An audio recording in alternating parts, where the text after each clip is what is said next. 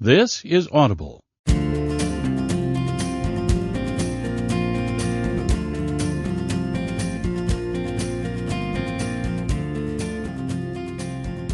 Brilliance Audio presents the unabridged recording of Finding Bliss by Dina Silver, performed by Christina Panfilio. Prologue. I checked the clock before tucking the last few strands of my long auburn hair under my swim cap.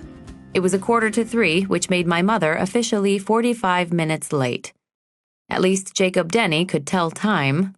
He was my boyfriend then, in the 7th grade, and he'd come to watch me swim the 100-meter butterfly with his older sister that Saturday. As the swimmers in the heat before mine were exiting the pool, the coach raised a finger and looked in my direction, indicating I had 1 minute before I needed to get up on the block. I scanned the entry doors for spectators and sighed because they remained closed and vacant. I paced the pool deck for another 30 seconds and then took my place at the head of lane number 4, bouncing and shaking out my arms and legs before taking my position. Just then, one of the large exterior doors at the opposite end of the pool flew open and my mother entered with another woman I'd never seen before. Every whisper in that arena was magnified, and their boisterous arrival was like sounding a bullhorn in a library. They were hanging onto each other, laughing and shushing as they made their way through the humid chlorine-infused air. No one moved but them. Everyone, in the bleachers and on the pool deck alike, was mesmerized. Not even the 82-year-old security guard got up off his folding chair to stop them. And then she spotted me. "There she is," Mom hollered to her friend and pointed. "I made it, sweetie."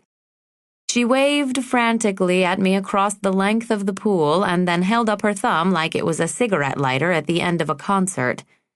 "Where's my camera?" she asked her giggling friend, and then smacked the woman on the arm, causing her to crack up further. Mom moved closer to the pool and shuffled through her large purse. "Got it!" she screamed, waving it in the air. I glanced over at my coach. His arms were crossed, and his eyes were fixated, like everyone else's, on my mother and her friend. The rest of the swimmers, who'd been in starting position only seconds before, were now standing up straight, leaning back on their heels and shifting their gaze from me to the spectacle at the end of the pool. I lowered my chin and rolled my eyes over to where Jacob and his sister were seated in the bleachers 2 rows up. His mouth was agape. The woman with my mother was stumbling in place as she applied lip gloss and watched my mom position the camera in front of her face with one hand, while still waving at me with the other. "Good luck, Chloe!" she screamed. She blew me a kiss and then took one more step before slipping on some water and tumbling, camera first, into lane 3. Chapter 1. I checked the locks, pulled the shades, then fell asleep on the couch after putting the Reed twins to bed. 2 hours later, I awoke to a crunching noise and nearly had a heart attack at the ripe age of 21. Tyler, the Reeds' eldest son, was seated on the coffee table in front of me, eating a bag of chips inches from my face. I shivered when I realized it was him. Although we'd gone to the same high school, we'd never officially met. But I knew exactly who he was. As far as my hometown of Glenview, Illinois was concerned, Tyler was the most physically gifted athlete on the planet and had gone on to be the starting quarterback for Notre Dame after high school. He stood 6'3", had a body like a Greek god, and an ego to match, all of which were on display among the many photographs that peppered the walls and built-in shelves of the Reeds' home. Pictures of him kneeling on the field next to his helmet, candid shots of him screaming with victory, fists clenched in the air, newspaper clippings of his accomplishments framed with little placards on the matting, chin held high in every shot, with his emerald green eyes gazing at me through the glass, mesmerizing and inviting. He was known for his goodwill as well. Tyler worked with inner-city kids in Chicago, coaching sports clinics and teaching the importance of physical fitness. His reputation had preceded him, and intrigued me. Most of my income during my college years had come from babysitting and working as a summer girl for Tyler Reed's siblings, Sammy and Sarah, who were 12 years younger than he was. His football schedule kept him in South Bend at summer school and training camps, so we'd never crossed paths. It wasn't until 11 o'clock that night, lying bleary-eyed on the Reed's couch, that I finally got my chance. And despite every sensible bone in my body, I'd already developed a full-blown schoolgirl crush on him. Many women were attracted to him, so my fascination with a good-looking football star wasn't all that surprising. However, as an ambitious, college-educated woman with hopes of revolutionizing the field of divorce law one day, falling for the handsome hometown hero was not what I'd have imagined for myself. I was much more practical than that.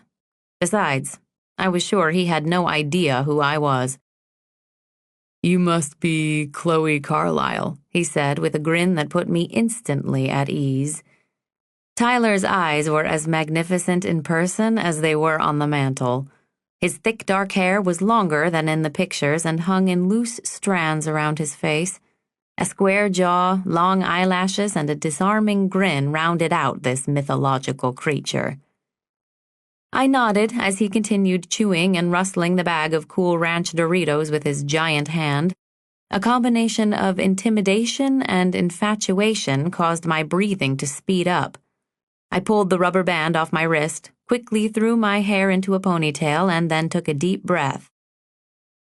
"Yes, I'm Chloe, and I'm hoping you're Tyler," I replied. "If not, you'll have to excuse me while I call the police." He laughed. I took a deep breath and regained my composure. "There's leftover pizza in the fridge if you want. The kids only ate a few slices," I told him. "Not anymore, there's not," he said. "So, how much are my cheapskate parents paying you?" The Reeds were one of the wealthiest families in our neighborhood. Dr. Reed was a well-known heart surgeon and notorious for turning Tyler into the AstroTurf idol that he was. He had even hired retired Chicago Bears players to coach Tyler privately during his years at Glenbrook South. Dr. Reed's sideline tirades were legendary, and rumor was they hadn't lessened any at Notre Dame. I'd heard he once pulled the coach's headphones off and screamed in his ear, for which he was banned from the field for a while. Afterward, he was required to attend each game with a security guard. By contrast, his wife Dixie was a consummate Southern belle who hailed from Atlanta society and whose penchant for passive-aggressive behavior was artfully hidden behind her batting lashes and Southern twang. I had met Mrs. Reed while volunteering at a PTA fundraiser and offered my holiday babysitting services when I found out she still had 2 small children at home. The Reeds had a full-time nanny who worked daytime hours, and I covered everything else when I was home from school. Dr. Reed traveled a great deal, speaking at hospital conferences all over the country, and his wife accompanied him most of the time. She was also a board member at Evanston Hospital and the social chair at her country club, leaving little time for things like child-rearing and housework. Nothing could tear her away from a commitment that included flowing Chardonnay and silent auctions, which had left me caring for their feverish, nauseated children on more than one occasion. My mother described Mrs. Reed as cold, but at $20 an hour, I found her plenty warm. Theirs was a world I longed to be a part of. Accomplished, married parents, siblings to share a meal with, a beautiful home with 2 fireplaces and crowned molding in every room. But our upbringings couldn't have been more different. I moved from Miami, Florida to Glenview with my mother when I was a freshman in high school. I spent my years at Glenbrook South as the new girl. Not the shy, nerdy one, more like the tall, athletic swimmer with big dreams. I met my best friend Grace a couple of days after Mom and I moved into our new home. Grace and I were both tall for our age, a little too studious to be truly cool, and inseparable during those 4 years. I had big plans for myself even then, and went after straight A's with single-minded purpose. Swimming and studying were 2 of the many ways I managed to escape from my mother, who'd lost not only her Wedgwood china, but also her joy for life in her divorce when I was 2 years old. She rediscovered both in a bottle of vodka a year later. Luckily for her, she was the product of a father whose grandparents had built a manufacturing dynasty and left generations of descendants with monthly trust fund checks.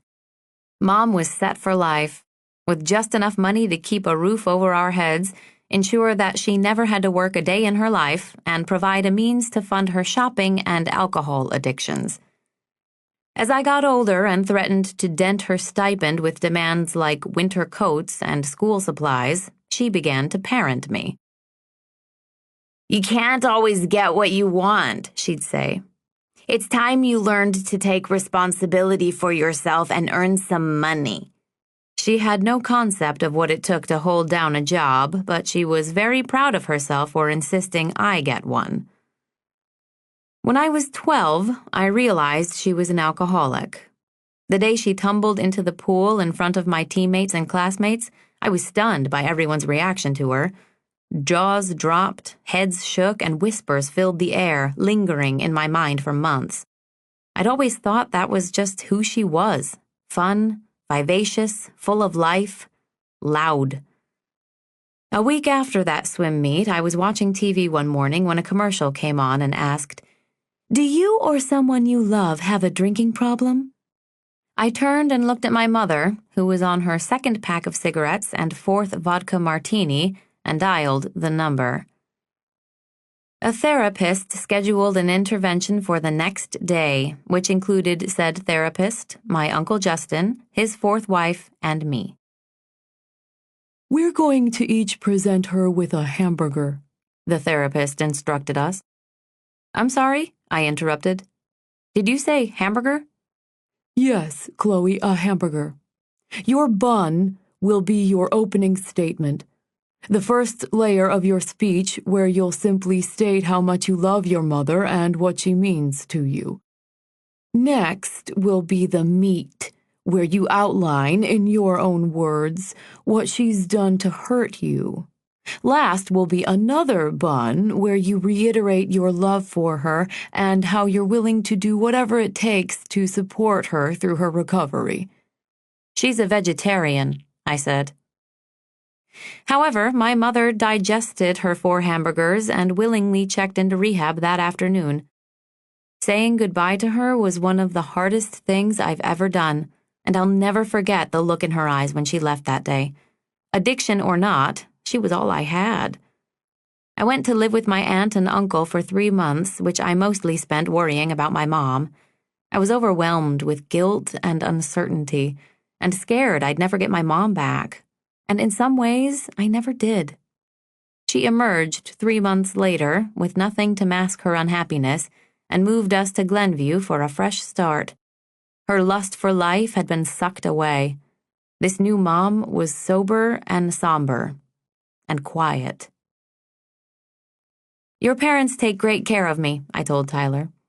"And I love Sammy and Sarah. They're a pleasure to be with," I said as I watched him walk over to the TV where he grabbed 2 DVDs from the shelf. I couldn't look away. I'd been staring at pictures of him on and off for about 3 years, and there he was in his parents' living room, close enough for me to touch without a piece of glass between us. "Oh, yeah. Those two are a barrel of laughs," he said before sitting down next to me on the couch, bumping my knee as he settled in. "So what's your story?" he asked. I sat up straight. "I'm just home for winter break. I'll be graduating college this year and starting law school at Northwestern in the fall," I said, my heart beating like it did after a long swim. He scanned me from head to toe with a predatory expression that was somewhere between perplexed and amused. I could tell he was fully aware of the effect he had on most women, including me. "You went to South?" he asked. "Yes, I was a year ahead of you." "Thanks, counsel. I figured that part out all on my own when you said you were graduating this year. You got a boyfriend?" I rolled my eyes. "Easy, killer. I'm just making conversation," he said. "Yes, I do."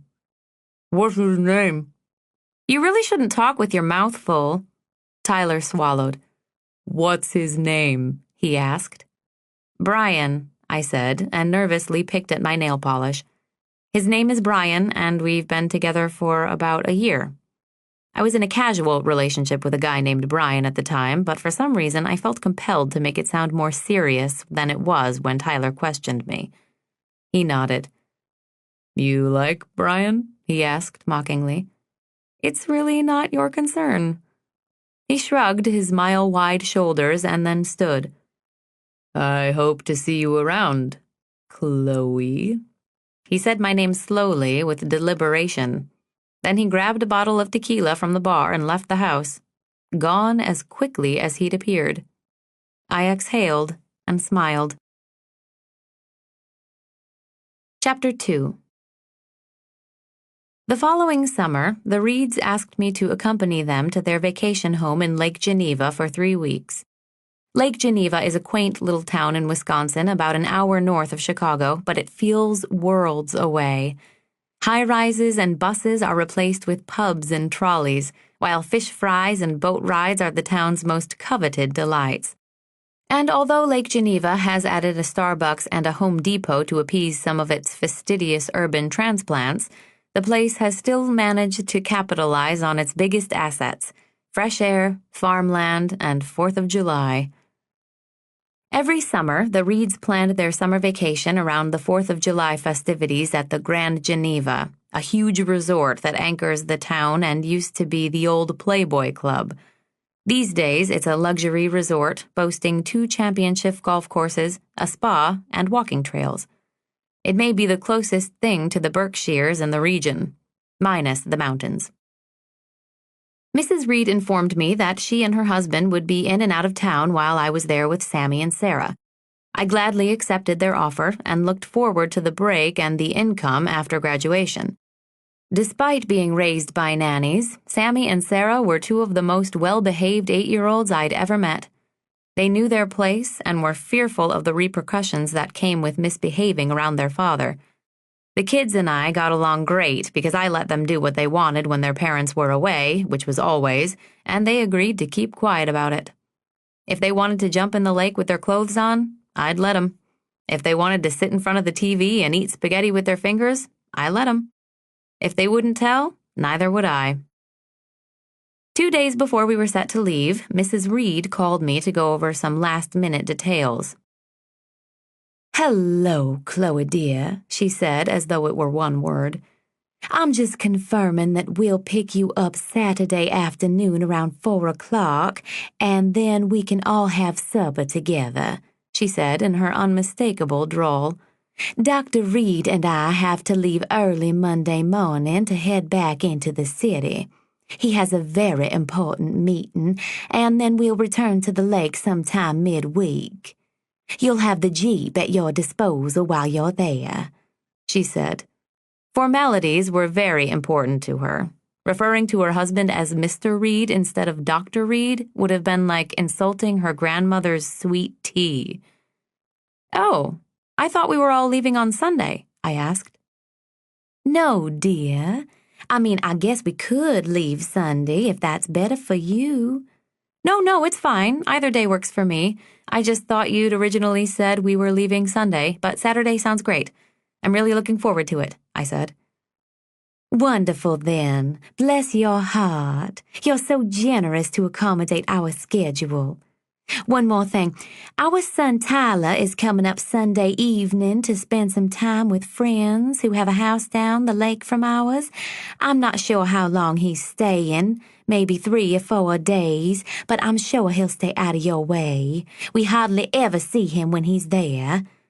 My fingers clenched tightly around the phone, and I opened my mouth to answer her, but nothing came out. "Chloe, dear, are you there?" "Yes, of course," I said finally. "See you Saturday, then." Click. We arrived at the Reeds' sprawling Victorian-style lake house that Saturday in the late afternoon, and the kids wasted no time jumping off the dock and floating around in oversized inner tubes. The house was a study in white, not clean, contemporary, cool beach house white, more like a wicker factory had sex with the garage sale. The house was dripping in lace curtains and flea market finds. The main sources of color were a collection of ceramic cookie jars displayed on the large white built-in shelves that flanked the TV, and needlepoint pillows with quotes like, "Friends welcome," and "When I count my blessings, I count you twice," which adorned nearly every white seat cushion in the house. The next day, I took the kids into town where we got ice cream and watched fudge being made through the front window of the chocolate shop, then picked up a peach cobbler Mrs. Reed had ordered from her favorite local bakery. Tyler arrived that evening while we were all on the back patio having dinner. He walked out of the house holding a beer in one hand and texting with the other. "Hello, Tyler, darling," his mother waved. Sammy and Sarah shouted in unison, "Hi, Tyler!" "Hey, Squirts," Tyler said. "Got a burger left for me, Dad?" Dr. Reed glanced at him and then turned his attention back to the grill. "Talked to Coach last night," Dr. Reed started. "He said your sprint times were down this week." Tyler rolled his eyes and shook his head. "Good to see you, too."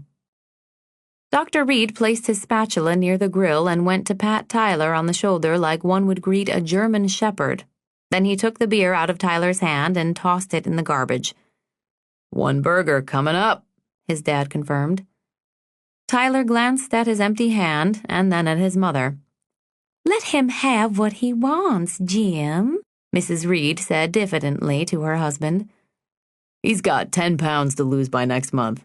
He'll survive on one burger," Dr. Reed said. "And stay away from the beer." Tyler's mom looked back at him and smiled.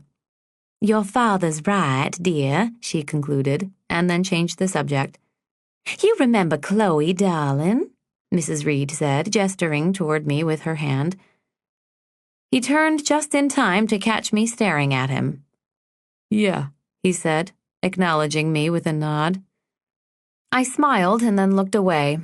I wasn't a shy person and had had a string of boyfriends. I was responsible for earning my own money, paying my own bills, and my confidence never failed me. Unless, of course, Tyler Reed was around. He took a seat at the table with us and began answering a barrage of questions from his brother and sister. He never looked at me, and I never took my eyes off him. The chair disappeared beneath his muscular build as he leaned back and rested his elbows on the armrests. I could see the edge of a tattoo peeking out from under his short sleeve. Sammy and Sarah hung on every last word about his practices and teammates until their father chimed in and started to criticize Tyler for his unimpressive performance. "It's embarrassing for me to hear from Coach that you're not meeting expectations," his dad said. "You've got appointments with 3 top agents next month, and every stat counts." "It's embarrassing for me to have you call him every fucking day." "Tyler Alexander Reed, I never," his mother shouted. His father cut her off in the same tone. "Don't you dare complain to me. If you were performing like you should be, I wouldn't have to make the call every day. Do you have any idea what it's like for me to hear you're not playing as well as you should be? You have 2 months until you declare eligibility for the draft, and I will not tolerate anything less than stellar numbers." Sammy, Sarah, and I sank into our seats and picked at our food as the two of them continued shouting at each other until Tyler abruptly stood and left. Mrs. Reed sniffed away the unpleasantries and regrouped with her best happy hostess smile. "Who would like some cobbler?" she offered. The next morning, the Reeds left for the city, leaving me with Tyler and the kids, which was much like leaving a cheetah and a gazelle alone in the house. Chapter 3. Mrs. Reed was right. Tyler did stay out of my way at first. Monday morning, he grabbed a set of golf clubs from the garage and then came back 6 hours later to shower before heading out again to visit a friend who lived across the lake. He eventually came home around 3:30 in the morning. I did my best to keep the kids quiet during breakfast the following day and get them outside as early as possible without waking him. Around noon on Tuesday, the kids and I were at the dock at the bottom of the grassy hill picking up the mail, which was delivered to the lake houses by boat. We were sitting on the wood planks, and I was paging through a Pottery Barn catalog when I looked up and saw him. Tyler was at the top of the hill holding a coffee mug in nothing but a pair of cargo shorts. I waved, hoping he'd join us, but he just nodded and went back inside. That night, as I was preparing dinner for Sammy and Sarah, he brushed past me to get to the fridge. "Are you going out tonight?" I asked. Yeah. "I'm making pasta. Would you like some? There's plenty here," I offered. Sure. Our eyes met up close for the first time, so I held his gaze as I spoke. "It'll be ready in about 10 minutes, I told him. He nodded and walked outside. As the four of us ate dinner together in the kitchen, Sammy and Sarah did most of the talking. They were eager to tell him how we'd tried fishing off the pier with gummy worms to no avail. Occasionally, I would steal a glance at Tyler when they had his attention and watch him balance his chair back on two legs, arms crossed over his expansive chest. It was 7 o'clock, and he had yet to put a shirt on. Afterward, I cleaned up everyone's mess, and he left. I put the kids to bed and fell asleep on the couch watching TV. Around 1 o'clock in the morning, I heard him come through the front door. I lay still, pretending I was asleep, and watched him go into the kitchen and grab a bottle of beer from the fridge before walking over to the TV and shutting it off. The room went dark. I couldn't help but wonder whether Mrs. Reed would think I was responsible for the missing beers or if she would even notice. I closed my eyes as he got closer and felt his hand on my shoulder a moment later. Hey, he whispered. I opened my eyes to find him leaning over me. Want to take a walk? He asked. Holy shit, yes. I nodded and sat up. Tyler walked back into the kitchen and grabbed 2 more beers, then handed me one as we started down the hill to the small dirt path at the edge of the lake. I don't want to go too far, with the kids asleep and all, I said. Okay, he said, and sat down under the neighbor's oak tree. He leaned his back against it and stretched his long legs out in front of him, before twisting open his bottle. How have you been? He asked. I've been good, I answered, and sat cross-legged next to him, but facing the water. Thanks for asking. You still with Brian? My eyes went wide. Wow, I'm impressed you remembered, I said. No, we broke up. What happened? I shook my head and began peeling the label off my beer. He cheated on me, I confessed. Brian and I had begun to get serious our last semester of college and dated for about 4 months before I walked in on him naked with his fraternity brother's younger sister, who was visiting for the weekend. Needless to say, I couldn't wait to tell Brian's friend, and he couldn't wait to kick Brian's ass. Ouch, he said, oddly amused. Whatever, he was no prize. Obviously. You're going to law school, right?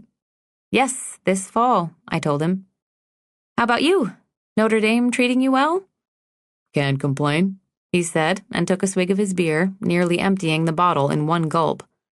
I have a year left. And then what? Are you hoping to be drafted? We'll see. That would be exciting, I said. I guess. Is there something else you'd rather do? He shrugged. I just don't see myself playing football forever. I'd like to maybe get into film one day. Acting? He took a sip and shook his head. Directing. How very Hollywood of you, I said. But it seems a face like yours should be in front of the camera, not behind it. It's likely not going to happen, he said. I bet Sammy and Sarah would love to see you play football on national television. He laughed. Notre Dame has played on national television. I blushed. Oh, of course they have. I gather you're not a fan, he said. I took a sip of my beer before answering. No, I'm not much of a football fan. But since I'll be starting law school at Northwestern this fall, clearly I'd root for them given the choice. We crushed Northwestern 48-0 this year. Twice. He winked, and I slapped him on the arm. Something tells me you're not hurting for fans, I said. I'm not, but it's kind of nice to talk to someone who doesn't want to relive game highlights. It's typically all anyone asks me about. I like that about you. You're different. Or just weird, he said, and leaned away from me to avoid a second slap.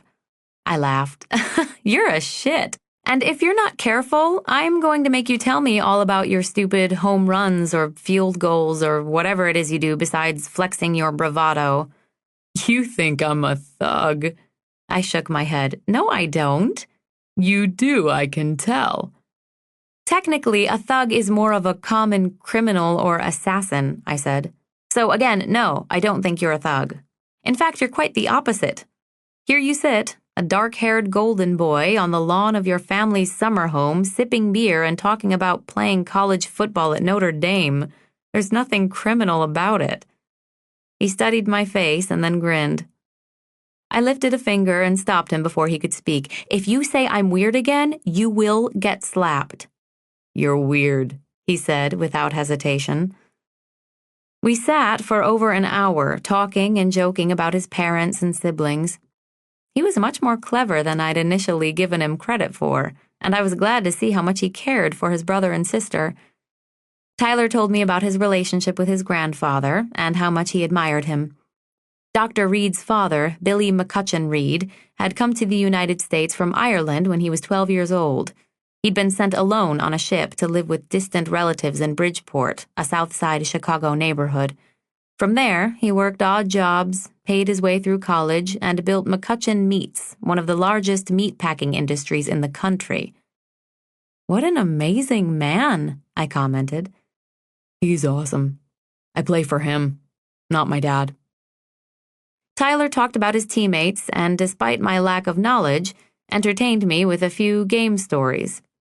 Last-minute field goal kicks, Hail Mary passes that didn't pan out, turnovers that won the game. I didn't give a shit about football, but he was eager to talk to me, so I listened intently and slowly drank him in like a milkshake. I should have been embarrassed by how strong my attachment to him was, but I was quite content to bask in his attention for as long as he was willing to give it. The more he opened up, the deeper I fell. This is nice, he said, and busted me gawking at him again. We locked eyes for an incredibly peaceful yet intense moment, and I sensed those emeralds of his had so much more to reveal. How did you get that scar? I asked and pointed above his right eyebrow. He shrugged. Who knows? I glanced back at the house. I really should get to bed. Sammy's been waking up at an ungodly hour asking for Cinnamon Toast Crunch. Tyler stood and extended his hand to lift me from my spot on the ground. It was warm to the touch, so I loosely held on to his pinky finger as we walked. He cocked his head and smiled at my grip on him. There was an awkward pause when we both entered the house before going our separate ways. "Good night," I said. Tyler smiled at me. "Night, Chloe." I slept soundly that evening. I made dinner for everyone the next night, too. Frozen family-style lasagna for Tyler and myself, and grilled cheese sandwiches for the kids. He thanked me afterward and took off for the night, leaving me with his siblings and longing for more time alone with him. I was cleaning up the kitchen while Sammy and Sarah were watching a movie when I started to panic about when he would leave the lake and whether I would ever see him again. I put the kids to bed that night and was sitting out on the screened-in porch when it started to rain. I loved the rain. My mom and I used to sit by the window in her bedroom when I was little and have raindrop races. We'd each take our index finger and point to a drop at the top of the window and then follow it down the glass to see whose would make it to the bottom first. She'd drink her martinis and laugh hysterically like a drunken sailor when her droplet would accidentally combine with another, forming a plumper, faster blob that would race past mine. Any time it rained, I'd run to the window in her bedroom and scream with delight. Rain meant we had to stay inside, tucked under a blanket, watching TV on the couch. And if there was lightning or thunder, then I got to sleep in her bed. Sitting on the Reed's porch, alone with my memories and affection for Tyler, inspired me to give my mom a call and check in with her. "Hello?" she answered. It was only 8 o'clock, but I could tell by her voice that I'd woken her up with my call. "Hi, Mom. I'm so sorry. Did I wake you?" "I just nodded off by the TV. It's been a really crazy day. When I got to the dry cleaners this morning, I caught the 2 women who work there talking about me. They abruptly stopped chatting as soon as I walked in, and I could tell they'd been whispering about me." "I'm sure they stop talking to each other anytime a customer walks in, Mom. It's nothing to worry about." "No, Chloe, this is big. Do you get what I'm saying?" I thought for a moment before responding. "Not really, no. I think maybe you're overreacting. I'm sure they were just talking among themselves and stopped to wait on you. Why would they be talking about you anyway?" She didn't answer me. "Mom?" "Yes." "Is everything all right? Is that why your day was so crazy? Because of the dry cleaners? I don't think you have anything to worry about. Switch cleaners if they're bothering you." "I can't just switch cleaners." She said it like it was an absurd notion. "Well, please don't let it bother you. I hate to think of you getting upset about something like that." "How are you?" she asked. "Everything's good. The Reed's son, Tyler, is here," I said, subconsciously hoping she'd try to pry some information about him from me so that I could talk about him, but she didn't bite. "That's nice," she said. "I really must be going." "You sure you're okay, Mom?" "Yes, but I really need to get off the phone." "Okay, love you," I said. I promised to call in a few days, and we hung up. That was the first time in 4 years that I'd felt the urge to ask her if she'd been drinking, but I didn't. That night, I couldn't sleep. Sometime after midnight, I got out of bed, walked outside to the back patio, grabbed a blanket, and headed down the hill to the edge of the lake. I wrapped myself in the blanket and sat down in the grass. The moon was full and made a perfect nightlight, illuminating the houses and piers that circled the water. When I looked to my left, I saw him. Tyler was standing about 20 yards away, smoking a cigarette. He must have felt my eyes on him because he turned around a second later. Once he noticed me, he flicked his cigarette into the lake and walked over. "Stand up," he said. I did as he instructed without hesitation. He smelled like beer, cologne, and tobacco. He studied me for a minute before speaking. "You're always staring at me," he said with a funny grin. I didn't respond since it wasn't a question, nor was it untrue. So I just stood there and continued to stare at him. "Kind of like you are now," he added. I eventually looked away and took a tiny step backward, which he negated by stepping forward.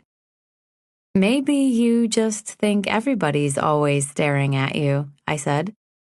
"Everybody is always staring at me.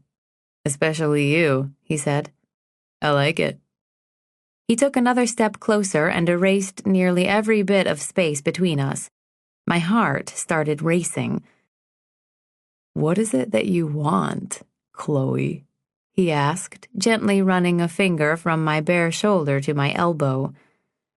I swallowed hard and began to fumble with the bottom edge of my tank top. He knew what I wanted. I wanted him, and he was fully aware of it. Was he taunting me? Making me look like the fool that I was? Clearly, he sensed my ridiculous infatuation with him and intended to act on it. "You're drunk," I said. I turned and had begun to walk toward the house when he grabbed my hand and spun me around. "Whoa, hold on, don't run away," he said, pulling me close. Tyler Reed was touching me. No, he was embracing me. My nerves had jumped into the driver's seat of my brain and were spinning the steering wheel in frantic rotations. Not to mention the brakes had gone out on my inhibitions.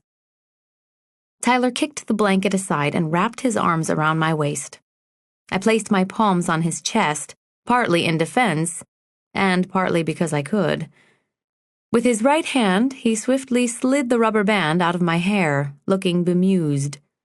Then he pulled away, causing my palms to fall off his upper body, and led me by the hand back up to the house. Nervous and eager, I followed him, obviously. He dragged me inside and released my hand.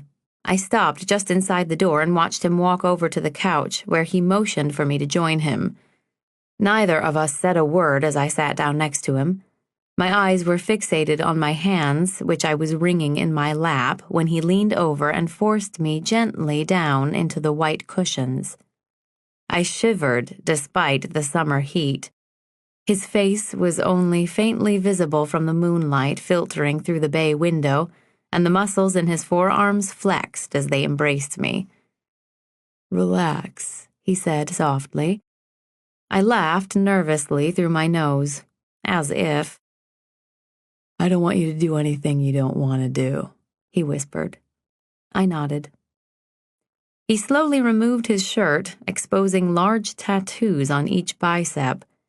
One was a laughing skull, the other a ball of fire in the shape of a football. "I've wanted to kiss you since the day I saw you all curled up on my parents' couch. You were so nervous when I woke you up. It was adorable," he whispered. "And your hair." He paused to drop his face next to my head and sniff before grabbing hold of my hair and pulling gently. "I like your hair down like this." He tugged again, and I moaned in surprise. "You should wear it down more." I wanted to say something, but not only did I lack the ability to speak at the moment, I had no intention of interrupting him. Tyler Reed, my brass ring of desire, was lying on top of me, whispering in my ear and sniffing my hair. I deliberately slowed my breathing down when he told me to relax. I could do this. Granted, all 6 feet 3 inches and 200+ pounds of him were on top of me, but I could do this. He thought he knew me, but I was strong and not as innocent as he believed. I wrapped my arms around his lower back and pulled him into me. "I want to kiss you, Chloe, and I know you want me to." I nodded again. He leaned in and pressed his mouth against mine. Gentle yet deliberate kisses at first, with his lips absorbing every ounce of my desire for him. I nearly fainted when his tongue entered my mouth and slid over the surface of my teeth. His body was heavy and warm, and his hands began to tug harder at the roots of my hair, causing my chin to rise and my mouth to press even harder against his. I sank farther into the cushions, and he straddled me, kissing and stroking my breasts through my t-shirt. I reached up to unbutton his jeans when he stopped me. "No," he said. "Not yet." I froze, deeply regretting my initiative. Was he rejecting me? Teasing me? Saving me? I was panting so heavily by then that I could hardly hear my own thoughts. I grumbled with disappointment and released my grip on his pants. "Not yet," he whispered. If I'd opened my mouth, I would have blurted out how much I wanted him, how desperate I was to have him. It took every ounce of self-restraint to bite my tongue and maintain my dignity. He took my hand and stood, elevating my head from a bless your heart needlepoint pillow and my little slice of heaven, then led me to my room off the kitchen. "Good night," he said, and kissed me softly on the lips before shutting the door behind him. I stood alone in my room, reeling from withdrawal. The next morning, he was gone. Chapter 4. A week passed with no word from or about Tyler. That first day, I thought maybe he'd gone for an early morning run, but by noon, I realized he'd taken his car and left. The Reeds returned, and I was thrust back into surrogate mother mode. Although they were technically back, the Reeds were hardly ever around. After the first week, even Sammy and Sarah stopped feigning excitement whenever I'd announced that their parents would be back soon. Dr. and Mrs. Reed had mastered the art of being absent even when they were present. In the meantime, I was going crazy wondering where Tyler was and why he'd left so abruptly without saying goodbye. I found his cell number in the Reed's address book and, against my better judgment, texted him. "Hi, Tyler. This is Chloe's phone. Just wanted to make sure you're okay," I sent 2 days after he vanished, but got no response. His disappearing act left me devastated. I was embarrassed and angry by what had happened between us, and yet, at the same time, felt almost as if I'd dreamed the entire thing. I wallowed for 4 days, berating myself for being so stupid and naive, vowing never to let Tyler Reed or anyone else use me like that again.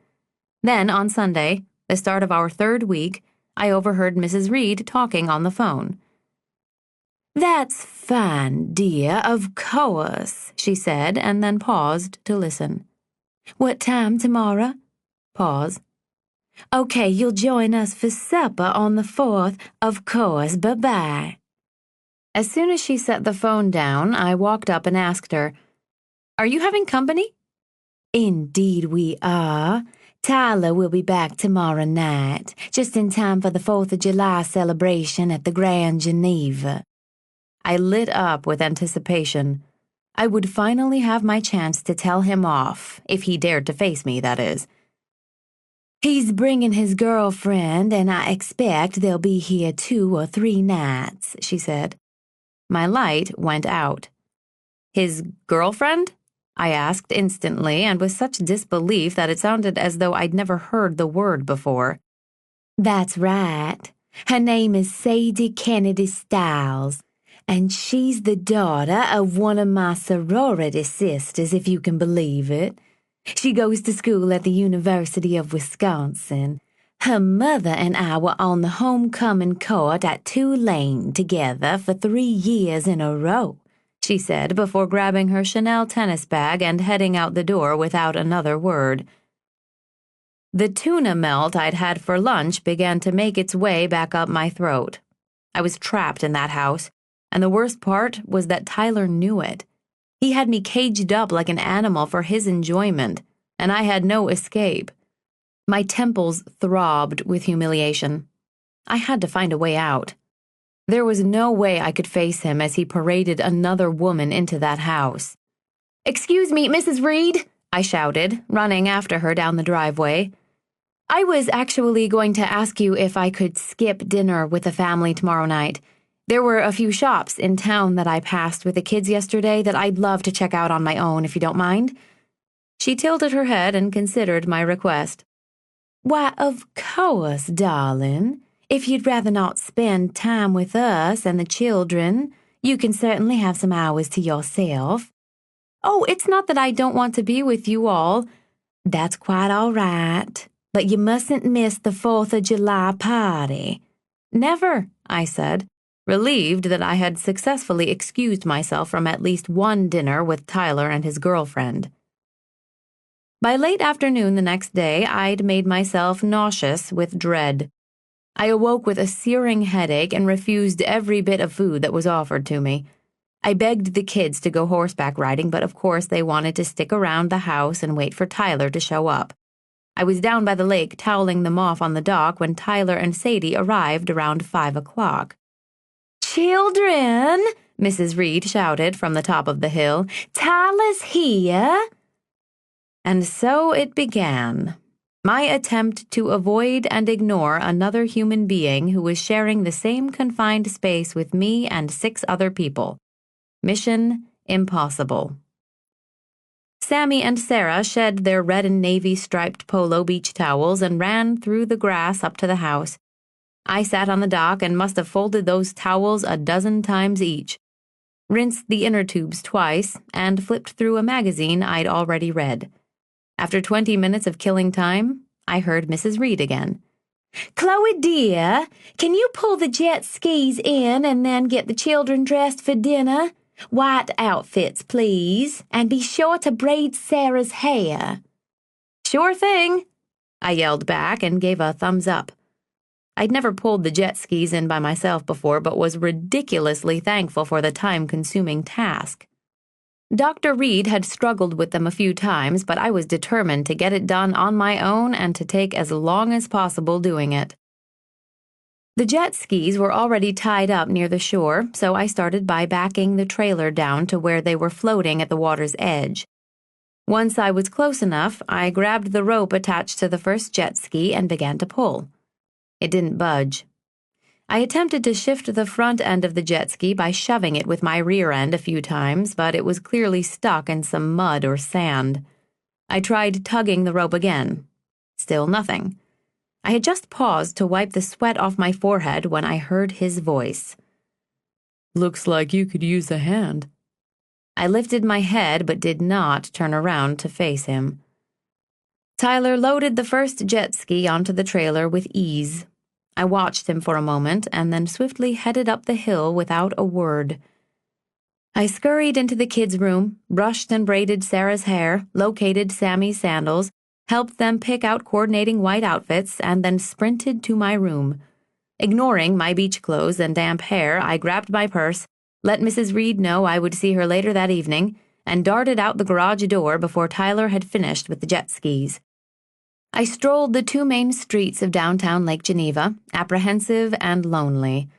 I missed being with the kids and hated Tyler for putting me in this situation. I sat for almost an hour on a park bench trying to come up with a reason to leave and never return, but I couldn't do that to Sammy and Sarah. I could say I was sick, but Mrs. Reed would simply insist on having me see a local doctor. I could say my mother was sick, but it was unlikely that Mrs. Reed would consider that a valid reason for her to be burdened with her own children. Or I could stick it out. I had only a week left, and I could suck it up and be the bigger person. Why should I let Tyler get the best of me? Why was I hiding from him when he was the one who should be ashamed of himself? I drove back to the house, set myself up in the TV room, and waited for the family to arrive home after dinner.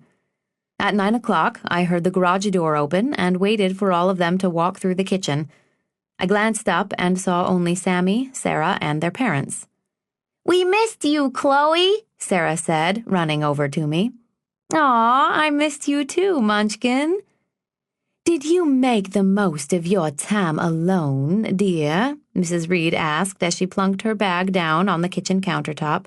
"I did, thank you so much." "Buy anything for yourself?" "Just a coffee and some fudge," I said. "Not too much, I hope. I read an article in the New York Times magazine about how chocolate can trigger enzymes that lessen our ability to focus. We wouldn't want to lose our focus or consume too much chocolate, now would we?" she said, batting her lashes. I nodded and then shook my head.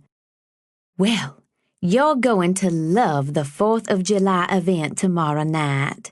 There'll be fireworks and activities for the kids and a huge outdoor barbecue for all of the guests." "I'm really looking forward to it," I said as she gathered her needlepoint bag and reading glasses from a basket near the couch. "Where's Tyler?" I asked and nearly slapped my hand over my mouth once I realized my subconscious had failed me. "He and Sadie went to meet some friends for ice cream." "Hope it's not chocolate," I said with a wink. "Indeed," she said. "I expect they'll be home late." I'll be up, I thought to myself, and slid the rubber band out of my hair. Chapter 5. I'd fallen asleep on the couch again and awoke at 1:30 in the morning to the sound of keys in the front door. I heard a few snorts and giggles that were followed by some muffled whispers. I sat up and faced them so that I could get my first glimpse of Sadie. She was hanging on his elbow with her purse strap falling off her shoulder. Her pixie haircut was bleached so white that it glowed beneath the 2 sconces in the foyer. I had to concede that she was attractive, despite the fact that you could see her hair from space.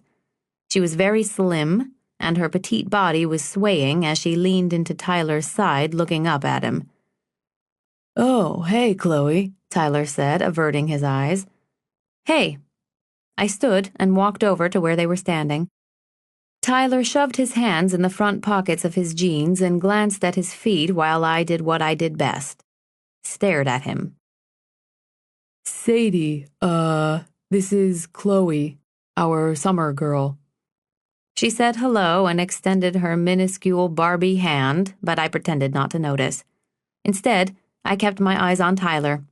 Clearly, their ice cream had been spiked. I took a deep breath like I was about to begin telling them a long story, but then changed my mind. "Good night," I said, smiled at Sadie, and walked to my room.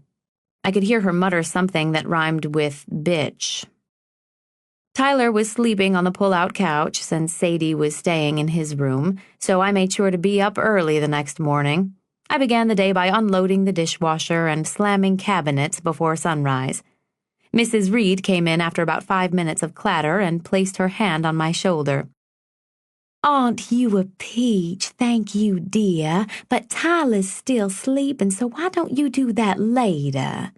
Dr. Reed and I are meeting some friends for golf today, so we won't be back until before dinner," she told me. "I'll need you to have the kids dressed for the party in their red, white, and blue clothes by 5. "No problem," I said. "Perhaps you could take them to the resort pool today. I know how much the children would enjoy having lunch by the pool. Unless, of course, there's something else you had in mind. It's up to you."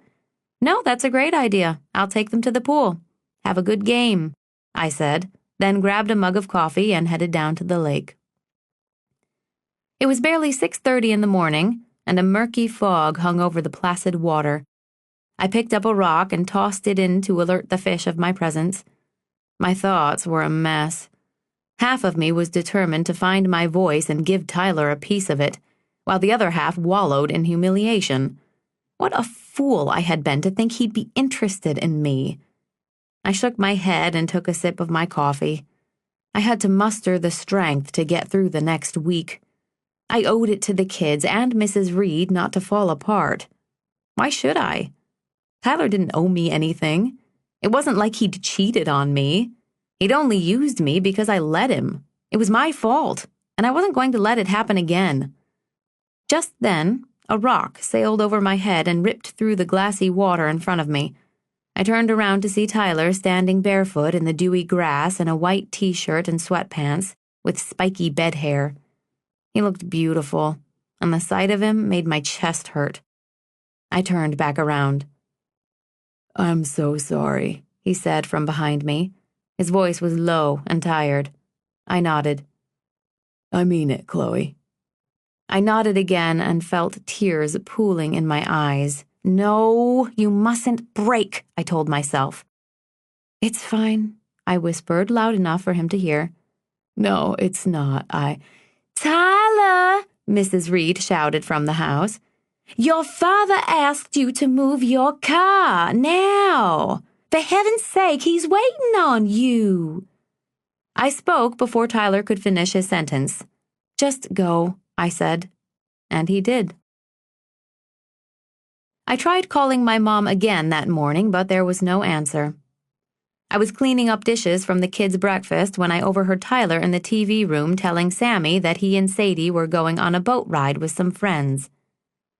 I stayed in the kitchen until they left the house, and then took the kids to the pool at the Grand Geneva, which was a 10-minute drive from the Reed's house. We sat in our towels and wet bathing suits and ordered club sandwiches to be brought to our chairs. Then we came up with a contest to see who could stay in the hot tub the longest without passing out. After that, we dove for quarters and golf balls in the shallow end before ordering virgin daiquiris and frozen chocolate-covered bananas for dessert. Once they were good and waterlogged, we headed home to dress for dinner. I was putting a load of laundry in the machine when Sadie approached me. "Yay! I'm so glad you're doing laundry. Can I throw these in too?" she asked, holding out a pile of pink clothes to me. "Sure," I said, lifting the lid of the washer for her to toss her stuff in. "Thanks. Just let me know when they're done," she said. I sneered at her, which wasn't really fair, but I didn't care. "When the dryer stops running is when they'll be done," I informed her. She lifted her chin to indicate she understood. The 5 of us were forced to share a car on the way back to the Grand Geneva to meet Dr. and Mrs. Reed for the 4th of July festivities. Tyler and Sadie sat in the front, and the kids and I sat in the back. Twice, Tyler's eyes connected with mine in the rearview mirror. We spun through the revolving door of the lobby and were presented with red, white, and blue beads that we were to hang around our necks. We then walked through the expansive lobby area, down 3 steps and outside onto the hotel's grand patio, where over 100 families had gathered to celebrate the holiday and wait for the fireworks to light up the sky over the golf course. We located Dr. and Mrs. Reed at a large round table that had been reserved for all of us. Tyler sat directly across from me with Sadie on his right, and I sat between the kids. As soon as they started fidgeting, I reached in my bag and handed them each their own eye touch. As they went into zone-out mode, I leaned over and feigned interest in whatever game they were playing. Meanwhile, Tyler and Sadie participated in the adult conversation with his parents. My neck was stiff, and my palms were sweaty. I was concentrating so hard on not thinking about him that he was all I could think about. I excused myself to the bathroom, re-entered the main building, and walked quickly down a long hallway leading to an empty ballroom. I propped myself up against a wall and tilted my head up to the ceiling. I closed my eyes and took a few deep, deliberate breaths. Tyler was standing in front of me when I opened my eyes. "Oh my God, what the hell, Tyler?" "What are you doing back here?" "Trying to get away from you for 2 minutes," I snapped. He took a step closer, and I turned my gaze toward the corridor to make sure no one was stomping in after him. "Listen," he started, taking hold of my right hand. "I want to talk to you." I yanked my hand away from his. "What is there to talk about? You are insane. It's that simple. I have a few more days here with your family, and then I get to go home and never have to see or think about you again. So please, leave me alone and let me do my job and get through this without you or Tinkerbell getting in my way." He leaned forward until his shirt collar was less than an inch away from my mouth. I swallowed what little saliva I had left in my dehydrated throat. "Please, Tyler," I whispered, eyes cast downward. "Please just leave me alone." His breath was warm against my ear when he spoke. "I want to talk to you. I realize this is a bad time. I'll come find you later," he said, and walked away. I exhaled and stood there, wishing he would come back and give me all of his attention again. Before walking back to the table, I filled 2 plates with hot dogs and potato chips for the kids. After dinner, Sammy, Sarah, and I grabbed the blanket we'd brought and went to claim our spot on the grass for the fireworks show, while the Reeds went to join their friends at the bar. Tyler and Sadie came over to where we were sitting to say goodbye. "No!" Sarah scolded him. "You have to stay for the show. That's why we're here, Ty." Tyler glanced at Sadie, whose expression indicated she had no intention of spending 1 more minute with his family. "Sorry, Squirt. We're going to meet some friends in town." "You suck," Sammy said before turning his attention back to his handheld device. I tried not to smile. Once the sun went down, the kids and I snuggled together and oohed and ahed as a kaleidoscope of lights burst across the night sky. We each picked our favorite fireworks. Mine were the ones that exploded into starry glitter after bursting onto the dark canvas. Sammy liked the ones that started out like a snake, and Sarah preferred the finale to anything else. After the show, I dragged the 2 exhausted, saccharine-filled kids through the lobby bar like rag dolls in search of their parents. It was time to get them to bed. When I found Dr. Reed, he handed me his keys, said they'd get a ride back with friends, and dismissed me by turning his back on us. I almost never had any direct contact with Dr. Reed, so I cleared my throat before speaking. "Excuse me, Dr. Reed? Sarah wanted to say goodnight to her mom. Do you know where she is?" I asked him. "Outside with the other women," he said over his shoulder. "Okay, thank you." Sarah overheard her father and instantly began whining at the thought of traipsing back outside through the crowd to find her mother. "I don't want to go out there. You go get her, Chloe," she said defiantly and refused to move. I leaned in close to her since we were standing next to Dr. Reed and 3 other brooding men holding cigars and brandy snifters. It'll just take a sec, okay? We'll go back outside, say goodbye, and then go home. No! We were just out there! I knelt before her. Sarah, you're too old to be acting like this. Let's just go quickly, and the sooner we find her, the sooner we can head home, I said, pleading with my eyes and my best everything-will-be-fine smile. Do you mind? I heard Dr. Reed say above me. I could tell by his eyes that he was pissed. I stood up, embarrassed. I'm so sorry. They wanted to say goodbye to Mrs. Reed. I don't care. Just get them out of here. I nodded and grabbed Sarah's hand. Yes, of course, I'm so sorry. Once we were back home, I calmed the kids down with Swedish Fish and 2 episodes of The Simpsons and then put them to bed. Mrs. Reed had come home in time to say goodnight to them and asked me why we'd left without saying goodbye. Once Sammy and Sarah were asleep, I found Mrs. Reed reading out on the patio. I stuck my head out to let her know I was going to bed. Come sit for a moment, she said. I hesitated and then slid into a nearby wicker love seat adorned with an I'd rather be golfing pillow. I just wanted to say what a wonderful help you've been this summer, Chloe. We are sure going to miss you next year, she said. Thank you. I'm going to miss the kids a ton. You'll have to promise to email me lots of pictures. Of course, dear, she said, then closed her book in her lap and smoothed the shiny jacket with her French manicured fingers. I expect Tyler will miss you too. My smile faded. I raised my eyebrows and met her gaze. Yeah, it's been great to get to know him better. I mean, we really haven't spent much time together, but you all have been so kind and generous, I said. He's a wonderful boy, Tyler. So talented and charming. I nodded in agreement. He's worked so very hard to get where he is. We wouldn't want anyone or anything to get in his way or hinder his chances in the draft, would we? I shook my head. He's always been surrounded by people of superior caliber. I know you wouldn't want him exposed to any unsavory elements. She lowered her chin. I'm sure your mother would agree. I sat as though frozen, recalling the one time that my mother had fallen off the wagon.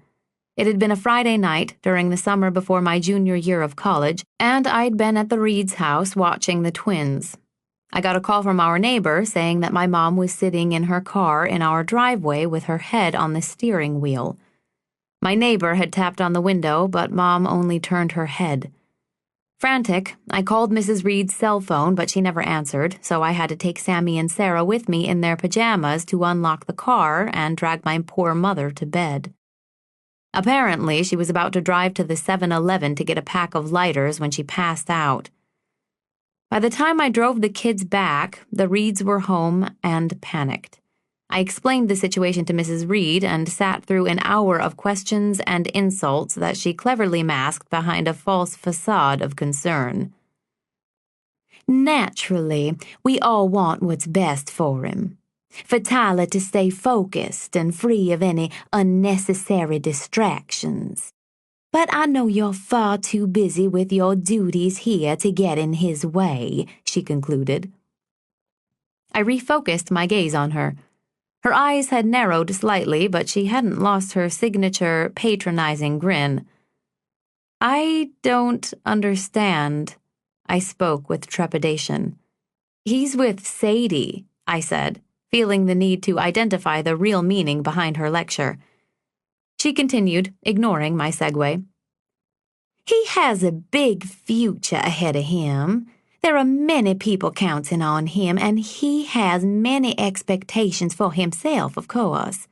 I nodded again, but she wasn't done. I know how he is, how easily he can lose sight of things if he doesn't stay focused. The draft is next year, and there's a lot riding on his commitment to the team this fall.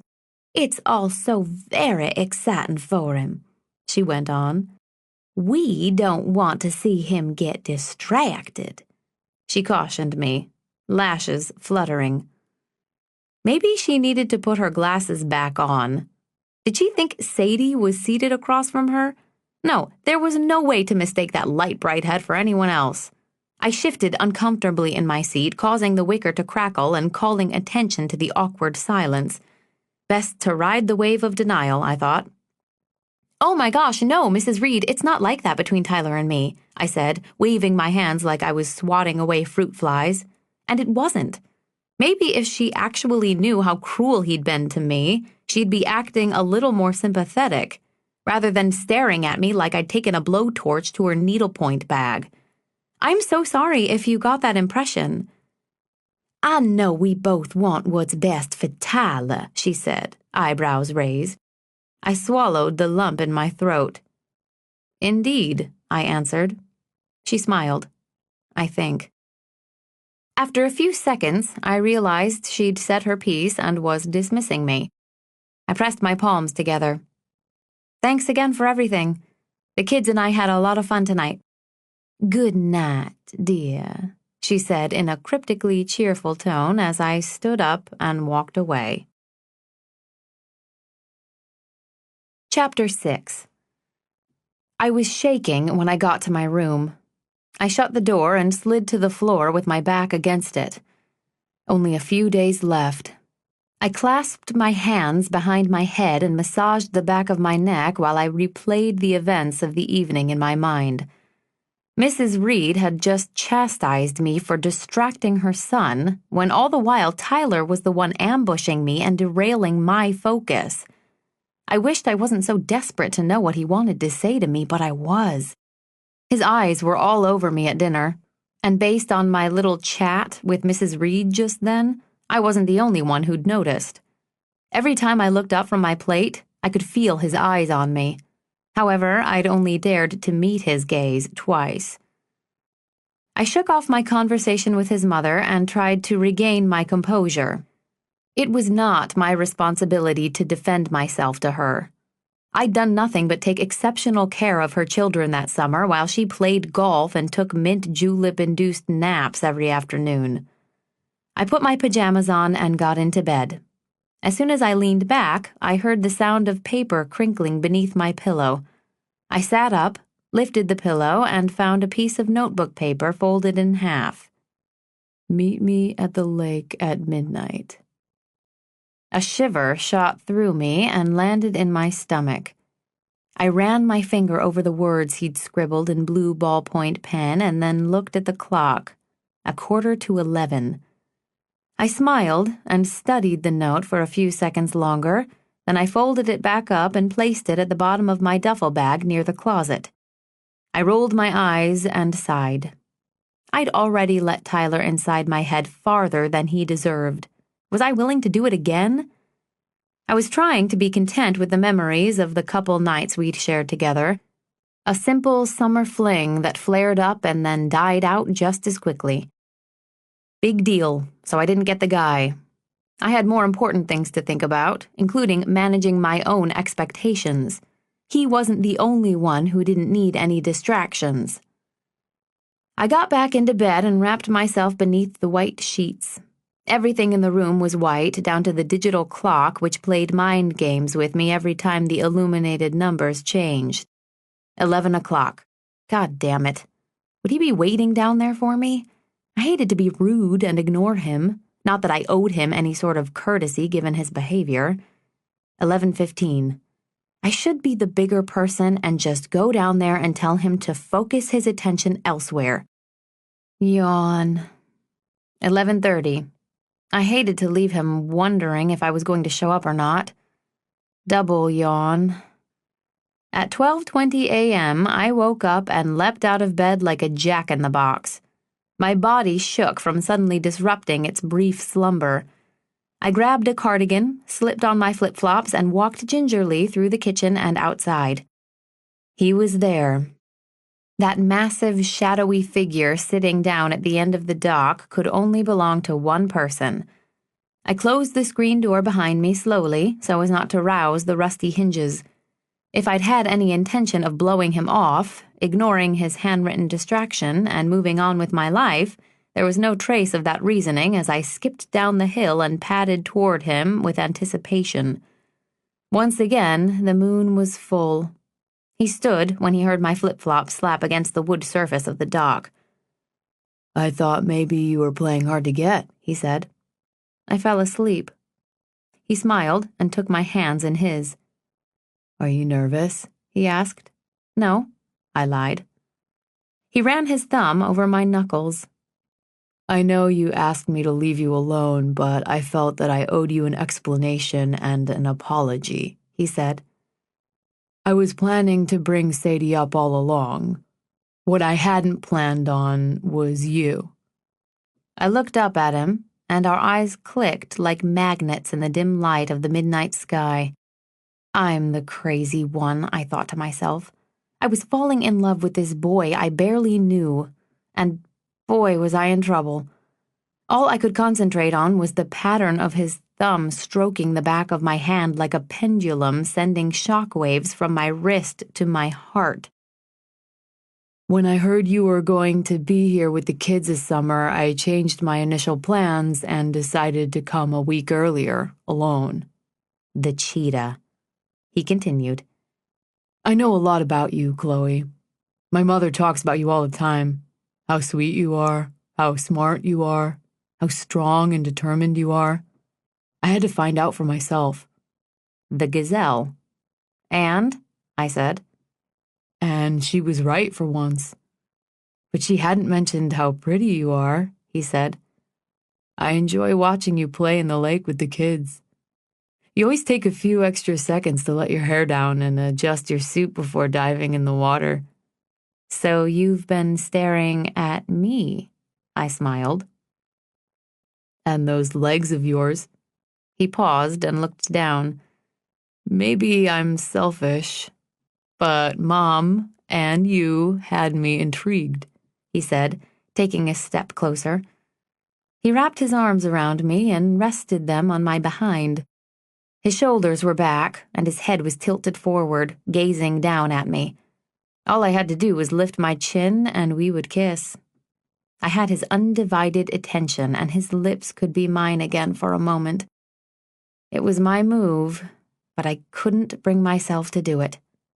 I averted my eyes. "I may be all of those things, but I'm also afraid," I said.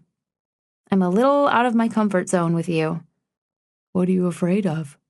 "Of being naive, of looking stupid, of getting hurt." He bent down to my ear and whispered, "I don't want to hurt you. I want to kiss you." My best friend Grace used to tell me I had no filter when it came to expressing something I felt passionately about, that I never possessed the ability to repress my thoughts or emotions, and I could tell that lack of restraint was about to become an embarrassing problem. "I want to kiss you too, Tyler. I've wanted to kiss you since before I met you." I paused. "But I know how this is going to end. I'll be left wanting more. More than you can give, most likely, and you'll be with Sadie by the time the sun comes up." He shook his head. "Sadie and I are just friends." "Just friends? Seems like more than that to me. Does Sadie know how you feel?" "Yes." "Does your mother?" I asked. "Sadie and I hang out, that's all." "Well, you should probably continue hanging out with her since she's your guest and your mother has your china pattern picked out already." "Then why did you come down here?" I snorted with laughter. "Because I wanted to. Because, don't say it. Because I can't resist you and you know it. Blabbering fool." Tyler's hands released their grip on me and found their way behind my neck. He cradled my head and pulled my mouth onto his tongue in one seamless motion. His fingertips pressed into my skin and then moved my loose hair where he grabbed the roots and pulled back, forcing my tongue farther down his throat. He had just started to guide my body to the ground when we heard the screen door slam above us. Chapter 7. Dixie Reed stood just outside the porch with her arms crossed, the silhouette of her robe like a long black cape wafting behind her. "Fuck," Tyler whispered when he saw her. "Oh my God," I said softly. "Is there any possible way she doesn't see me?" "Nope." "I'm so screwed," I said with my hand over my mouth in dismay. Tyler laughed and held my other hand. "Relax, I'll handle it." "No, you won't. She literally just warned me about you." He blinked. "She what?" Tyler turned his face away from the house and back to me. Nothing, I said. "Let's just get out of here." I began to walk up the dock toward the grass when Mrs. Reed turned and went inside. There was nothing she needed to say. She was clearly aware that her presence was enough of a shakedown. I breathed a microscopic sigh of relief, but it didn't last long. Tyler latched onto my bicep with his right hand. "What do you mean she warned you about me?" I threw my hands up and then waved at the air between us. "This, Tyler, she cautioned me about this, about becoming a distraction for you. As if I'd been doing anything to get in your way. Maybe she was trying to do a good thing by telling me to leave you alone, you know?" I thought for a second. "Maybe she's attempting to protect both of us," I said, though I doubted she had my best interests in mind when she'd told me to stay away from him. He moved his face closer to mine. His eyes looked like his father's had in the bar only a few hours earlier. He was pissed. "I don't need any protecting, and neither do you. Especially from her. You're a big girl, aren't you?" he asked as he latched his arm around my waist. I nodded like a child. "So why is she getting involved? She and my father need to stay the hell out of my life." I had no answer for him. All I could think was that the screen door was going to fly open again, and this time that 90-pound glow-in-the-dark Q-tip would be standing there holding a pair of shearing scissors with my hair's name on it. Tyler wrenched my hand away from my side and placed it on the scar above his eye. "You want to know how I got this?" he snapped. "Ask me again." I shook my head no. "Ask me, Chloe." I looked at the scar and then into his eyes. "Ask me," he repeated. "Where did you get it?" "I got it from him." He pointed vaguely toward the house. "He threw a frozen can of Red Bull at my head. The edge of the lid landed right here, just above my eye, and sliced open my skin an inch wide," Tyler said. "I fumbled a snap that day." I sighed.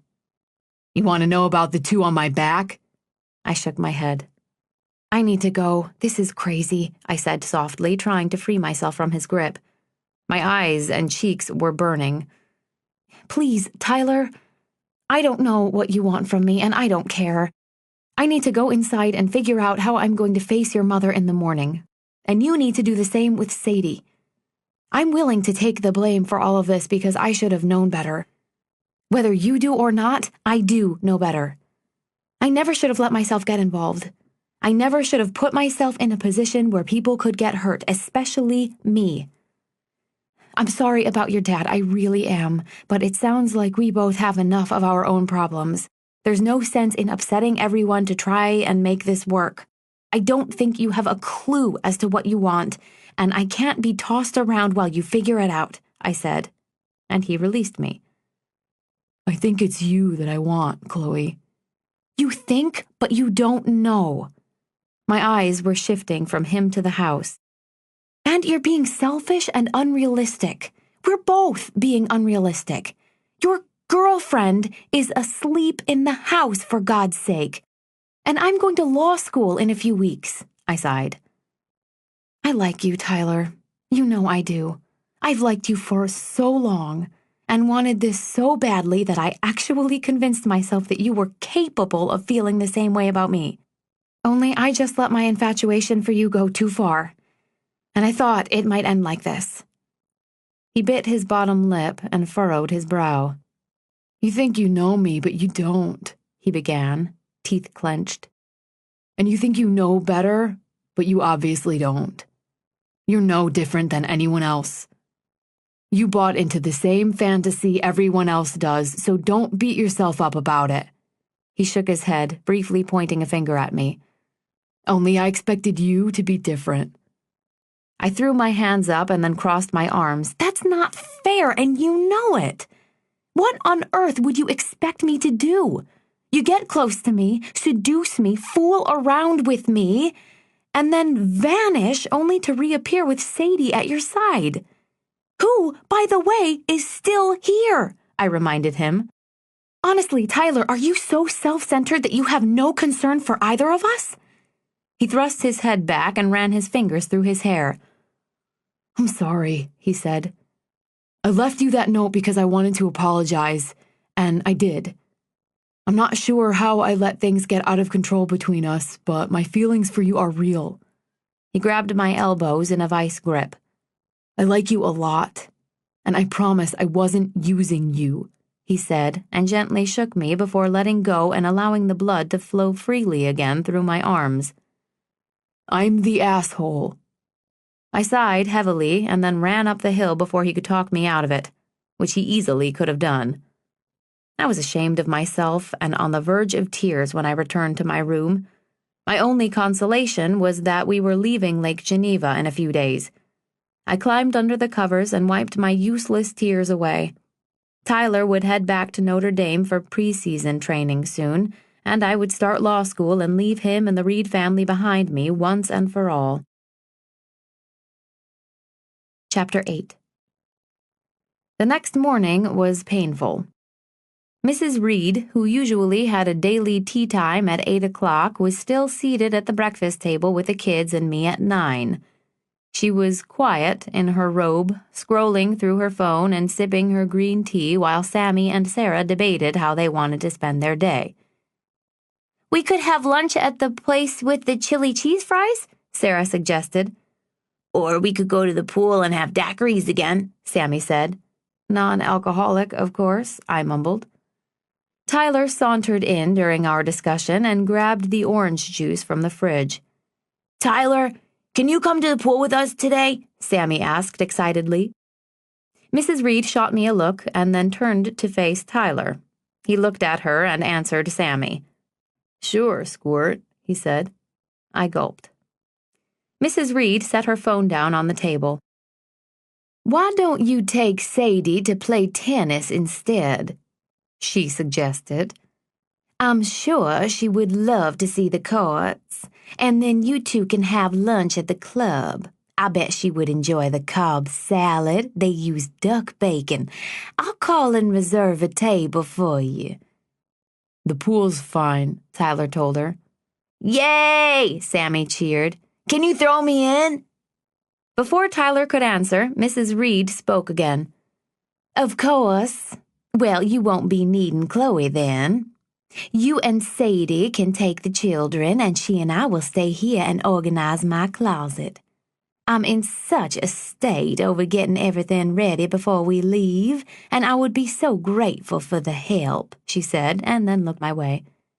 "Could I trouble you for some help, Chloe dear? I'd rather stick your antique needle threader in my eye." "Of course," I said. Sadie bounced in just as Tyler was about to speak.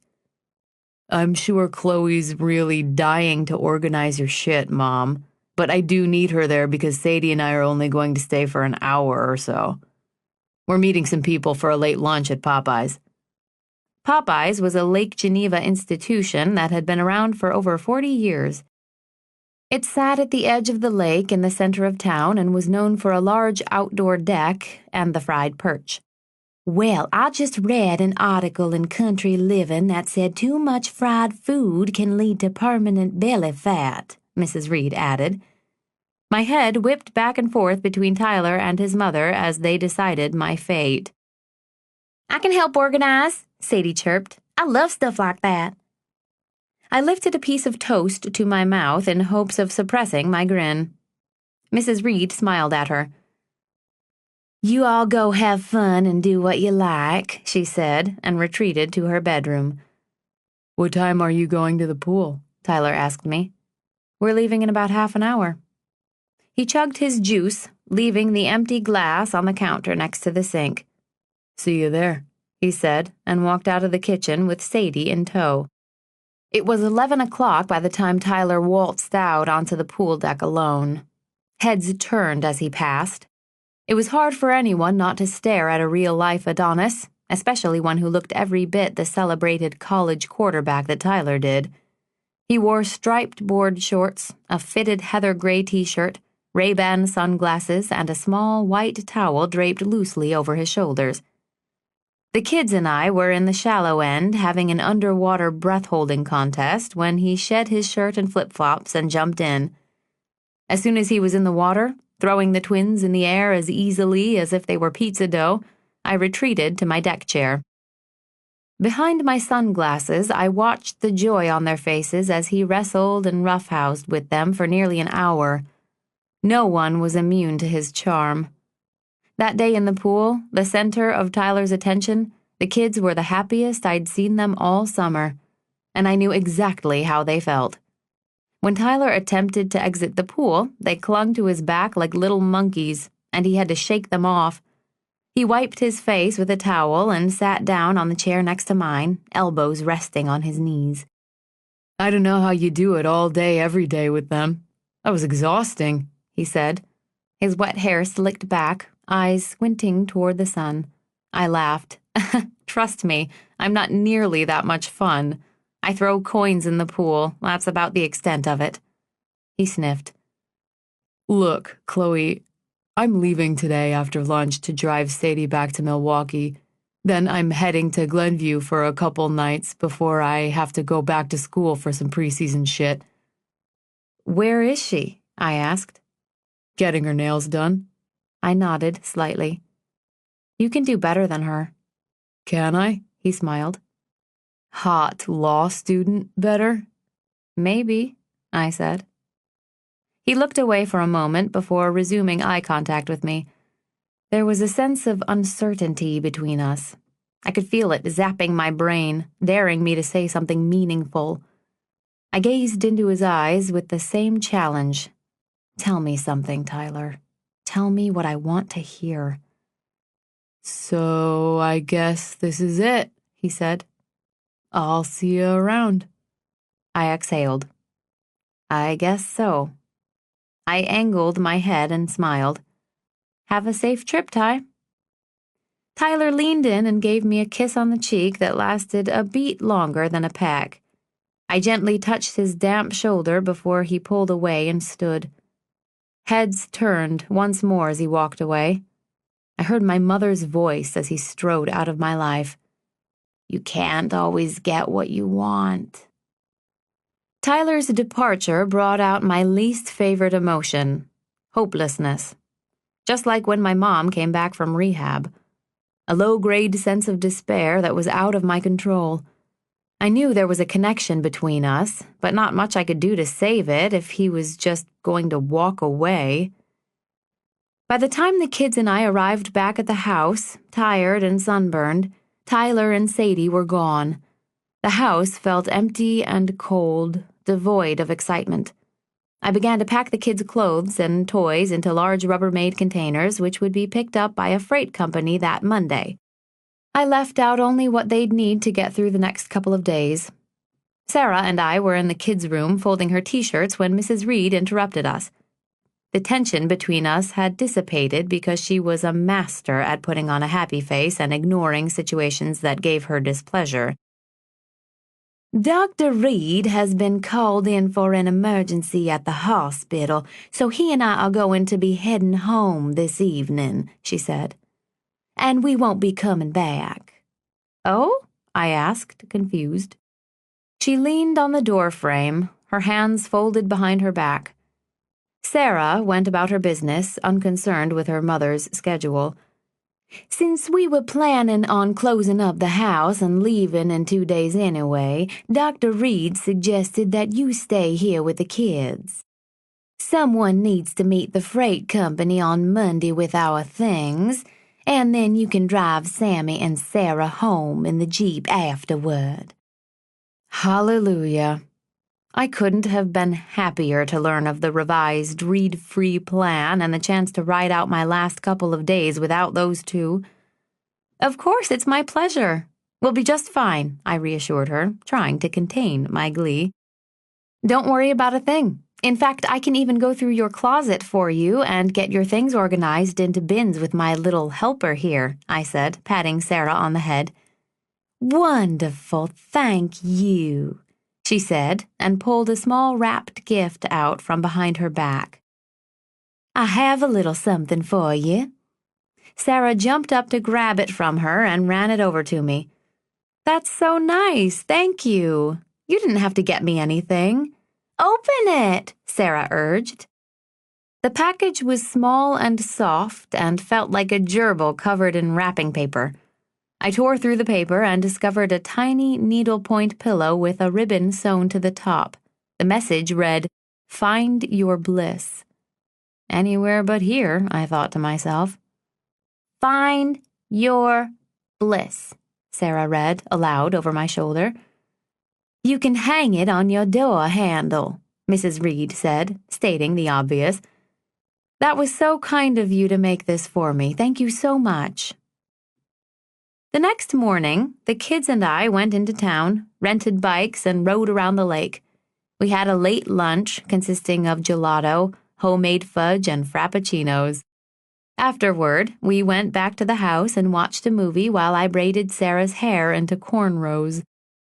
When we woke up on Saturday, I made toast and scrambled eggs loaded with cheddar cheese and bacon bits, and we took our plates down to the dock and threw breadcrumbs into the water. Sammy had wanted to have breakfast with the fish before we left.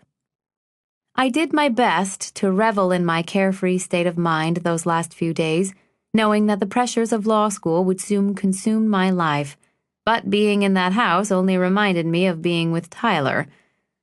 I missed seeing him walk through the front door and throw himself onto the couch. I missed him tossing the kids in the air. I missed the giddy anticipation of seeing him turn a corner and smile when he saw me. I missed our late-night talks and basking in his undivided attention. I was surprised by just how much I missed him in only a few short hours. The kids and I whiled away most of that afternoon digging for worms and trying to catch one of our breakfast guests with Dr. Reed's dusty fishing poles from the garage. After dinner in town, we came home and revived our fishing efforts to no avail until the sun went down. Sammy was head baiter, since I had little interest in holding a worm, let alone piercing one. Tomorrow's our last night here, so why don't we decide what we want to do? I asked them. I want to do a night swim at the Grand Geneva. You promised we could do that before we go, Sarah reminded me. Is that okay with you, Sammy? I asked him. That's fine. What about horseback riding? Anyone want to do that tomorrow? We could go for a ride in the afternoon since the stables are near the resort and then go to the pool afterward, I suggested. Sarah nodded. We packed up the fishing gear and I let them spend a half hour in bed with their handheld video games while I sat and read my book on the floor of their bedroom. At 9:30, I said goodnight, turned off the lights, and gently closed the door on my way out. When I turned around, Tyler was standing right in front of me. Chapter 9. He placed his hand over my mouth as I gasped with raw fear, sparing the kids the terror of hearing me scream. My eyes were still wide as he pulled his hand away and placed a finger in front of his lips. Shh. My heart was racing as I followed him down the hall, through the den and into the kitchen, trying to gather my thoughts and make sense of what was happening. Before I could speak, he pressed my back up against the counter and kissed me on the mouth. Are you crazy? I said, pushing him away. You scared the shit out of me. I could have had a heart attack. You look like you're in pretty good shape to me, he said, beaming wickedly. I took a deep breath and shook my head at him, but couldn't help from smiling. What are you doing here? I asked. He stepped forward, wrapped his arms around me, and squeezed. A full-on, emotion-filled embrace. No kiss, no wandering hands, just pure, unadulterated intimacy. I rested my cheek on his chest, and we stood there for what seemed like a lifetime. He was back. Just when I'd resigned myself to missing him forever, he was back in my arms. And until that moment, I had no idea it was possible to feel so happy. Tyler was the first to pull away. "I have something for you," he said, and grabbed a plastic bag from the breakfast table. "What's this?" "Open it." I untied the handles and pulled out a Notre Dame football jersey and pennant. "You're a fan now," he said. "It's official." I hugged him again. Tyler took the bag and its contents from me and placed them back on the table. Then he took my hand and led me down to the lake, where we sat on the lawn and looked up at the sky and discussed star formations like two little kids. He leaned in and placed a hand on my face and then kissed me. His touch was gentle and sweet, yet demanding. He then laid me down in the grass and explored every inch of my body under the moonlight, desperate to discover every curve. He kissed the soft pillow of skin behind my knees while mumbling something about my legs. His mouth traced the small of my back. His thumbs pressed into the base of my neck, and we made love on the hill for hours. I could not get enough of him. His smell, his skin, his touch. My body ached for him if he pulled away for even 1 second. Around 3 o'clock in the morning, we woke up naked and cold, grabbed our clothes, and scurried into the house. Tyler was unable to keep his hands off me as I awkwardly attempted to dress in front of him on the dark back porch. "What are we going to tell the kids?" I asked as he was inhaling my hair from behind. "About what?" "About why you're back here, you fool." "They don't give a shit. Tell them I came back to toss them around the pool one more time," he said. I smiled, thinking about how much joy that simple gesture would bring them. "What about your mother?" I asked, my smile fading. "I'm guessing you know that your parents are gone." He backed away and threw himself onto the couch. "Whatever," he said with a wave of his hand. "I'll tell her I forgot something and decided to stay the night." I sighed and did my best to convince myself that she was his problem, not mine. "Come over here," Tyler said. I walked over and sat on his lap. We kissed on the couch for another hour before falling asleep. "Tyler?"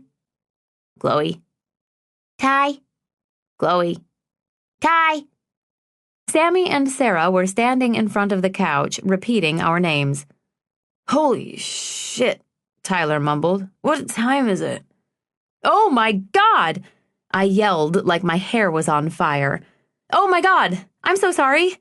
We were up late last night talking because Tyler forgot something and came in the middle of the night to get it, and we were totally just talking on the couch, and he just decided to stay, because it was so late, and he didn't want to get back in the car when it was super dark because you know how I'm always saying how dangerous it is to drive late at night, and guess what? Tyler is going to throw you in the pool today." The three of them were staring at me like my hair was on fire. Tyler burst out laughing, and I slapped him angrily and avoided making eye contact with the kids. "Who wants pancakes?" I asked no one in particular and headed for the kitchen.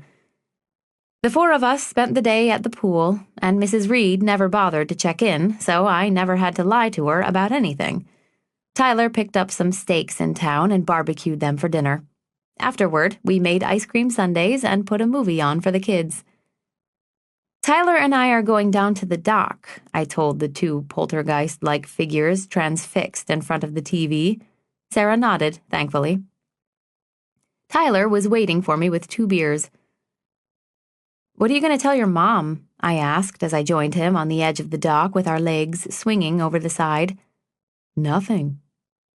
"Surely you don't think those two are going to keep quiet about you coming back here," I said, pointing up at the house with my thumb. "I'm not worried about it." I shrugged. "Well, As your most ardent new fan, I'm certainly glad you came back." "Me too," he said, and reached over and swept some of my hair from my shoulder.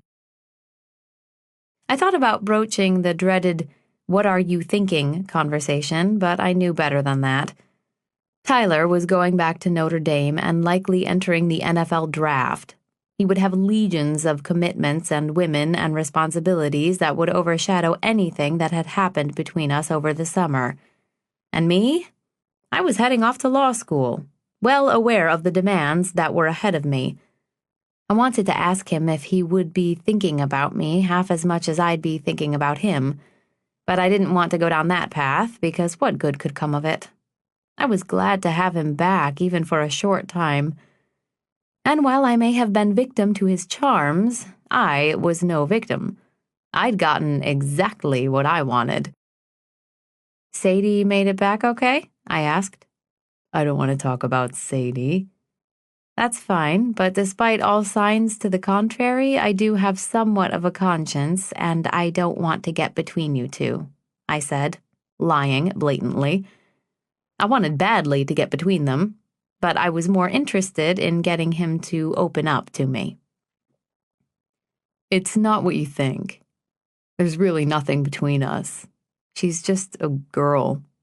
"What am I?" He leaned to his side and ran a hand through my hair. "You're a woman," he said, and then kissed my ear and left his mouth there. "A gorgeous, smart, fucking sexy-ass woman." I curled my shoulder to my ear and smiled. Flattery will get you everywhere. Tyler wrapped his arm around my shoulders and placed his lips atop my head. He stayed there for a long time before speaking. "I'm going to miss you. I'm going to miss all of this. Being up here with you is like another life." The freight company arrived the next day as scheduled and loaded up the truck with various bins, duffel bags, and sporting goods. Tyler supervised that activity while the kids and I packed up the Jeep with snacks and a few remaining possessions before the sky opened up and it started to pour. Tyler quickly hugged the kids and then embraced me after they'd climbed into the car.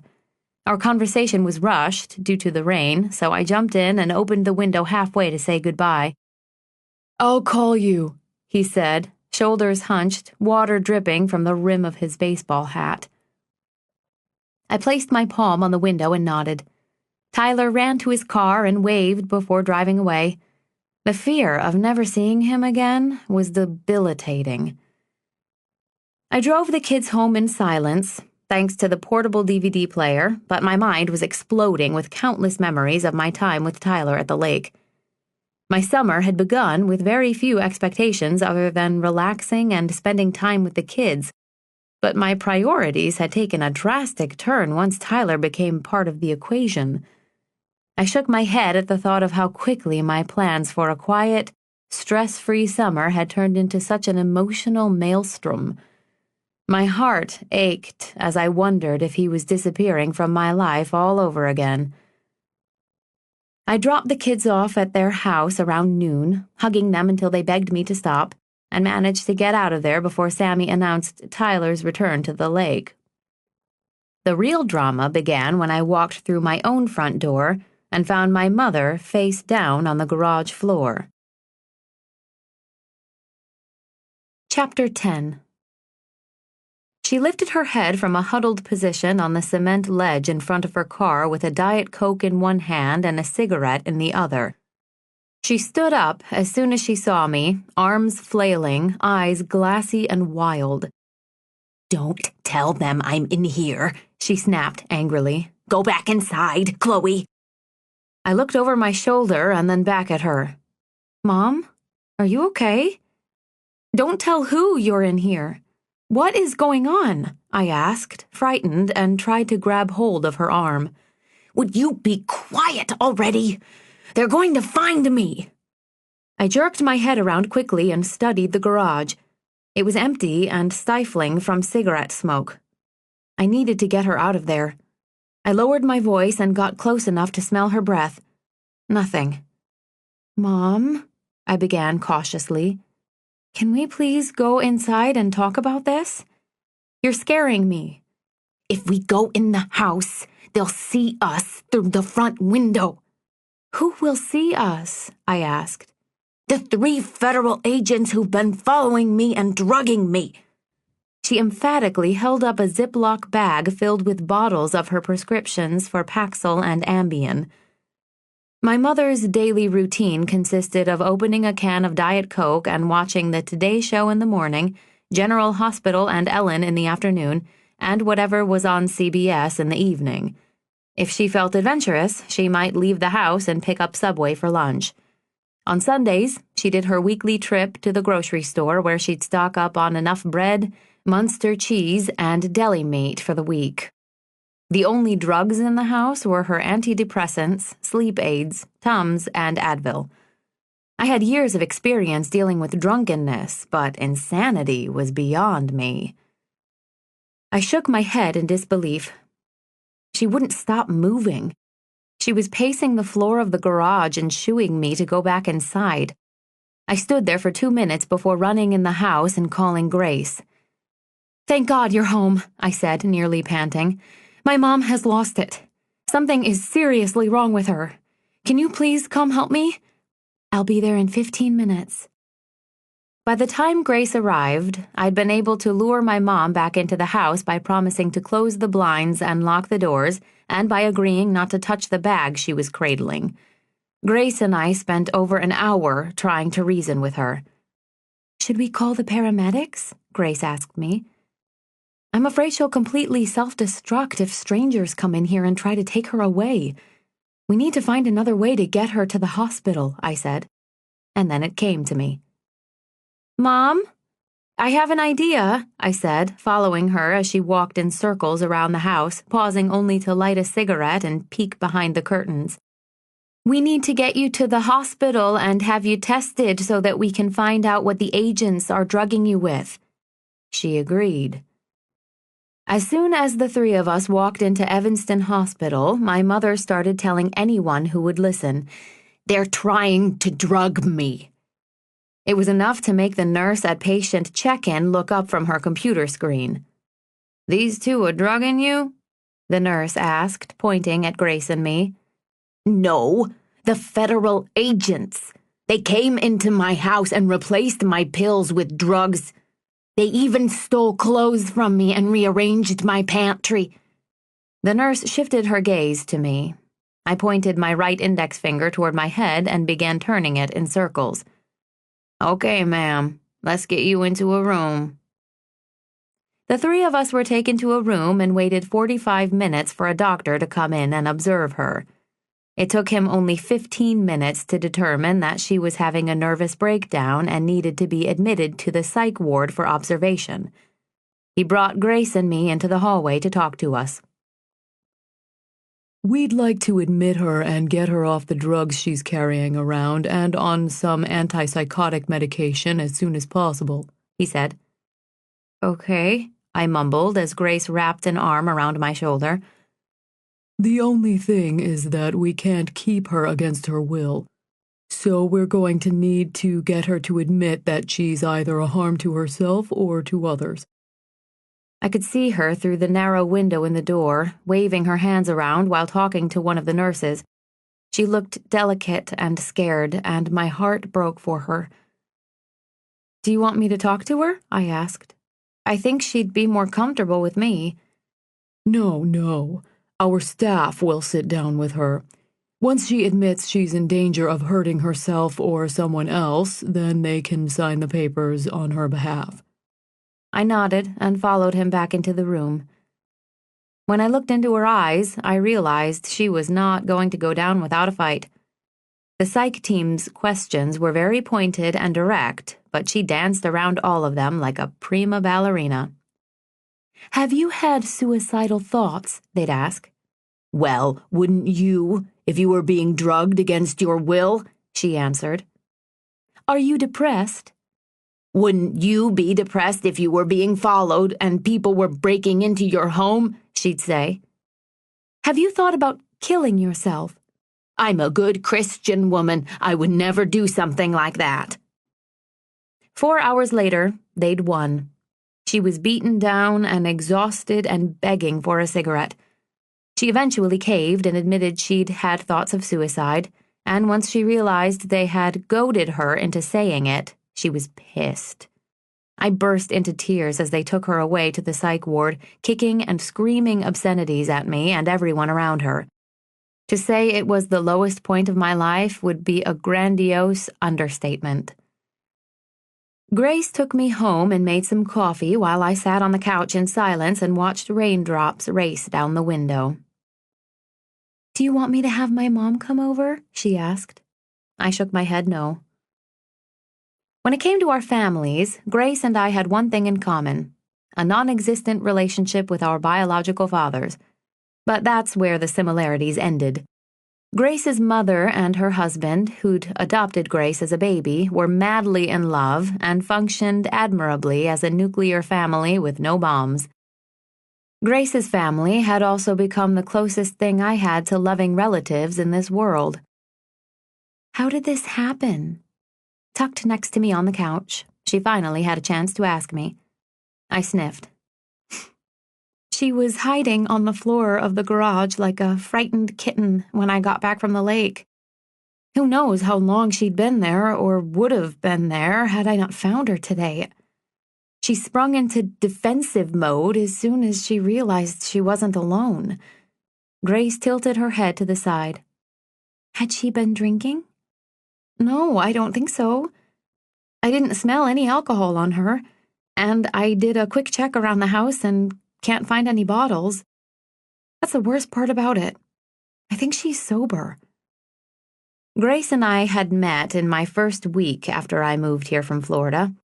I'd been jogging past her house one day as she was shooting hoops in her driveway.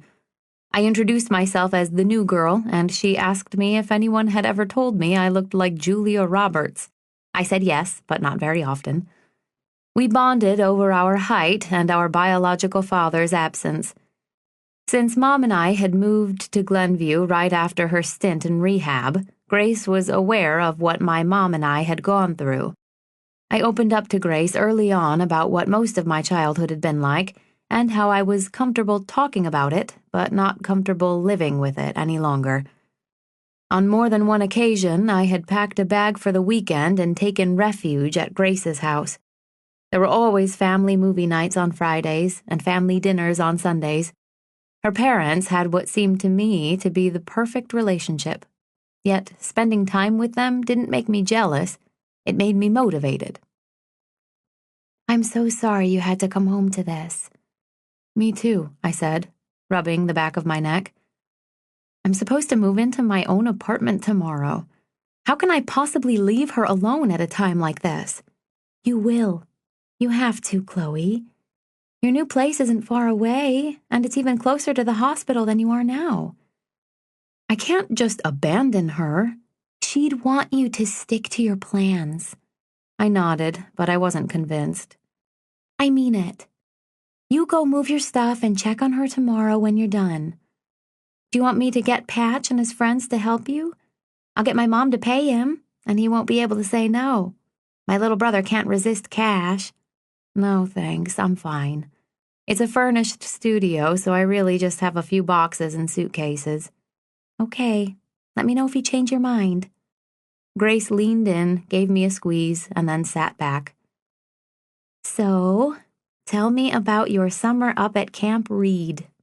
From the few texts you sent me, it sounds like you had a great time," she chided me. "I'm dying to hear about everything." I had only given Grace a glimpse into what had happened between Tyler and me for 2 reasons. 1, I didn't want to give her all the details via text, and 2, I was worried about getting ahead of myself and making too big a deal about it. Once he came back with Sadie, I was relieved I hadn't told Grace every sordid detail. But now, sitting with my best friend, my sister, my family, I wanted her to know. "I think I'm in trouble." She leaned back and cocked her head. "Why? What have you done?"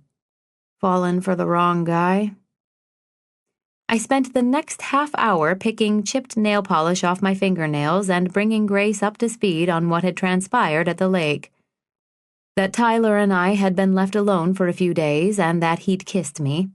Then he disappeared and returned with Sadie, only to confess that he had feelings for me while she was asleep in the house.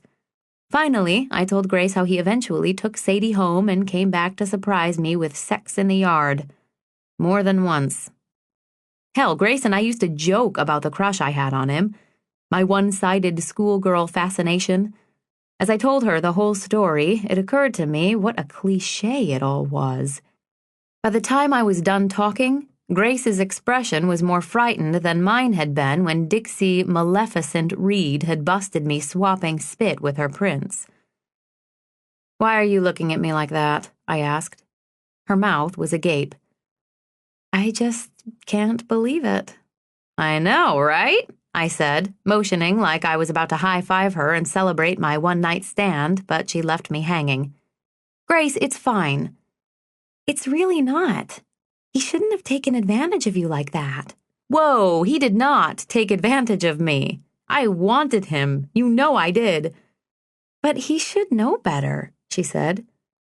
"Also, he has a girlfriend," I said, and burst out laughing at the absurdity of it all.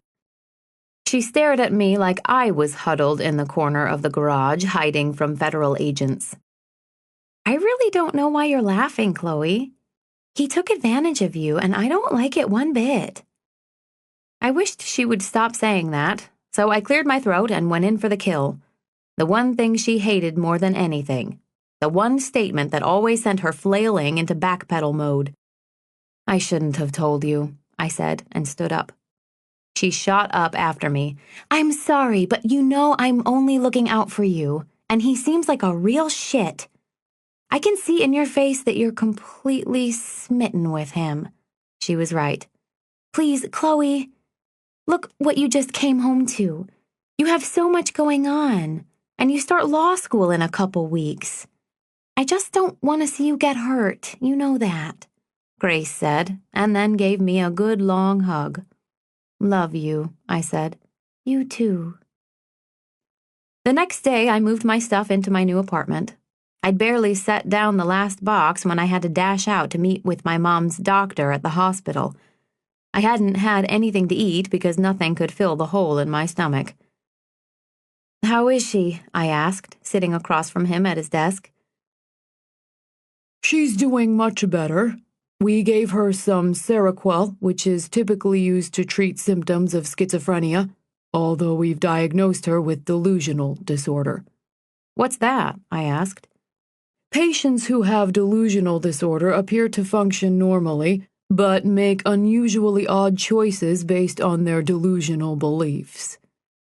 "Such as spending an afternoon on the garage floor to avoid imaginary law enforcement? Or whispering to the women at the dry cleaners not to wait on the man behind her in line because he's one of them? Or hanging bed sheets over every window even though the blinds are already closed?" "Precisely," he said. "We're going to adjust her medication for the next few days to see where she functions best, but then she will be free to go." I let out a breath that I'd been holding in. I was so relieved to hear that she'd be going home soon. Mom hated being out of her element. "Okay, thank you, Doctor." "Do you live at home?" he asked. "I'm starting law school. Just moved into my apartment today, actually, but I feel terrible about leaving her. And I did. The guilt of having left her alone all summer was tearing me up, and the thought of doing it again, combined with the image in my brain of her huddled on the garage floor, was almost too much to bear. What if she skips her medication or refuses to take it? She has no one to look after her. If she stops taking her meds, well, then she'll have to live with her paranoia and delusions. There isn't much we or you can do to force her unless she becomes a danger to herself or to others." I massaged my forehead and sighed. I just don't know what I should do. I really don't think I can live with myself if I abandon her at a time like this. I don't feel right about leaving her alone again. The doctor took his glasses off, placed them on his desk, and lowered his chin. "You want to know the truth?" he asked me. Please. I've dealt with many cases like your mother. Some much better, some much worse. He paused, struggling for the right words. Your mom is like the Titanic. If you stay with the ship, you'll go down too. Those people who clung to the boat ultimately perished. You need to get yourself on a lifeboat and get as far away as you can, he said. I'm not telling you to desert her completely, but once you save yourself, you'll be able to care for her better than you could now. I nodded with instant clarity, then hugged him and thanked him for giving me some perspective. As he spoke, I knew he was right. Though I didn't like thinking of my mother as the Titanic, I knew that neither of us had a chance at a better future if I shelved my goals to stay home with her. I drove back to my new apartment and began the process of moving in. I placed my soap dish on the bathroom sink. I unwrapped and hung my new shower curtain. I folded my sweaters and t-shirts and put them neatly away on the shelves in the closet. When I got around to unpacking the last of my duffel bags, I found Tyler's note. Meet me at the lake at midnight. I smiled. I didn't care if he'd taken advantage of me because for once in my life, I'd felt like the luckiest girl in the world. I'd enjoyed every last minute of it, and given the chance, would have done it all over again. How can you be taken advantage of if you're a willing participant? I neatly folded the note and placed it in my sock drawer before cleaning up the rest of my stuff.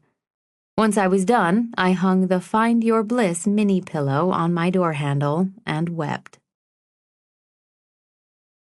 Chapter 11.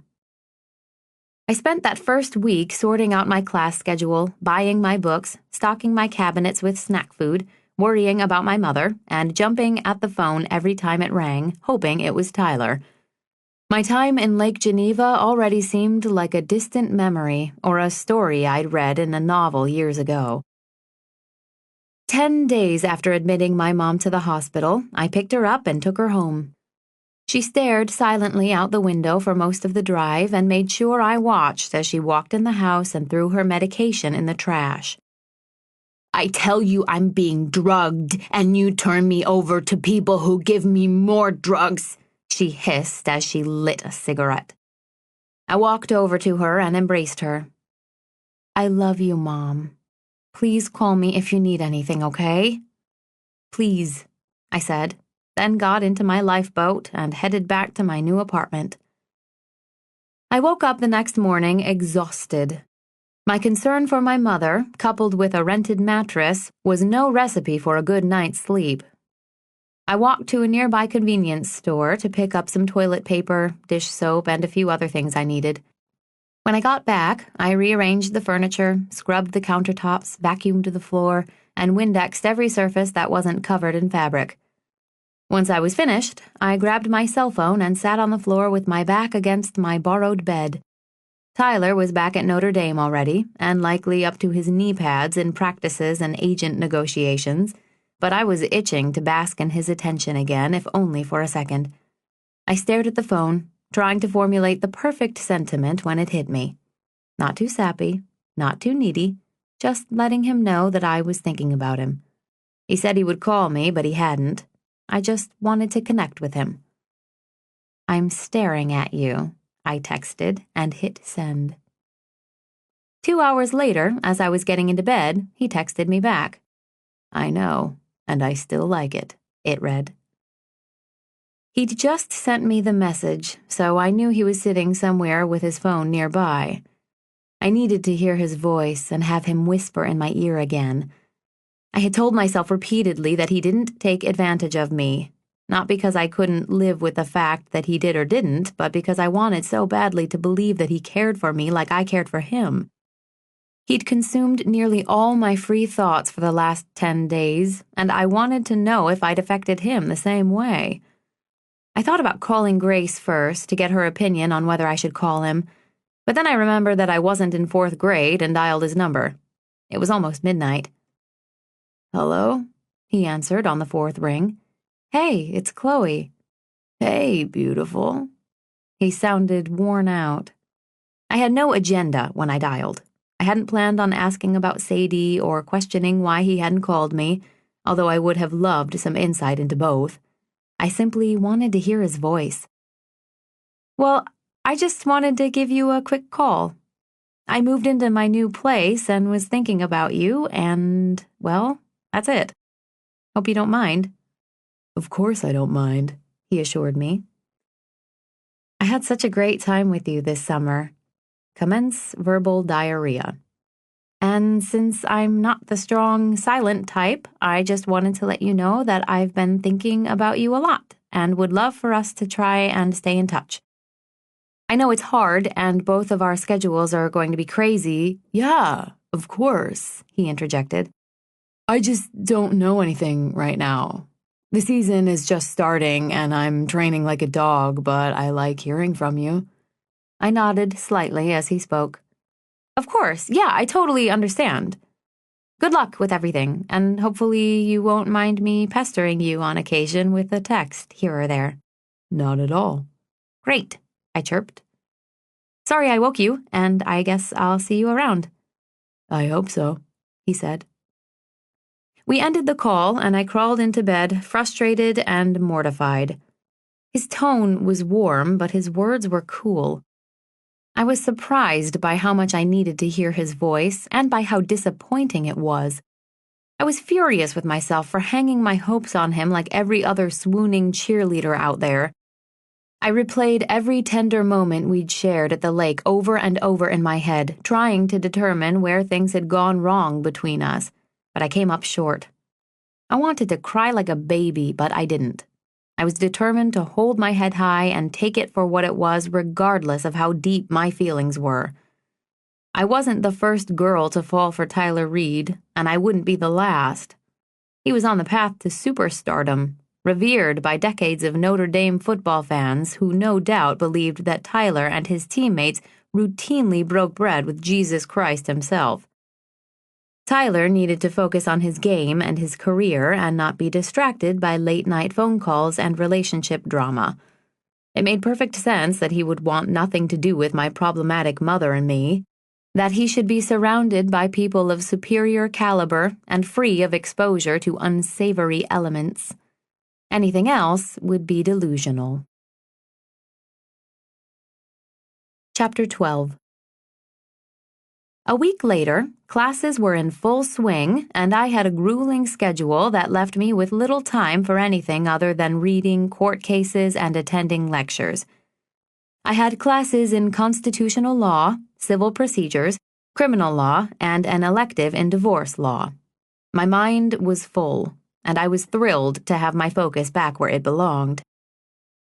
A guy by the name of Cameron Sparks lived across the hall from me. He was also an overwhelmed law student, and we quickly became close friends and study partners. Cam was from Miami. He was nice-looking, stood about 3 inches taller than me at 5'11", and insisted on wearing flip-flops regardless of the season. Cam was unlike me in just about every way. Laid back, unaffected by self-imposed pressure, and not easily distracted by obsessions over college quarterbacks or delusional parents. Anytime I had one of my weekly panic attacks, brought on by a phone call from my mother, coupled with the amount of studying I had looming over me, he knew just how to rein me in and keep me grounded. More often than not, his remedy included guacamole and margaritas. One Friday night in October, I got a text from Tyler around 11 o'clock. It was the first one he'd sent me in a month. Cam and I were sprawled out on the floor of my apartment studying when Tyler's name flashed across my phone. "Everything okay?" he asked when my eyes widened. "Yeah, fine. I just got a text from a guy. This guy I know." Cam elevated his left eyebrow. "A boyfriend guy?" I shook my head. "No, just a guy I hooked up with this summer, but definitely not a boyfriend guy," I said and smiled. "You like hookup guy, though, don't ya? And you want him to be boyfriend guy, I can tell." "Neighbor guy knows all," he said, patting himself on the shoulder. I laughed. I was crushing on him pretty hard over the summer, but he couldn't be more wrong for me. "You've read the text 5 times. What does it say?" It says neighbor guy needs to mind his own business. That's oddly coincidental, Cam said. I lifted my phone from the floor and read the text aloud. It says, I miss you and the lake, I told Cam. Skinny dipping? Sounds serious. Well, it's not, I said. I crossed my legs, placed the phone face down next to me, and proceeded to tell Cam every detail about Tyler and our summer at the lake. I loved chatting about it, and we both welcomed a break from reading family law contracts. Cam laughed when I concluded my story and told him that Tyler was a football player at Notre Dame. What's so hilarious? I asked and smacked him on the leg. Nothing, he said, trying not to smile.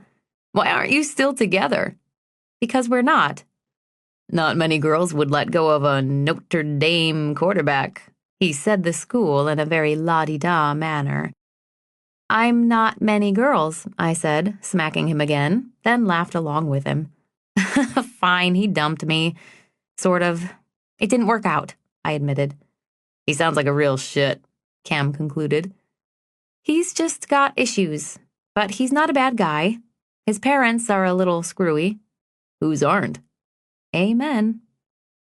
I tried not to think about Tyler too often, but distance hadn't done much to lessen my affection for him. It's fine, really, I said. Although any time Tyler's name was brought up, it was hard for me to concentrate on anything else. Images of him emerging from a swimming pool dripping wet could easily erase 3 chapters of divorce law readings from my memory in mere seconds. I'd done what little I could to make peace with what transpired between Tyler and me, but his text catapulted him back to the front of my mind. Are you going to text him back? He asked. Something equally profound? Like, I miss you and cake, maybe? You could start a rhyming thread. Can we please just get back to work? When Cam was in the bathroom around 1 a.m, I texted Tyler back. Miss you too, I typed, and bit my lip before hitting send. Cam came out of the bathroom and called me out. I took an extra long piss so that you could text him back and think you were getting away with something. I have nothing to hide from you. I just told you the entire story. Did you secretly text him while I peed? I smiled. Yeah. Cam was funny and honest and adorable and naturally brilliant. My whole life, I'd gotten great grades because I worked my ass off to get them. Cam was one of those people who'd sleep through class and still get an A on the final exam. By the time December rolled around, we were inseparable. A week before winter break, I was studying for finals when he knocked on my door. I opened it to find him standing there with a Domino's pizza box and a 6-pack of Corona. Hola, he shouted, pushing past me. When was the last time you made your bed? He asked as he threw himself on top of it. You're under strict orders to leave me alone for the next 3 days, I said, hands on hips. He opened the box to tempt me. Ooh, stuffed crust. I drooled and sprang toward the pizza. It's just a quick carb break, and then I'll be out of your hair. Cam joined me on the floor where I was sprawled out with my books, and we ate and drank well past the point where I should have stopped. See, now I'm useless. There's no way I'm going to pick up those books again. Good. Come out with me then. Just because your brain functions on another level does not mean everyone else's does. I have to study. Come on, it'll be fun. You've been locked up in here for a week, and I know your test isn't for 2 more days, he said with a mischievous grin. Okay, fine, only because you're cute, I said, and he was. Cam was 22 years old, but looked like he was 17. Zac Efron on the outside and Bill Gates on the inside. He was a passionate thinker, always spewing ideas and theories that would undoubtedly change the world one day. Law school was unlike college in that I spent my time with a much smaller, incestuous group of people. And every first-year female at Northwestern was head over heels for Cam Sparks, except for me. Because as much as I hated to admit it, I was still pining for his polar opposite. See, I knew you thought I was cute, he said, pointing at me. I tell you all the time, Cameron. Cam had kissed me once during midterms. We'd been at the campus library for 5 hours and then gone back to his apartment for some food and a quick break. It was late, maybe 11 o'clock, and I came out of his bathroom to find him leaning against the opposite wall waiting for me. He didn't say a word, just pushed himself off the wall, grabbed the back of my neck, and kissed me. He tasted like spearmint, and I kissed him back and forgot where I was for a moment. When he was done, he stepped away from me in the tiny hallway and looked really happy with himself. "Sorry," he said, post-kiss. I hadn't realized my hand was on my mouth, so I removed it and smiled. "It's okay. Do you feel better now?" I teased. "You have no idea," he said, and that was it. He'd never made another move. I'd thought about that kiss nearly every time I chewed a piece of gum, but I cherished my relationship with him and wasn't keen on crossing that line. We were so great together that I never wanted to do anything that would threaten our thing, our sweet, quirky, flirty, irreplaceable friendship thing. Speaking of people who think you're cute, why don't we go knock on Amanda's door and bring her with us to the bar? That way you can get laid and leave me out of it. He smiled and crossed his arms. "Look at you talking shit." "I like it," he said. "Amanda has blue cheese breath, and I have no interest in hearing about how many problems her parents are having with their building permits on Long Island." Cam's parents were both school teachers in Florida and had struggled through years of tax cuts and union strikes. They had retired with barely enough to care for themselves by the time Cam went to college at Duke. While he was there, he started an environmentally friendly online t-shirt business called Green Tees, which netted him $8,000 a month after he branched out to several other universities. He targeted campus events and fraternity parties and printed their logos and slogans on organic cotton shirts with water-based inks. He sold the business to Adidas his senior year and made enough money to pay off his student loans, cover his law school tuition, give him a nice nest egg to crack open one day, and send his parents on a Caribbean cruise for 2 weeks. "Fine, let me grab my coat," I said. Cam and I walked over to Bar Louie, had a few more beers, and each ordered a burger and fries. "Have you decided whether you're going home for the holidays?" I asked him. He shook his head. "You're welcome to come with me to my friend Grace's house if you stay in town," I told him. I'd spent every Christmas since high school at the Reynolds house. Sometimes my mother would join us, sometimes not. Ever since law school had started, I'd driven home on Sundays to bring Mom dinner. Some nights we would sit in silence and watch TV for a couple hours. Other nights we would eat dinner as soon as I arrived, and then she'd ask me to leave so that she could organize her closet. I never quite knew what I was in for when I'd arrive at her house. There were times she made me feel like an unwanted intruder, while other times she presented me with a new sweater and asked me to curl her hair. If she was acting nervous, I'd simply drop off some food and magazines, take a quick turn around the house, snuffing out any cigarettes she'd left burning in various rooms, kiss her on the head, and leave. It was always unpredictable, never easy. "I'm going to drop a gift off for my mom and then head over to the Reynolds house around noon on Christmas Day. It would be great to have you with me," I said. Cam knew enough about my mom's situation not to be surprised that I wasn't spending the day by her side exchanging gifts and decorating gingerbread cookies. "Thanks. I'll let you know," he said. By the time the dust had settled after finals week, my apartment was strewn with crap. Loose pages of printed cases and statutes, empty pizza boxes and cans of Red Bull, piles of laundry and damp bathing suits growing toxic mold. The mess was embarrassing, but I was relieved just to have survived my exams. Christmas Day, I spent the entire morning cleaning my apartment and clearing my mind. I had known that law school was going to be a challenge, but I hadn't realized it would nearly kill me. Cam knocked on my door just as I was about to drag the last bag of garbage to the chute. "When are we leaving?" I laughed. "You're coming with me, I take it?" "I'm with you." "Why don't we drive separately since I have to stop and see my mom first?" I said. "I'll come with you." I placed the bag of garbage on the floor and ran my hand through my hair. I don't know, Cam. She's always such a mess, and I don't know how she'd feel about having a stranger in the house. Guests are not a welcome part of her routine. I totally get it, he said. Do you? Because you know it's nothing personal, right? I mean, bringing you home would be a normal mother's dream, I said. He nodded and put his hand up. Enough said. Give me the Reynolds address and tell me what time to be there and what to bring. Be there at noon, and I'll text you the address. As for what to bring, I don't know. Wine always works. What are you bringing? A coconut cake from the fresh market. It's my favorite. You're bringing your favorite cake to someone else's party? He asked. Your sarcasm and weak attempt to derail me with your even weaker sense of wit is about to get you disinvited and left alone on Christmas. Not to mention, no coconut cake. I'll see you at noon. He smiled and walked away like he hadn't a care in the world. Chapter 13.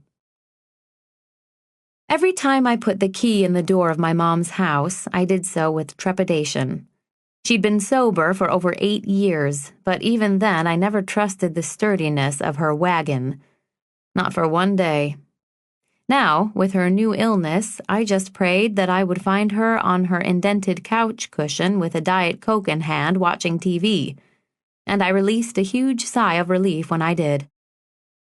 "Hi, Mom. Merry Christmas," I said as I entered the front door, which opened into the living room/TV room/family room/den/study/office.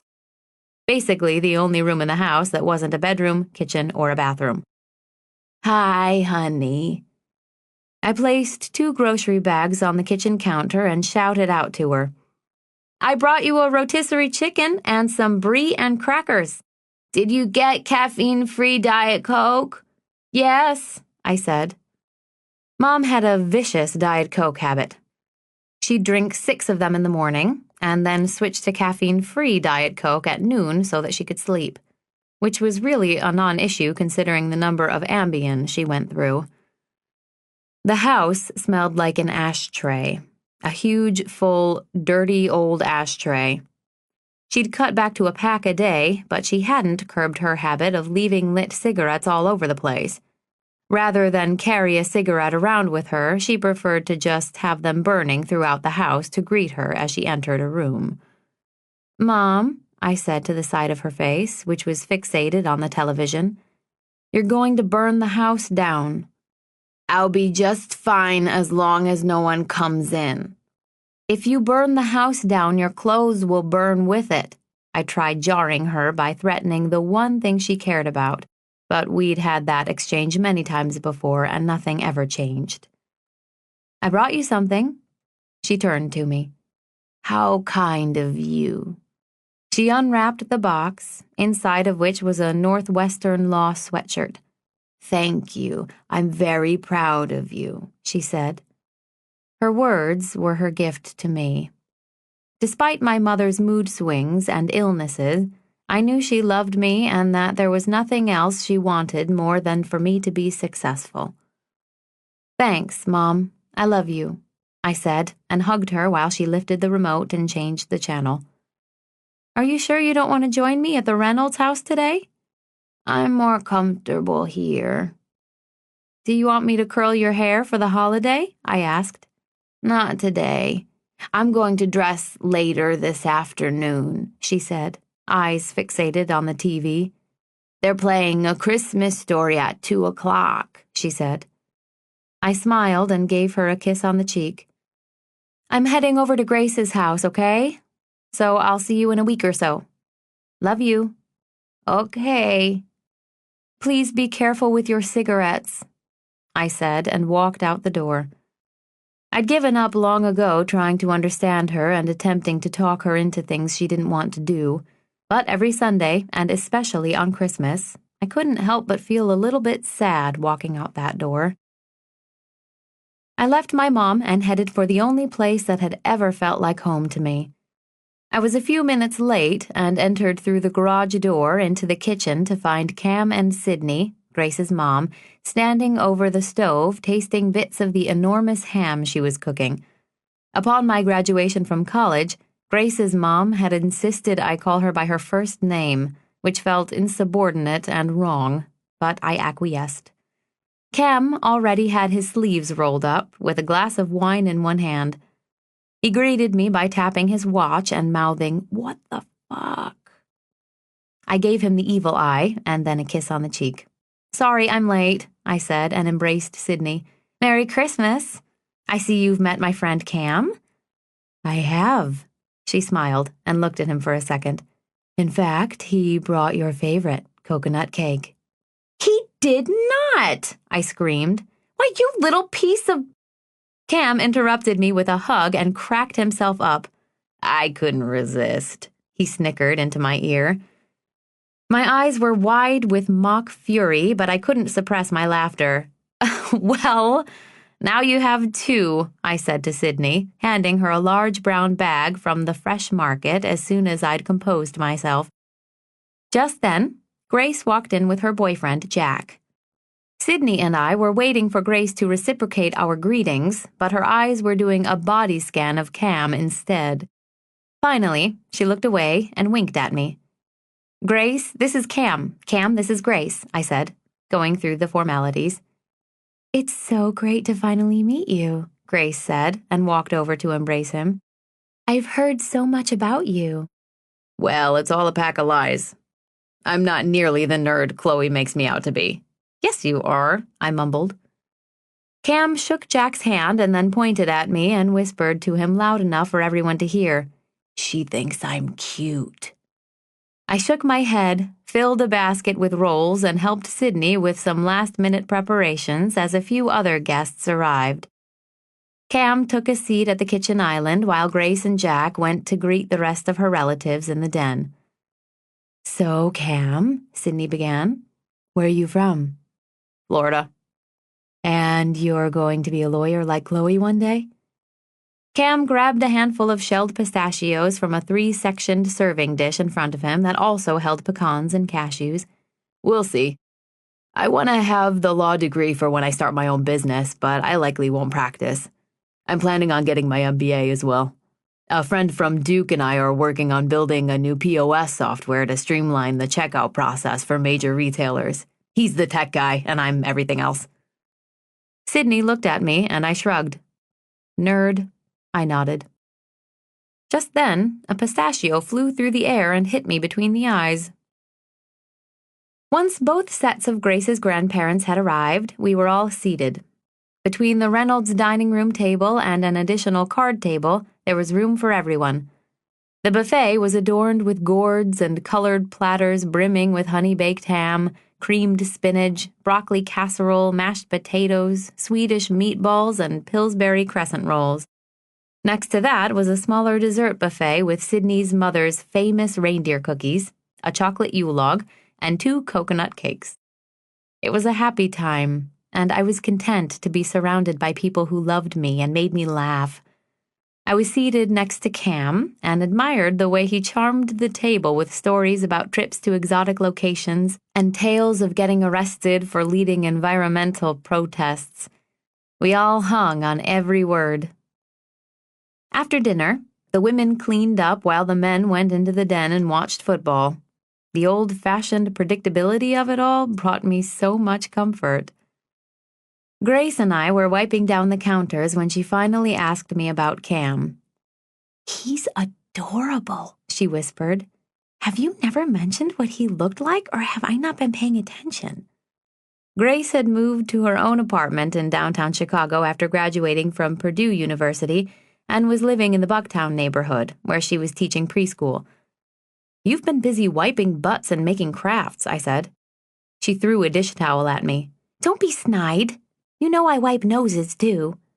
"I'm kidding. I actually envy you. I miss the days when little people looked up to me and believed that I held the answer to every random question in their sponge-like brains. I bought a couple of gifts for Sammy and Sarah that I'm going to run over to their house later tonight." "They'll be so excited to see you. Is Tyler home for break?" "No. I stalked his Facebook page, and it looks like the team has to stay together in Indiana since they're in the Rose Bowl next week. My dad said there was an article about him in the Tribune last weekend, she told me. Have you heard from him? I shook my head. Notre Dame hadn't played in or been eligible for the Rose Bowl since 1925. Tyler's name had been all over the local press. Grace went about rinsing wine glasses in the sink while I dried large ceramic platters. Why don't you send him a text and wish him good luck in the game? She suggested. I could. I'm capable of it, but why bother? Or better yet, forget him altogether and hook up with Cam, she clapped. He's really cute, Chloe. He was reasonably good-looking, if you liked that slim, hairless Abercrombie & Fitch thing. But my relationship with Cam was so much more important to me than that. He was the calming force that I'd needed so badly in my life. To complicate things by sleeping with him would mean losing what we had, and that was way too precious to me. What if it didn't end well? What if I repulsed him? And let's be honest, I was nowhere near over Tyler, and to finally admit that defeat was depressing. We spend so much time together, I would hate to compromise what we have. Cam's pretty much the only reason I've been able to survive this first semester, I said. She came closer to me and, keeping her voice low, said, Well, it hasn't gone unnoticed by my mom and me that he has a thing for you. A thing? Really, Grace? What, a hard-on? She laughed. For someone you spend so much time with, he sure does stare at you a lot. We finished the dishes and hit the dessert buffet. It was a tradition in the Reynolds home that dessert always be served on paper plates so that Grace's mom could enjoy her holiday sugar fix without another round of dirty dishes. At about 5 o'clock, Cam and I expressed our profuse gratitude and left. It was snowing when we walked outside to our respective cars. Domino's Pizza back at my place in an hour? He offered. I'm stuffed, I said, pulling my faux fur-trimmed hood over my head. You'll be hungry in an hour. That's how it works. Your body... I leaned in and silenced him with a kiss on his cold cheek. I have some gifts to drop off for these 2 kids I used to sit for, and I might be a while, but I'll knock on your door when I get back. Do you want to drag me along to that house, too? I shook my head and zipped up the remaining inch of my coat. This one I need to do by myself. Chapter 14. As I drove over to the Reed's house, I was apprehensive and flooded with memories of Tyler. I knew that walking into his home was going to dredge up all the emotions I'd been trying so hard to suppress, but I was eager to see the kids and grateful to have had a day with good friends. When I'd called Mrs. Reed the week before, she'd said to come by any time after 4 o'clock. I pulled in through the open iron gates at the entrance of their driveway and parked behind 3 other cars about halfway up the circular drive. My car hadn't had time to warm up, so I was shivering as I grabbed the gifts from my back seat and ran across the wet, crunchy gravel to the front door. I rang the bell and then bounced on my toes, breathing down the front of my coat while I waited. Tyler opened the door. By the look on his face, I could tell his mom hadn't mentioned that I'd be stopping by. I couldn't help but form a toothy, cartoon-like grin at the sight of him. If my eyes could have popped out of my head as my tongue unraveled to the ground, that's exactly what would have happened. I placed the bag of gifts on the floor, stood on my toes, and wrapped my arms around him. He buried his face in my hair and lifted me off my feet. It's so good to see you. I thought you weren't going to be here, I questioned, back on solid ground, but still wearing my giddy smile. Is that why you came? Because you thought I wasn't here? Had I known, I would have come earlier. I came to see Sammy and Sarah and give them some gifts. You're just the Christmas bonus. Thank God I didn't bring Cam with me, I thought to myself, removing my jacket. You look fantastic, he said. Tyler hadn't seen me in much more than tank tops and sandals, but that night I was decked out. I wore all black, a sequined top, a leather miniskirt, opaque stockings, and boots. Had I known he was going to be there, I would have worn my hair down, but instead it was in an updo, flanked by long, sparkly earrings. Thanks, Ty. You're not so bad yourself. Tyler's hair had grown longer. He had it slicked back, and it hung just past the collar of his white tailored dress shirt. His sleeves were rolled up, and his hands were tucked in the pockets of his tweed pants. He looked glorious. Congratulations on the Rose Bowl, by the way. I'm so proud of you, I said, handing him my coat. Thanks. I'm heading out first thing tomorrow morning. We're only allowed 24 hours away from the team for Christmas. That must not be enough for some of the players. You're lucky you only live a few hours away. He nodded. Chloe, dear, I heard Mrs. Reed coo from behind me. Merry Christmas. Thank you, I started and turned toward her. I brought some The sight of Sadie standing next to her interrupted my sentiment and knocked the happy holiday wind right out of me. I swallowed and willed myself not to look back at Tyler. I lifted the shopping bag I'd brought with me off the marble floor. These are for Sammy and Sarah. God damn it. Why didn't I bring Cam with me? I wanted to drop the bag and head for the door with some excuse about not being able to stay, but once again, in the company of Tyler and his friend, I was trapped. There was no way I was going to get out of there quickly. I hadn't seen the kids in months, and I'd promised them I would spend some time with them. Mrs. Reed extended her arm and waved me toward her. Come, dear, they're eager to see you. I held my neck firmly as if it were in a brace, not allowing myself to turn even 1 inch in Tyler's direction. He was left holding my coat as I walked away from him. Sadie asked him to refill her wine glass and floated past me without a word. All I wanted to do was give the kids my gifts and run. Sammy and Sarah were in the finished basement wading through the presents they'd opened that morning when I found them. I nearly burst into tears when they ran to me. Oh, my goodness, it's so good to see you two, I said in the midst of a group hug. We miss you, Chloe, Sarah said. I miss you too, and I'm so sorry I don't come see you more. School has been really busy, but I'm going to try and be better about visiting next year, okay? They both nodded and averted their eyes to the bright red shopping bag in my hand. I brought you both something, but I can't stay long. Are you ready to open them?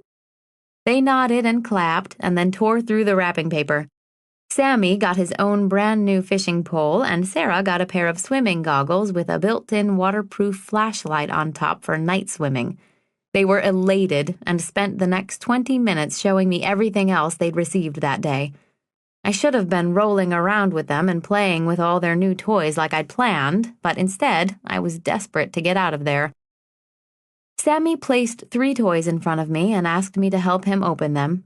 I began tugging on the first box, which led to a thick layer of plastic.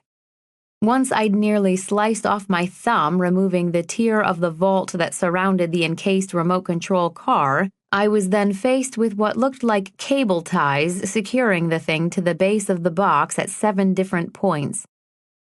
Jesus, is this made of 14-karat gold? I whispered under my breath. Can you give me a pair of scissors, Sammy? He located the scissors. I began cutting at the ties, and the car finally came free.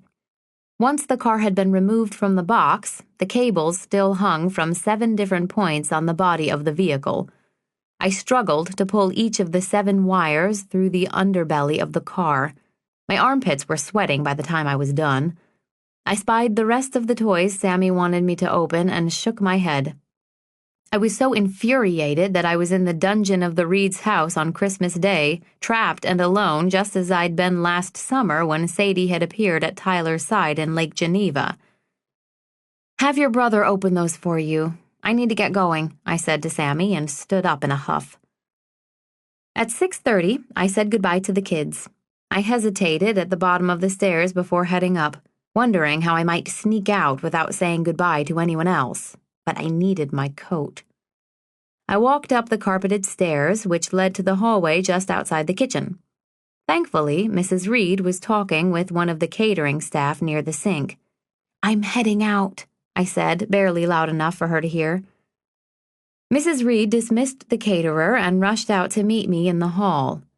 "Would you like to stay for pie?" she offered. "No, thank you. I had dessert already. Do you know where Tyler put my coat?" She folded her hands in front of her. "Wasn't that just lovely that he was able to be home for Christmas?" I nodded. "Yep, that's so great. He took my coat from me when I walked in," I said. "I just can't tell you how happy I was to have him here with the family for the holiday. Being with family is so important during these times." "It sure is." "Speaking of family, how is your mother doing? You know, I'm on the board at Evanston Hospital, and I was wrecked to hear about her recent troubles. You must be terribly worried while you're off trying to conquer the world of law. Bless your heart. It must be so difficult for someone with such a full curriculum to be able to care for her. Tyler was so worried when I told him all about it this evening." Deciphering the meaning behind Dixie Reed's famous digs was never a problem. It was fending them off that was the real challenge, like standing still, unflinching as someone repeatedly slapped you in the face. "Thank you for your concern," I said, and began to walk toward the front door with her traipsing behind me. "I read an article once in Parade magazine that said children of alcoholics have a genetic predisposition to become addicted to alcohol themselves. I'm sure you're being very careful. We wouldn't want to carry on that legacy." I stopped walking, took a deep breath, and then turned to face her, but not before stepping in nice and close, emphasizing the 4 inches in height that I had over her. "You're always looking out for me, aren't you?" "Why, of course, dear." "Then could you help me locate my jacket?" She stepped away and returned with my coat. "I'm sure you'll want to be polite and go say goodbye to everyone." "Don't be so sure," I said, and left. By the time I reached my apartment, my hands stung from repeatedly smacking the steering wheel during the drive home. I entered my apartment, slammed the door, and collapsed onto my couch. A minute later, there was a knock at the door. "It's Santa," Cam said, his voice muffled through the cheap wood. "Go away! I've been naughty," I shouted. "Even better," he said, and knocked like a woodpecker until I let him in. "Why do you still have your coat on?" he asked. "Do I? You're acting weird, but I'm gonna go with it. I shall now use my undergraduate psychology minor to probe you with a series of questions that will lead me to the information necessary to extrapolate what is bothering you." I defiantly whipped off my coat and fell back on the couch. "Phew," Cam said, "because honestly, I don't have a psych minor." "Tyler was there," I said. "Hunky football Tyler?" I nodded. "And guess who else was there with him?" "John Heisman." "This bleach-blonde idiot girlfriend of his, Sadie." Cam had a look on his face like he wanted to laugh, but knew better than to mock me right then. "From where I sit, a bleach-blonde idiot girlfriend is exactly what I would imagine a hunky Notre Dame football player to have with him." I threw my hands up, wide-eyed, and pointed at Cam. "You're correct. It's exactly what's expected of him. He's lived his entire life doing what's expected of him and never what he wants. He doesn't want her." "How do you know? Do you have a psych minor?" "Because he wants me," I said as I sank lower into my seat and then buried my face in my hands. "But I'm a distracting, troubled, non-pedigreed working stiff who bleeds red instead of blue." I raised my head up. "But I know he wants me, Cam. At least he led me to believe that." He smiled at me with pity. "And you want him?" I nodded. "I wish I didn't, but I do." "Are you gonna cry?" "Maybe, when you leave." At 1 o'clock in the morning, I was awoken by the sound of my phone vibrating on my nightstand. I nearly hurled it at the wall when I saw Tyler's name on the screen. but I couldn't resist hearing what he had to say for himself. "Hello?" I answered groggily. "Give me your address." "No," I said after a short pause. "I can't stop thinking about you," he said. "I had no idea you were coming tonight. My mom never mentioned it. I need to see you." What difference would it have made? "I don't know, but when I saw you at the door, all I wanted was to be with you. And I knew you were going to freak out when you saw Sadie. Her whole family was there in the back den, and I was hoping you'd see that when you came to say goodbye," he tried to explain. "Well, then, why didn't you come down to the basement and talk to me?" I asked, rubbing my eyes. "You know what? It doesn't matter. I don't care. I'm in bed, and I need to put this whole thing behind me. As the saying goes, out of sight, out of mind. Not I show up on your parents' doorstep and now I'm on your mind." I paused to take a breath and calm myself down. "Look, it's not like you owe me any sort of explanation. I would have loved to spend some time with you, even 10 minutes. But once again, I'm left with the short end of the stick. Merry goddamn Christmas, Tyler." "Chloe, I'm on the highway headed for Evanston. Give me your address," he repeated. "Please." "You're calling me from the car?" "Yes, and I have to be back on the road heading for South Bend by 6, too, so give me your goddamn address." I sighed before answering. 912 University Drive, apartment 2C. "I'm on my way." Click. I bit my bottom lip. My heart was racing and fluttering and aching and clapping with excitement. I got out of bed, brushed my teeth again, and changed out of my flannel plaid twin set into a black thermal V-neck and boxers. Tyler said he wanted to be with me, and he was on his way to making it happen. I'd waited so long for him to make his move that I didn't care if it came about by accident. So I waited. And waited. At 2 o'clock, I dialed his phone. No answer. At 3 o'clock, I went and knocked on Cam's door. I heard the chain lock drop against the door before he opened it with one eye shut and the other squinting. "What's up?" "Tyler called me 2 hours ago and said he was driving here to come see me," I told him. "Score one for the team." "He was coming from his parents' house in Glenview, which is a 25-minute drive tops at this hour, and he hasn't shown up and isn't answering his phone. I'm freaking out." "What time is it?" "It's after 3, I said. Just then, my phone vibrated in my hand, and Tyler's name flashed on the screen. "It's him!" I shouted, and Cam closed his door. "Tyler?" I answered frantically, running back inside my apartment. "Is this Chloe Carlyle?" The sound of a woman's voice startled me. "Yes, this is Chloe." "There's been a car accident, and your name and number are coming up as the most recent dialed on the victim's cell phone." Chapter 15. Many years ago, when my mother first got out of rehab, she came home with a slew of new advice.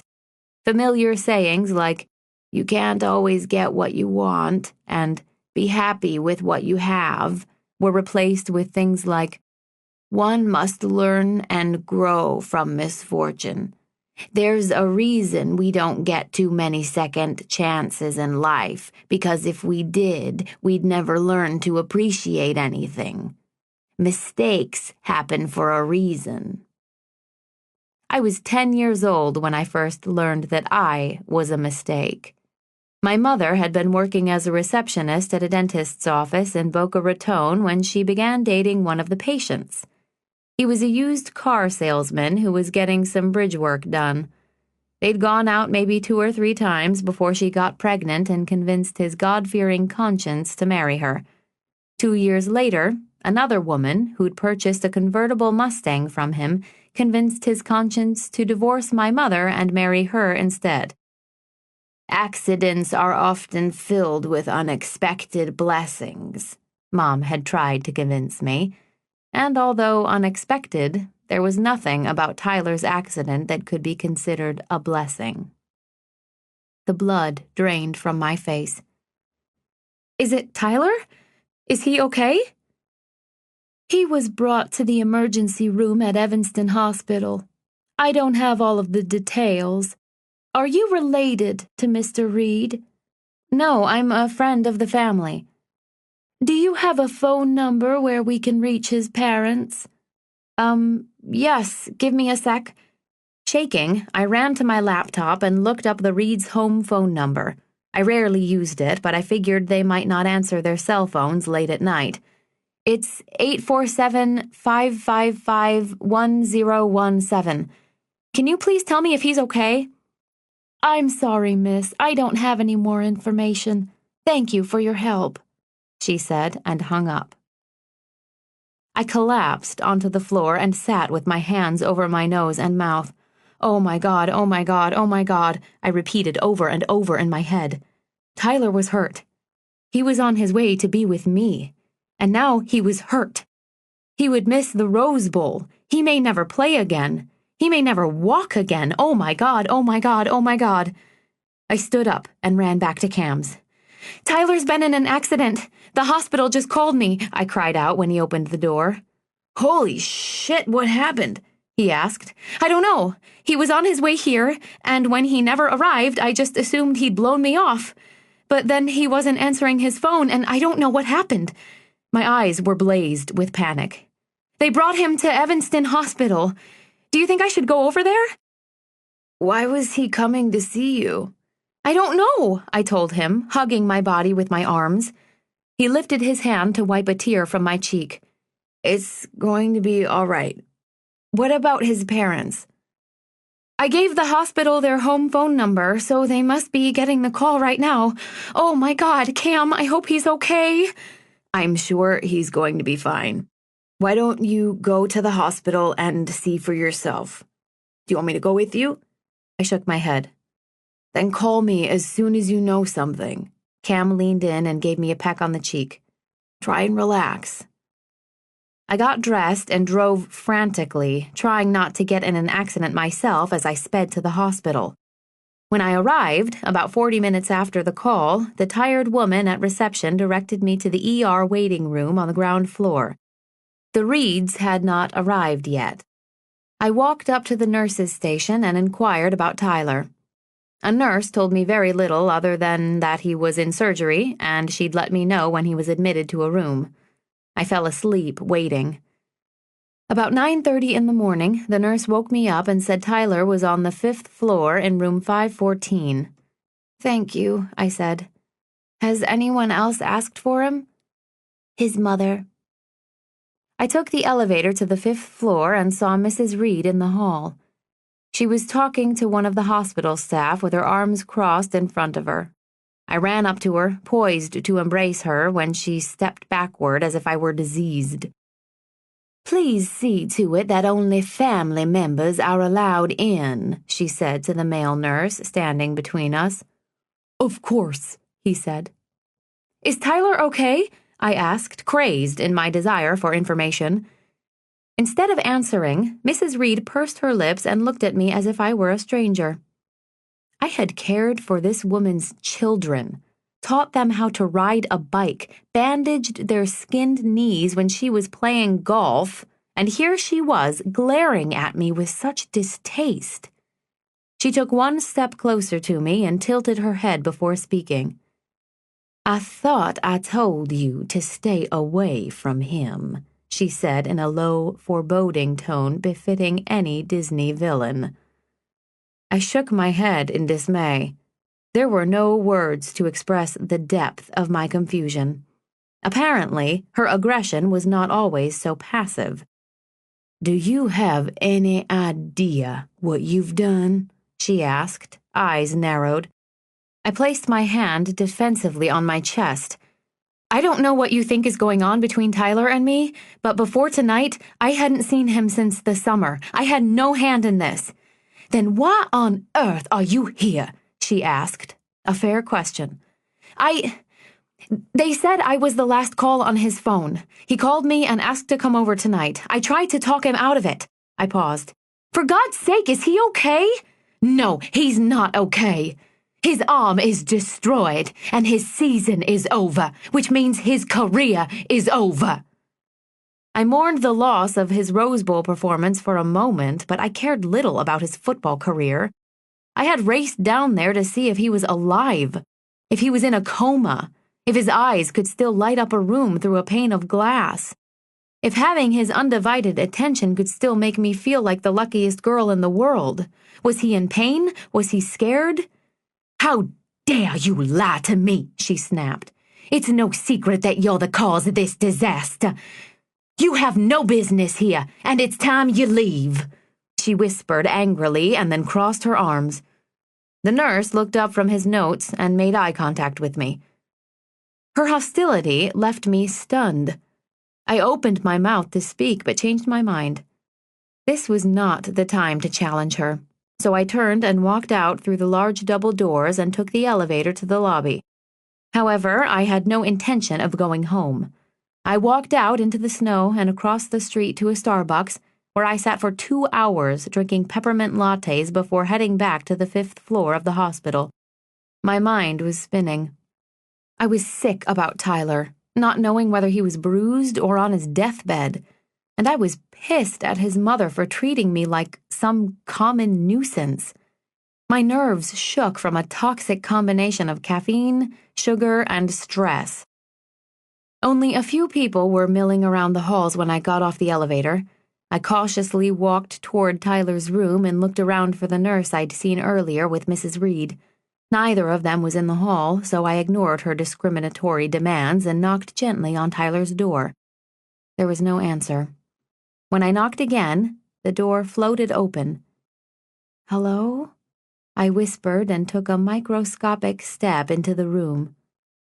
Still no answer. I looked over my shoulder into the brightly lit hallway before taking one more step forward and closing the door behind me. Tyler was alone and asleep. The top of his head was wrapped with white gauze, and his right arm, in a cast that extended from his shoulder to his hand, was elevated by a hanging noose. Not the arm, I thought. A gentle beeping noise was the only sound. Seeing him lying there brought me to tears. His face appeared so young and childlike despite his enormous frame. I sat down tentatively on the edge of an armchair in the corner of the room and folded my hands in my lap. I stared at his arm, suspended next to him, and prayed he would recover from his injuries. Gone was the confident, invincible Adonis, and in his place was a vulnerable, beat-up boy with angry parents. I sprang to his side when I heard a muffled sound come from his mouth. "Tyler!" I laughed with relief as his name crossed my lips. "Tyler, it's Chloe," I said.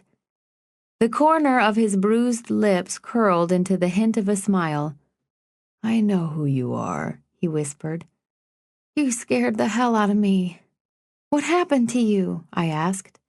He closed his eyes and said nothing, just moaned. "Should I get the nurse in here?" I asked. "Are you in pain?" "I fucked up," he said, his words barely audible.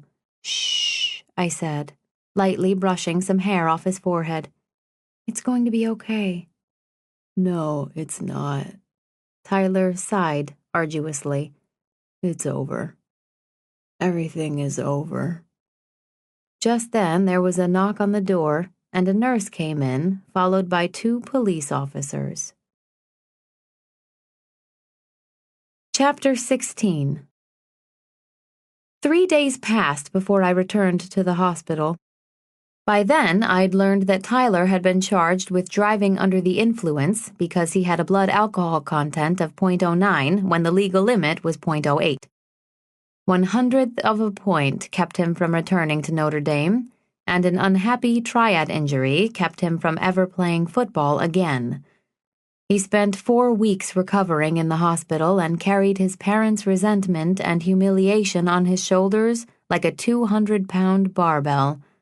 Just like his car crash, the entire course of his life changed in an instant.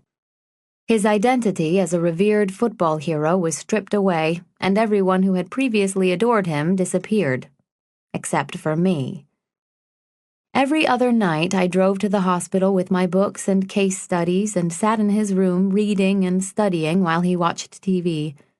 On the few occasions that his mother came to see him, I would make myself scarce. Exhausted did not begin to convey the depths of my fatigue.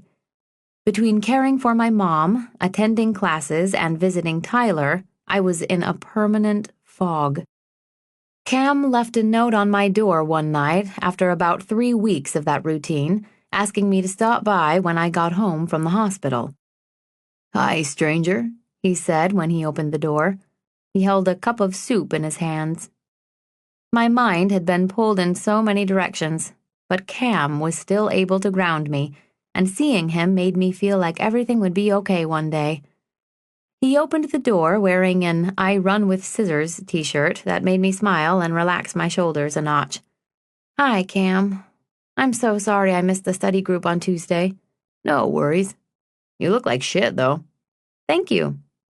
He shrugged and took a slurp of his soup. "Come on in." Cam had the only one-bedroom apartment on our floor, and he was a neat freak. Everything had its place. No small appliances were allowed to live on the countertops. No garbage was allowed to sit in the can for more than 6 hours. There wasn't so much as an errant pencil languishing on a desktop. I plopped onto his couch and put my feet up on his coffee table, a move that was discouraged yet permitted. "I'm worried about you, girl," he said. "Me? I'm fine. I thrive on drama. It's normality that really scares me. In fact, the day my mother calls me and tells me she's on her way to Talbot's before dropping off a tray of homemade 7-layer bars at a junior league luncheon is the day I jump off a bridge. Cam relaxed into a beanbag chair across from me. "You look exhausted. The circles under your eyes have circles." "Is that the best you can do?" "Okay, wait. The bags under your eyes are so big they each need their own bellman," he said. I pretended like I was yawning. Cameron tilted his head, looking concerned. "Does he appreciate you?" I knew exactly whom he meant, but before Cam asked me, I hadn't ever really stopped to think about whether he did or he didn't. I cared a great deal for Tyler, and I wanted to be with him. It was that simple. After a week in the hospital, he'd thanked me for coming and said it was the only thing he looked forward to. After 2 weeks, he'd asked me to lie with him in his bed. "Climb up here," he'd said one night about half an hour before visiting hours were over. "I'm too big to get up there with you." "Please," he said as he struggled to shift himself over to make room for me. "Stop, you're going to hurt yourself." I'll scoot my chair really close to the bed. "I want you next to me, not on the chair. Get those gorgeous legs up here now." I breathed a small sigh of defeat and carefully reclined next to him. First I sat, then I rested my body on my elbow and swung my legs up until I was barely on the edge of the bed. Tyler turned his head so that there was no more than an inch of space between our faces. "I wanted to feel you. You're so warm," he said. "Are you sure this doesn't hurt?" "I'm sure. Give me your hand." We wove our fingers together and rested our cheeks on each other. His labored breathing made me sad. "I'm so sorry this happened to you," I whispered and squeezed his hand. "Shh. It's okay." "I'm so sorry," I repeated. "I know how hard this must be for you. I can't imagine how you're able to deal with your father through all of this. And your teammates, they must be—" "Shh." Tyler let go of my hand, wrapped his arm around my shoulder, and kissed me. His lips were dry and soft, and I melted into them without moving another muscle for fear of hurting him. From that day on, I'd climb into his hospital bed, and we'd kiss once the lights were off and the nurses had finished checking on him for the night. There was nothing awkward about it. Sometimes, as we lay there half-naked, our bodies and lips pressed tightly together, Tyler would tell me how I was healing him and beg me to stay the night. I smiled at the thought of his needing me. "I think he does appreciate me," I finally said to Cam. He nodded, but his expression indicated he wasn't convinced. I knew Cam had feelings for me that went beyond friendship, but I also knew I was in love with Tyler, and I made no secret of that. He's obviously going through a rough time, but he knows how much I care about him, and it helps, I said. Although Tyler was recovering physically, the things that had defined him as a person were gone. He'd been sensationalized for his entire life and was struggling to figure out who he was without football. Granted, I was enamored with him, but after the accident, there was a part of me that wanted to build him back up and, in the process, unearth another side of him. I just don't want to see you get hurt, Cam said. Thank you for that. I mean it, Chloe. You didn't have any relationship with the guy before the accident, and now you're like his only caregiver. Or girlfriend? Or I don't know what. What does he say about it?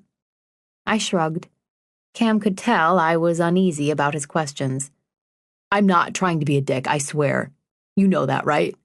I know.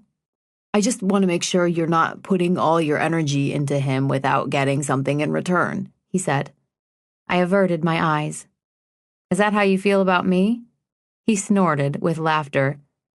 I don't put all my energy into you. I removed my feet from his table and leaned forward. If I haven't told you how much you mean to me, then I should be ashamed of myself. Having you in my life has been such a gift, and there's no way I would have survived the last few months without you. However, I might not have gained 5 pounds if it weren't for you and your penchant for stuffed crust pizzas, but it wouldn't have mattered anyway because I never would have survived. Pfft, you'd be fine with Amanda's shoulder to cry on. She and her trust fund can handle any crisis. I mean it, Cam. If you think I'm taking advantage of our friendship for 1 second, you let me know and I will fix it. Cam rolled his head and stretched his neck. I do not feel taken advantage of. I'm only looking out for you. I can tell that you want to fix him, and I just don't want your efforts to be for naught. I don't know him well enough, or at all, to say whether he deserves you or not, so all I can hope is that he appreciates how much you care for him. I really think he does, I said, trying to convince myself as well. Chapter 17. By the time my graduation from law school rolled around, Tyler and I were preparing to move in together to a condo he'd bought in the city. After our rather unusual hospital room courtship, our relationship had blossomed into the real deal. It was a happy, romantic time for us, and it wasn't long before we fell into a comfortable routine. Though my head swam night and day with constitutional law, contract law, family law, and intellectual property law, Tyler was unfailingly sweet and supportive and kept me grounded. Some nights, he'd watch sports at my apartment while I'd study with my feet resting on his lap. Other times, he'd surprise me at the law library with a chocolate shake and cheese fries. Tyler's relationship with his parents had gradually become less strained as ours grew more serious. Upon his recovery, he'd taken a job at McCutcheon Meats to appease his father, and his mother, being an expert at ignoring anything that displeased her, never brought up the past. My mother remained the same, but thankfully drama-free, and my life was on track to become more than I'd ever dared to hope for. Everyone on our floor threw a huge party after graduation, even though we all knew the real work was ahead with the bar exam looming over us. But the night of our party, we were all in great spirits and got drunk off our asses. Cam and I spent most of the evening retelling old stories that made us laugh beer out of our noses and whispering private jokes to each other one last time. Saying goodbye to school was easy. Saying goodbye to Cam was another story. I purposely messed up his apartment by dancing around and throwing empty plastic cups all over the floor just to annoy him, and he let me. We sat on the floor in the hallway with a few other friends and played poker. Cam sat across from me and sent me secret signals indicating what cards the people next to him had. We ended up winning $125 from Amanda's trust fund. The next morning, I woke up with a wicked hangover. I ran out to grab a quarter-pounder with cheese to refuel before packing up the last of my things. Tyler came by around noon to help me move and was amused to find the note he'd written me years before in Lake Geneva lying on top of a stack of papers. "Don't mess with my note," I said, as I saw him holding it. "It's proof that you want me." He placed the note back on the dresser and came over to the sink where I was standing. Then he wrapped his fingers around the base of my neck and pulled my lips to his. He lifted me off my feet and then proved how much he wanted me one last time on the floor of the kitchenette. We were lying naked amid a pile of crumbled newspaper when there was a knock at the door. "Shit," I said and scrambled to get my clothes back on. "One sec," I yelled at the door. Tyler grabbed my ass as I was getting dressed and made very little effort to pull his pants up. The woodpecker tapping began when I took too long, and Cam was leaning against the doorframe when I finally opened it. "Am I interrupting something?" he asked before looking past me and realizing that he was. Tyler walked past us with 2 large boxes in his arms. "Sup, Cam?" "Could use a hand, too," Cam yelled after him. I threw my hair back up into a ponytail. "You want to come in? There's actually room to sit now that Tyler's here to help." No, I just wanted to say goodbye," he said. "I thought you were leaving Friday. You're not even packed." Cameron fished a small box out of his jeans pocket and offered it to me. "Tic-tac?" "I'm good." He popped 2 mints in his mouth and began sucking and talking simultaneously. "I'm going to New York to visit a friend, then coming back and packing up this weekend.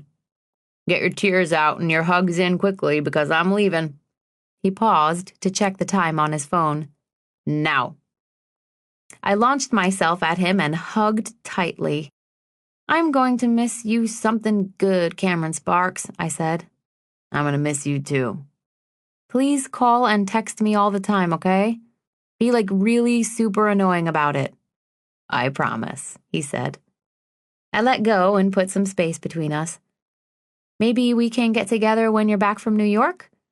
I can help you pack up your stuff." "Sure, I'll give you a call." We stood there, suddenly awkwardly distant, as though the 3 years we'd lived and breathed each other every day had never happened. I leaned in and gave him one last squeeze and then pulled away. I didn't want to let go of him and was surprised by how sad I was. "You're cute," I said. "I know." Chapter 18. Studying for the bar exam was like training for the Olympics, only there was just one medal: gold. You either passed or you didn't. No second place, no consolation prize, and in my case, no job unless I passed.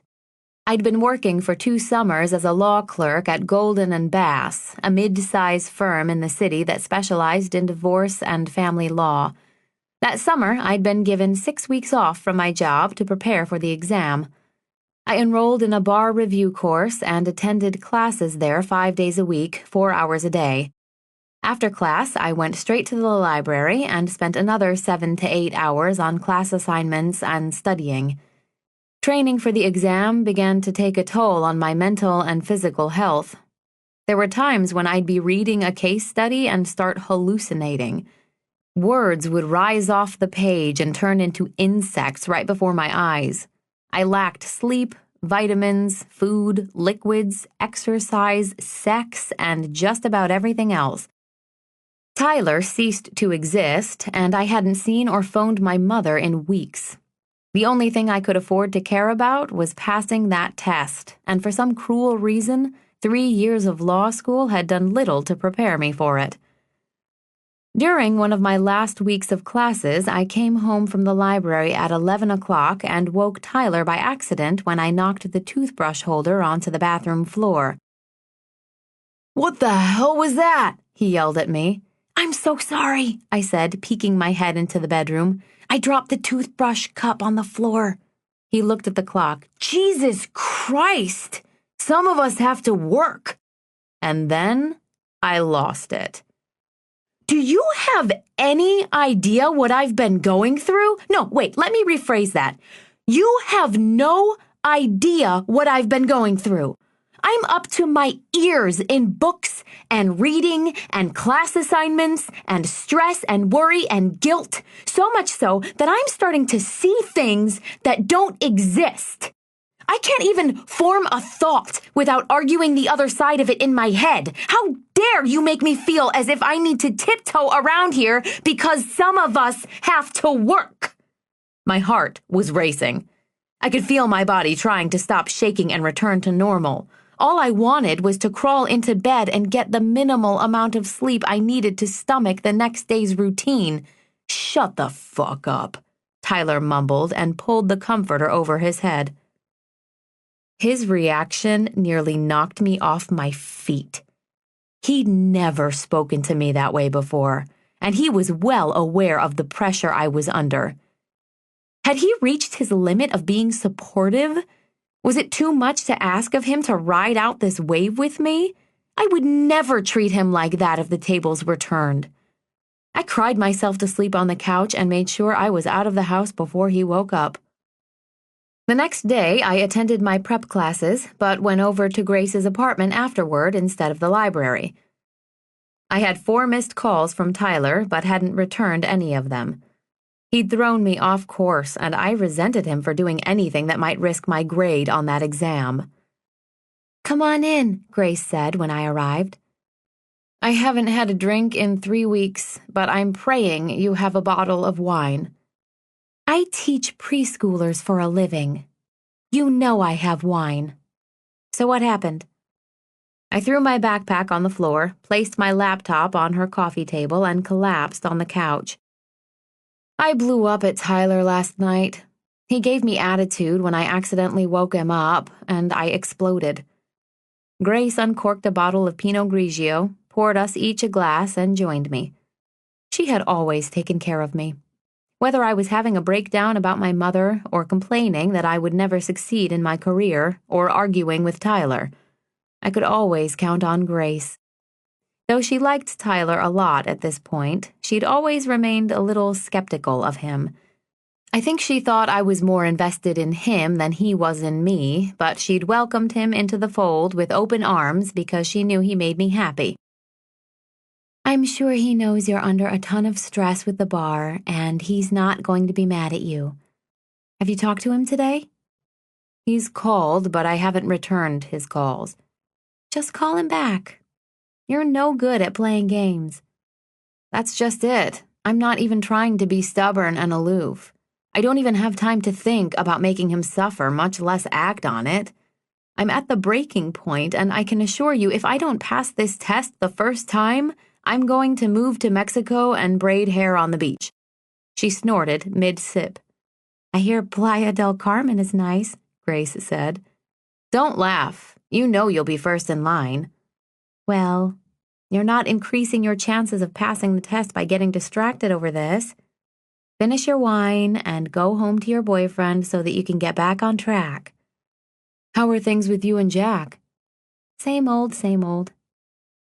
Grace and Jack had been dating since well before I'd started law school. On the one hand, he was a respected young dentist who was due to take over his father's successful practice one day. On the other, he was the perennial child. He'd had the same group of friends since kindergarten, and as much as he loved Grace, he loved sports more. Watching sports, playing sports, talking about sports, thinking about watching and playing sports. He was about as interested in getting married as she was in playing fantasy baseball. But she wanted a family one day, as did I. Sometimes we'd split a bottle of wine and imagine our picture-perfect lives together, as neighbors in Glenview, with our kids running back and forth, splashing through the sprinklers while we barbecued and sipped sangria in the backyard. Only then I'd remind her that I'd be at work most nights until 10 o'clock, frantically begging her via texts to relieve my sitter and watch my kids for a few hours until Tyler or I could get home. "He'll come around, Grace. and soon enough you'll be picking his dirty underwear up off the floor, wishing you were still single and living in the city, listening to me bitch all night over a bottle of wine, I said. I got home around 7 o'clock. Tyler opened the door as I was fishing for my keys. Come here, he said, and held out his arms.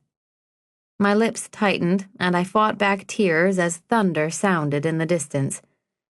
He pulled me close to his chest. My body convulsed with exhaustion, pressure, worry, fear, and self-doubt. Then I began to cry. Tyler rubbed my back, wiped my tears, then pulled away and led me to the kitchen, where he had prepared dinner. Don't ignore my calls. At least let me know you're okay, he said to me. Fair enough. He pulled a tray of lasagna out of the oven, one that his mother had brought when she'd visited our apartment the first and only time. In addition to a homemade lasagna, she'd brought a 6-pack of paper towels, some nuts, for guests, she instructed, a glass bowl to put said nuts in, 4 martini glasses that were hand-painted in pink and green leopard print, and a tiny cardboard box with scented soaps perched on a small pile of hay. I made the lasagna and picked up a salad, he said. Fancy. Thought you'd be impressed, Tyler said, spooning 2 servings onto plates. It looks amazing, Ty, thank you, I said and embraced him from behind. He placed the spoon down and turned around, clutching me like we'd been apart for days, and kissed the top of my head. I'm starving, I announced. Have a seat. I'll bring everything over, he said as he uncorked a bottle of wine. We didn't own a table and chairs yet, so I took a seat on one of the 2 stools at the island that separated the kitchen from the family room. Tyler grabbed the 2 glasses of wine and joined me. He looked tired and beat up. I knew he still missed having a passion for something. Whether football had been his true passion or not, he'd been committed to the game and accustomed to its accolades. It was hard for Tyler to live without praise and adoration once he'd gotten used to having them around. The drudgery of answering emails and dealing with disgruntled customers was no comparison to the glory days of performing your work in front of bleachers packed with cheering fans. A toast to you, he said, raising his glass. The most beautiful and intriguing woman I've ever known. All that I know about happiness, you have taught me, and everything good in my life can be traced back to you. I know I act like a complete thug most of the time, but I really don't know where I'd be right now without your support. I love you, Chloe. He rendered me speechless for a moment. Tyler was a man of few emotions, who mostly repressed his feelings like dirty secrets. The look on my face went from pleased to elated in an instant. I love you too, I said, and leaned in to kiss him. Tyler was, and always would be, a bit of an anomaly to me. One night he's snapping at me, and the next he's professing his love over a semi-home-cooked meal with words I've never heard from him before. As much as he praised me for making him happy, deep down I still questioned whether he was capable of loving me as much as I loved him. But that night, I simply basked in his kind words. It was exactly what I needed. Only a couple weeks left until the big test, he said, and began to eat. You'll have me back in no time. I'm fine, Chloe. Don't let this asshole get in your way. I won't, I said and smiled. How's work been? He took 2 bites of his pasta before answering. It's a job. Have you ever thought about what else you'd like to do? I asked. I'm fine where I am. No, you're not. I know you hate working at McCutcheon, and there's no reason you have to stay there. As soon as the bar exam is over, I'll be back to work and making enough money to pay the bills around here. You can take some time and look for something else. I have every reason to stay there. My grandfather would be disappointed, and my father would kill me if I left, to name 2. Your father hasn't bothered to reach out to you in 3 months, I said. I know you're miserable there, and I know you could be great at something else. You need to figure out what's going to make you happy and go after it.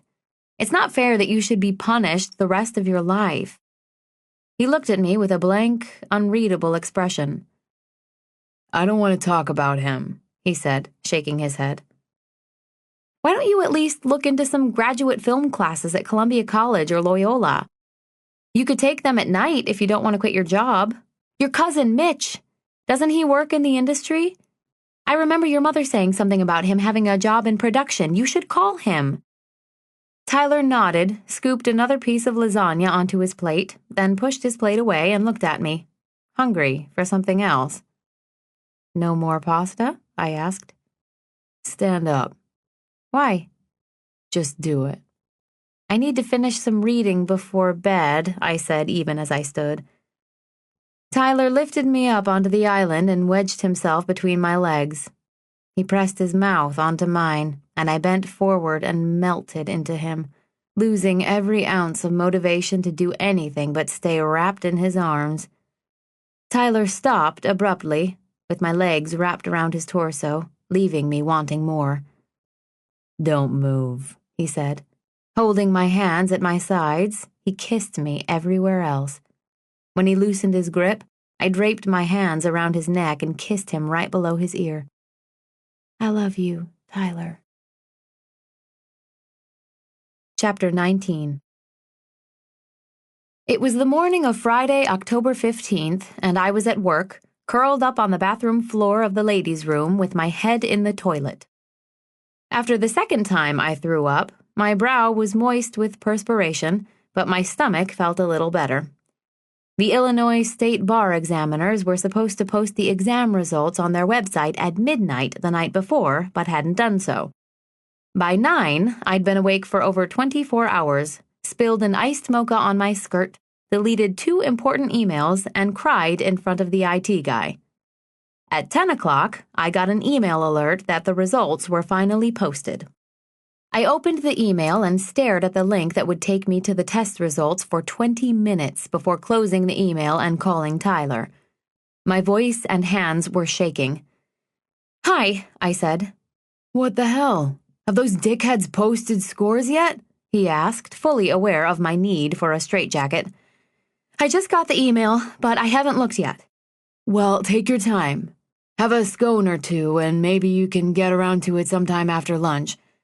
I cracked open a bottle of water and took a sip in order to tame the nausea while my head pounded like the inside of a bass drum.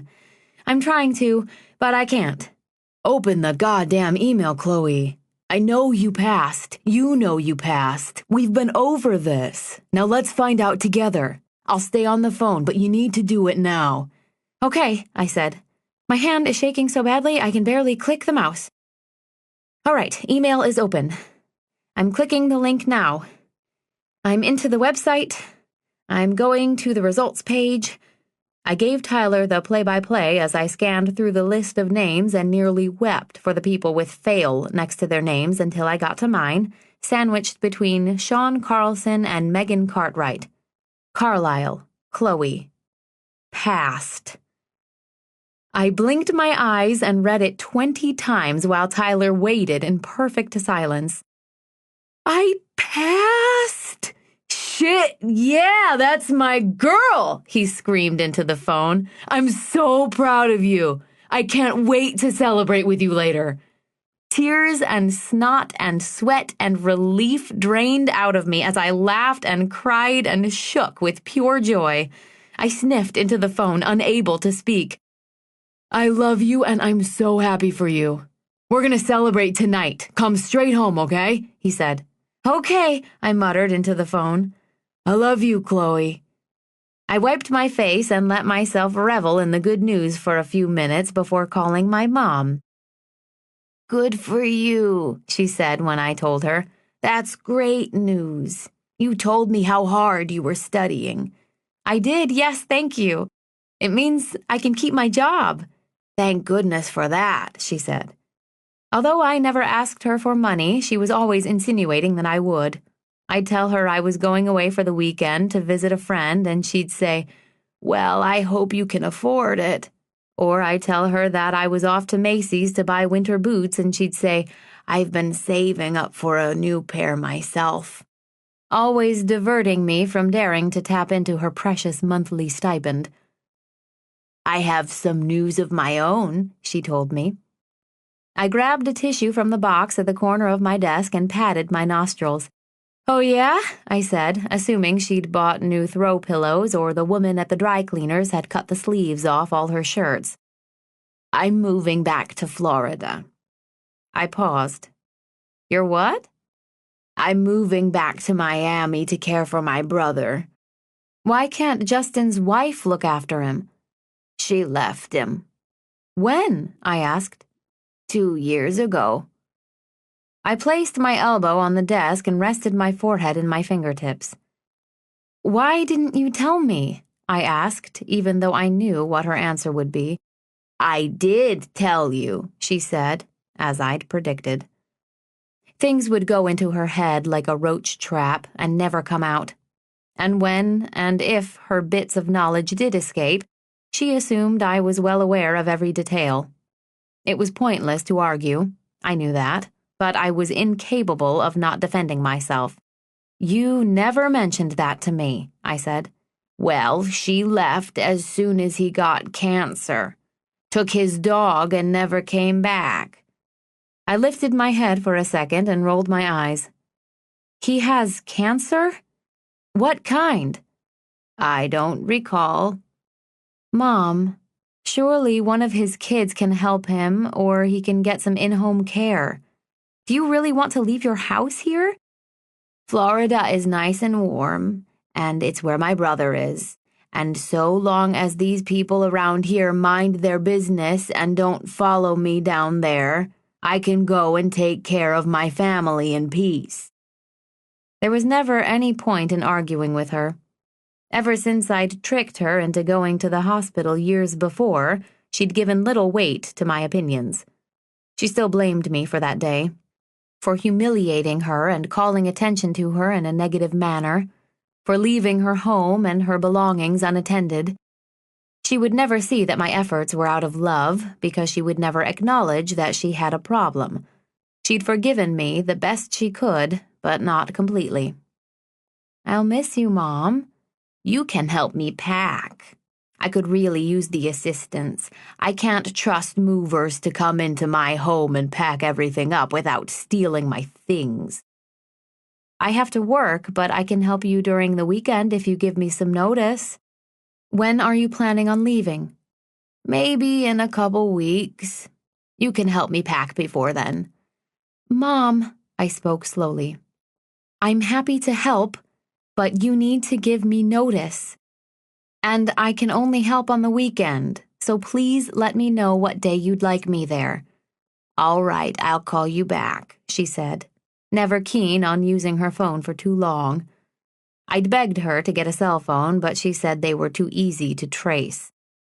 I hung up with my mom and suppressed any thoughts regarding my obligations to her and whether this move was a good idea, something I'd become quite adept at. My boss's office was a floor below me, so I took the elevator down to his office and knocked on his door. My job at Golden and Bass was contingent on my passing the bar, so I was eager to give him the good news. "Congratulations," he said. "Thanks, Ron." "I know what a load of stress that takes off your shoulders." "Ah, you have no idea. Well, I mean, obviously you have some idea." "Yes, I feel like a new person," I said, beaming. "Be sure and let HR know so that we can set you up with permanent employment here. I assume you're interested in staying." I laughed. I'd been working at Golden and Bass for 3 summers by then, and the job market was vicious. Thousands of people standing in line for the same chance, the same handout, the same opportunity to hone their craft. And if you got out of line for any reason, there was someone behind you waiting to take your spot in an instant. Need to pee? Better hold it. Need to sleep? You're weak. Need to spend time with your family? Well, there's a singleton in line with no family who will work for less. I'm very interested in staying, yes. "We're lucky to have you on board. We'll put together a formal job offer for you and get you all set up." "Thank you," I said and returned to my desk. I breathed easier and stood straighter. My stomach, which had plagued me for months with nausea, cramping, and stabbing side pains, had finally settled. There were 2 texts from Tyler when I got back to my desk. I love you. Come straight home after work. I placed the phone in my purse and looked blissfully around the office. Behind me were the familiar sounds of phones ringing, faxes coming through, fingers pecking at keyboards, the sounds of freedom. The sky was black at 7 o'clock when I left the office and headed home. Tyler had insisted we celebrate regardless of the exam results, only I can't imagine that I would have gone along with his plan had I failed.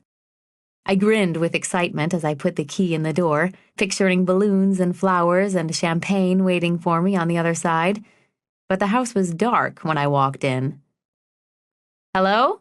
I said, thinking Tyler and Grace and a gaggle of friends were hiding somewhere to surprise and scare the shit out of me. A few more steps. "Hello? Tyler?" I set my computer case on the floor, put my hands on my hips, and tried to decipher the emptiness before walking toward the kitchen, which was the only illuminated room in the apartment. As I approached, I noticed the desk lamp from our bedroom was sitting on top of the island, shining its light on a wooden box with a heart engraved on the top. I looked at it curiously and smiled. I flipped the wall switch and turned on the overhead lights. I took the box in my hands and opened it.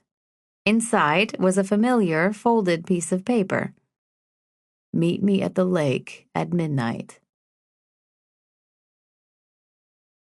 Chapter 20.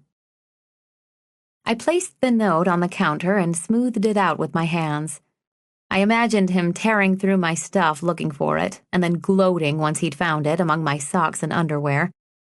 That piece of paper represented the very start of our relationship, and was my first glimpse into Tyler's affection for me. Just then, I noticed another piece of paper stuck to the fridge with a magnet from a local realtor that read, "Do what it says." I stood, perplexed. Was he at his parents' lake house in Wisconsin? I grabbed my cell to call him, but hesitated. If he had some sort of surprise planned, I didn't want to ruin his fun.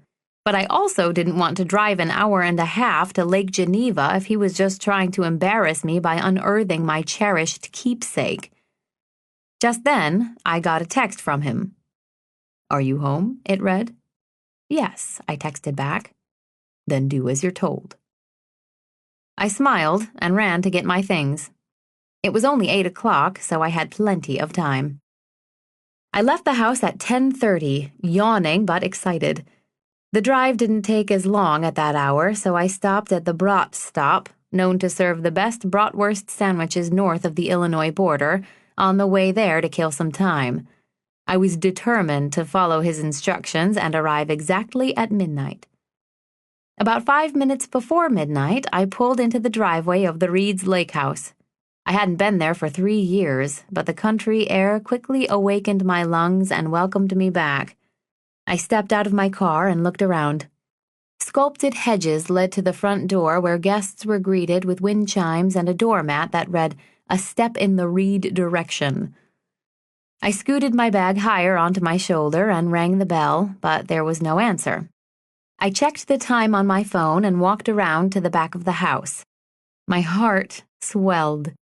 The dock was glowing with lanterns, and Tyler was standing at the edge of it.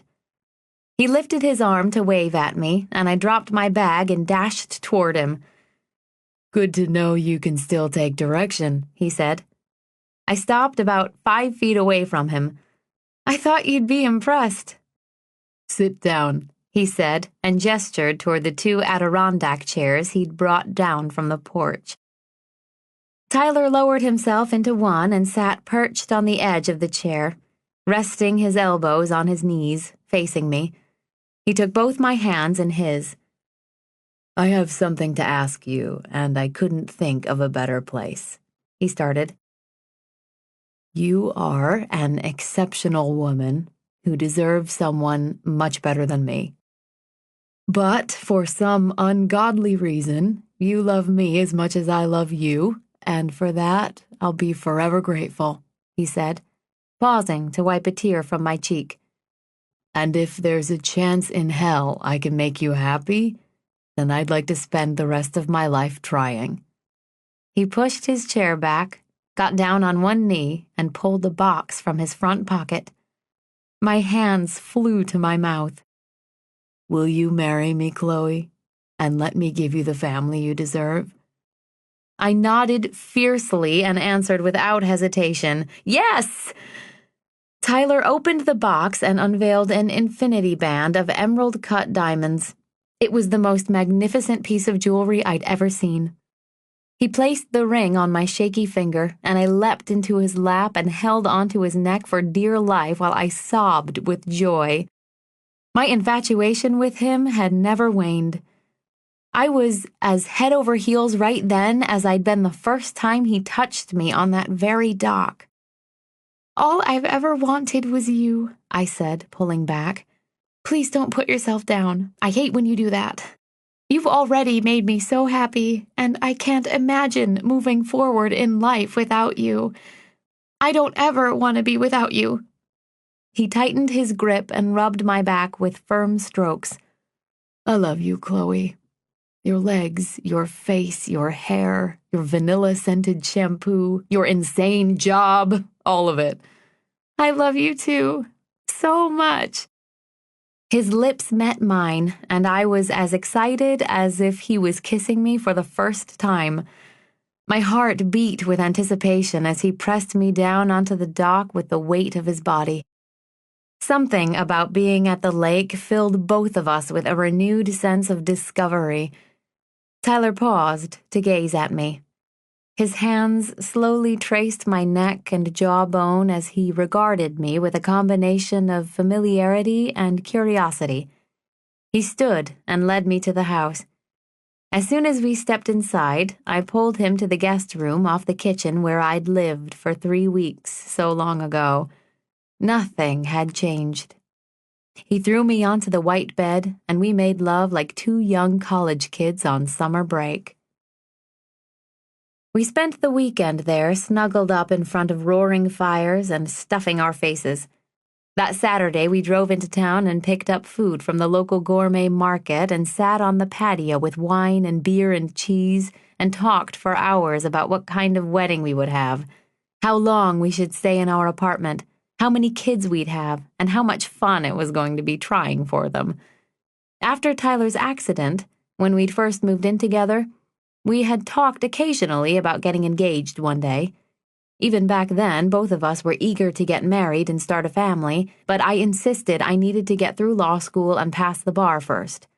Tyler had also wanted to feel more settled in his own career before getting married. It killed me to think he still felt trapped and unhappy with his job. His already strained relationship with his father had taken yet another hit when he'd broached the subject of switching jobs with him recently. He wanted to go to film school and get into commercial production like his cousin Mitch, but Tyler's father was insistent on his going to business school and reviving his grandfather's meat-packing business. I used our time at the lake that weekend to encourage him to talk to his dad again. Dr. Reed had controlled Tyler's life for as long as he could remember, and defying his parents was nearly impossible for him. Their love was always conditional, something he'd begun to realize after the accident. It was difficult for me to watch him vie for his parents' respect at the age of 26. It reminded me of the days when I babysat Sammy and Sarah, and they would write stories or make drawings and try to goad their parents away from their cell phones for even a moment to show them their accomplishments. "Mommy is going to love this one," Sarah would say to me, adding extra red glitter to every creation because it was her mom's favorite color. "Maybe she'll put this one up in her office?" she'd hope.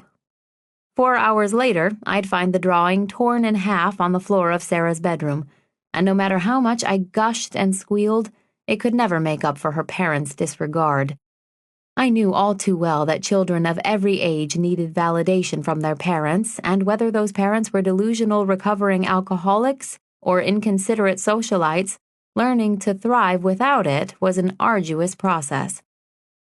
Sunday night, our last night at the lake, We sat on the dock, wrapped in blankets. "I really think you should talk to your dad again," I said. "I know you do." "I'm not trying to be annoying, but if you're unhappy, then I'm unhappy." "And I know you want me to be happy, right?" I teased. Tyler leaned forward and kissed me. "Very much so." Chapter 21. Tyler and I were married the following summer on that very dock. It was a small ceremony with 50 guests, including Grace and Jack and her parents, Tyler's extended family, and a few friends.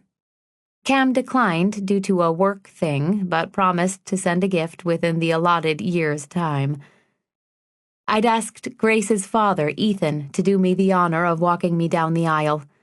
A large, handsome man who adored his wife and his family and represented everything I ever hoped for in a husband. He was the embodiment of honesty and integrity. I wished my mother could have been there, but she'd insisted on staying in Miami. She assured me that she would have loved to come, but that the authorities would most certainly be waiting to ambush her at the airport. She'd moved into an assisted living facility in Florida where she employed a woman named Vivian to come in once a day to help with minor chores and errands. She refused to leave her house other than to check on her brother, who was being treated at a nearby hospital. I'd been down there only once to visit her since the move. We'd sat in her apartment for 2 days, watching television and eating takeout because she wouldn't let me take her to a restaurant. I'd sent her an invitation to the wedding and offered to send her a plane ticket, but she was unwavering in her decision to stay put. She did, however, send me a white cotton cardigan from Dillard's. The ceremony was held at the base of the Reed's Hill, overlooking the lake, and the reception took place at the Grand Geneva Resort, where we were staying for the weekend, along with many of the guests. Tyler's mom had been reticent to let us use the house for any of the festivities without her input, so my wedding had quickly become her wedding. "We wouldn't want our guests in the direct heat, would we?" she asked and insisted on handing out parasols to everyone when they arrived. She'd ask me questions as if my opinion carried any weight, but in reality, every question was simply a declaration of the only opinion that mattered. Hers. "You don't really want to serve ranch dressing with the crudité, do you? You're not going to wear flip-flops on your wedding day, are you? Bless your heart, you didn't really think wildflowers were fit for a bridal bouquet, did you?" I nodded and bit my tongue for most of it.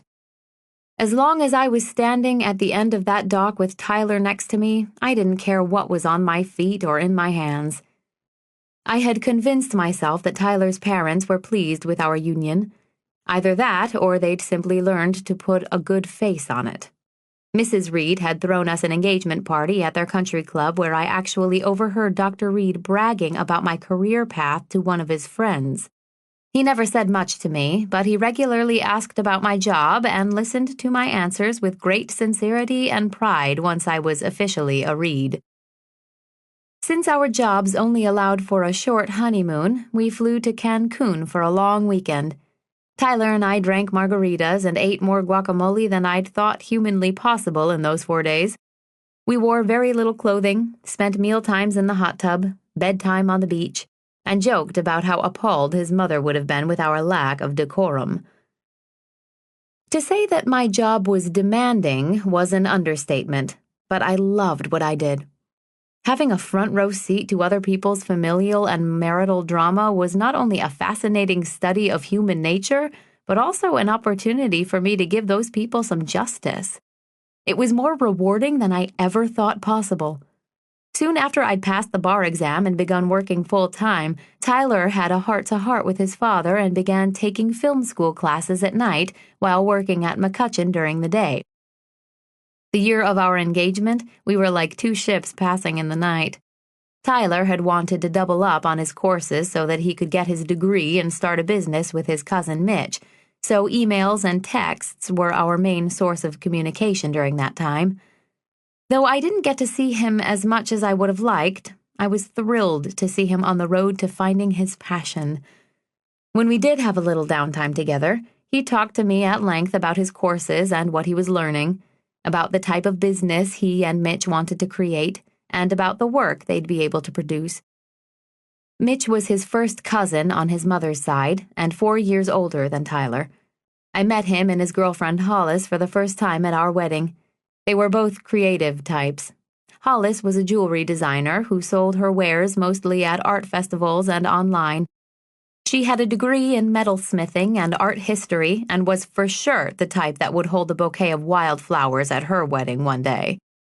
Mitch worked as a production designer and graphic artist for an ad agency in Chicago and was eager to get Tyler up to speed so that they could go off on their own. That fall, after our wedding, Tyler finally quit his job at McCutcheon Meats, and he and Mitch opened their own commercial production company called It's All Relative. Mitch got a loan from the bank, Tyler used some money from our wedding, and I invested $10,000 from my personal savings account. His parents made no secret of what a bad idea they thought it was, but since Dixie Reed cared more about appearances than anything else, Tyler soon became the most celebrated and accomplished commercial director in the Midwest whenever she spoke of him. If all else failed, he had her counterfeit praise to fall back on. The first 2 years of our marriage came with the typical challenges and rewards. We argued over what kind of dining room table to buy, and then made love on top of it once it arrived. We fought over who should do the grocery shopping, and then fed each other Chinese takeout at midnight. We worked too hard, too long, too late, and slept until noon on Saturdays, bickering over which one of us should do a Starbucks run. I excelled at work and began to make a name for myself in my field. I built my client list, won all but 2 of my cases, and had referrals coming in from all over the state. It's All Relative began to grow its client base as well, and went from 4 employees to 24 in the course of 8 months. We stayed in our apartment in the city for as long as we could stand it, but soon began itching for a bigger place. I had doubled my salary and wanted us to start a family and own a home in the suburbs. We'd talked often over the years about what kind of parents we'd be. "I'll be the disciplinarian," I'd say. Tyler rolled his eyes. "The second they thrust their bottom lips out, you'll burst into tears and give them whatever they want." I nodded slightly. I do hate it when kids cry. But you're going to be a pushover too. I'm sure of it, especially if it's a little girl. "So then I'll have 2 girls running around me in my own house?" "Damn straight." "You're right. We do need a bigger place." Tyler would be the fun dad who'd wrestle his kids and tickle them until they couldn't breathe. The type that would volunteer for every coaching opportunity available to him, but not badger his kids like his own father had. I knew he was eager to be a good, attentive father, and even more so to have a son. We were both excited for the opportunity to prove to ourselves that we knew what good parenting looked like, despite our lack of examples. So the week before my 29th birthday, we moved out of our apartment in the city, right back to where we'd come from, into a 4-bedroom Cape Cod in Glenview. We hired painters and hung drapes, shopped for new furniture and towels.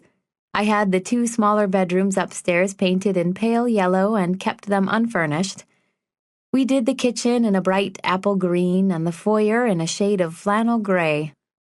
I bought new hand towels for the guest bathroom on the 1st floor, and we finally found a place for some of our more unwieldy wedding gifts, such as the crepe maker and 8-piece fondue pot. Anytime I'd run to the grocery store, I'd come home with flowers and fill vases in every room. It was a small gesture, but allowed me to create the dream home I'd never had growing up. By Christmas time, we were settled in and decided to host a small holiday housewarming dinner. We invited Tyler's parents, Grace's parents, Mitch and Hollis, my paralegal Robert and his wife Madison, and of course Grace and Jack, who'd married a year after Tyler and me.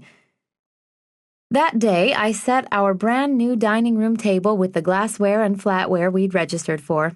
I made my first beef tenderloin, and Grace's mom, ever so thoughtful, brought 2 side dishes so that I wouldn't feel overwhelmed in the kitchen. I tore up loaves of sourdough bread and put them in a basket next to a dish with room-temperature butter. I lit candles in a pair of tall silver candlesticks that had been a wedding gift from one of Dr. Reed's colleagues. It was the most elegant party I'd ever hosted, and I was pretty damn proud of myself. The evening went off without a hitch. That is, until Mrs. Reed had too much to drink. "Oh, my stars, beef tenderloin, aren't you ambitious?" she said, taking a bite. "You know that Williams-Sonoma offers a cooking class on all the basics. Wouldn't that be fun for you?" Grace lifted her napkin to her mouth to hide her smile. "My schedule is a little demanding, but that does sound fun," I said. "And Chloe, dear, the color in the kitchen is such an interesting choice. It looks very fresh, but I would have thought it better for a bathroom. You must really like green." "I guess I do," I said. "It is very fresh." She rested her utensils on her plate and folded her hands in her lap. "I have a copy of the Better Homes and Gardens color guide that I'll bring over. It's no trouble at all," she continued. "Also, I saw the most lovely bedroom set at Ethan Allen. It's their Quincy collection and would look wonderful upstairs." "We have a bed, Mom," Tyler said without looking up from his plate. "Very well, but you can't be sitting on that old Davenport in the family room. I saw one with the most gorgeous floral print that I'll have sent over next Thursday. A proper floral print will look perfect under your front window." I kicked Tyler on the shin under the table, but he said nothing. Grace's mom, Sydney, looked at me with wide eyes like she was finally starting to understand what I'd been telling her about Dixie Reed all these years. "That's very generous of you, but not I started to say. "And I've ordered you a subscription to Southern Living magazine," Mrs. Reed interjected before delicately patting her mouth with the linen napkin. "Tyler, dear, did you hear that Sadie recently married and moved into the most elegant 3-story colonial up in Lake Forest? Her whole front drive is lined with magnolia trees. You're not too far from each other now." "Excuse me," I said and pushed my chair away from the table. "I'm going to get dessert ready." Grace followed and found me tossing things into the kitchen sink. She placed a hand on my shoulder. "She's awful. Don't let her get to you." I turned to face her. "Seriously, Grace? Have you ever seen someone behave that way? And I don't know if Tyler is oblivious to it or if he just doesn't give a shit, but he should be defending me in there. I'm sure he's just used to the way she is and has trained himself to ignore anything and everything that comes out of her mouth. I literally drove 40 minutes out of my way to pick up Dr. Reed's favorite lemon tart. I'm just waiting for her to announce that she read an article in Newsweek about how citrus fruits are loaded with pore-clogging toxins. Shh, Grace laughed. Do as Tyler does and just ignore her. I sighed and returned to the table with some more bread. Despite what Dixie Reed thought of the house, I loved it more than anything in the world. It represented so much to me. Everything I'd worked for, time I'd sacrificed away from Tyler, a sense of normalcy. It was a place unlike anything I'd ever dared to imagine for myself, and would eventually hold everything that was precious to me. The layout was open and warm. The doorbell chimed instead of buzzed. There was even a wraparound porch and swing set in the backyard that we had asked the previous owners to leave behind when we purchased the home. All it needed was a baby. But a year later, those swings were still empty. Chapter 22. Tyler and I began our quest for a child like everyone else. As soon as we were married, I went off the pill and we had sex. Lots of it. We were newlyweds, still eager to grope each other in cabs and French kiss at restaurants, and having spent the last few years doing everything I could to prevent myself from getting pregnant, I figured it would happen as soon as I threw out the birth control. I mean, my mother had spent an entire decade of my youth telling me how easily it could happen and how to avoid it. Surely, once I was unprotected, I would get pregnant with little or no effort. Not so much. For a while, I was content to be busy with work and convinced myself that it would happen when it happened.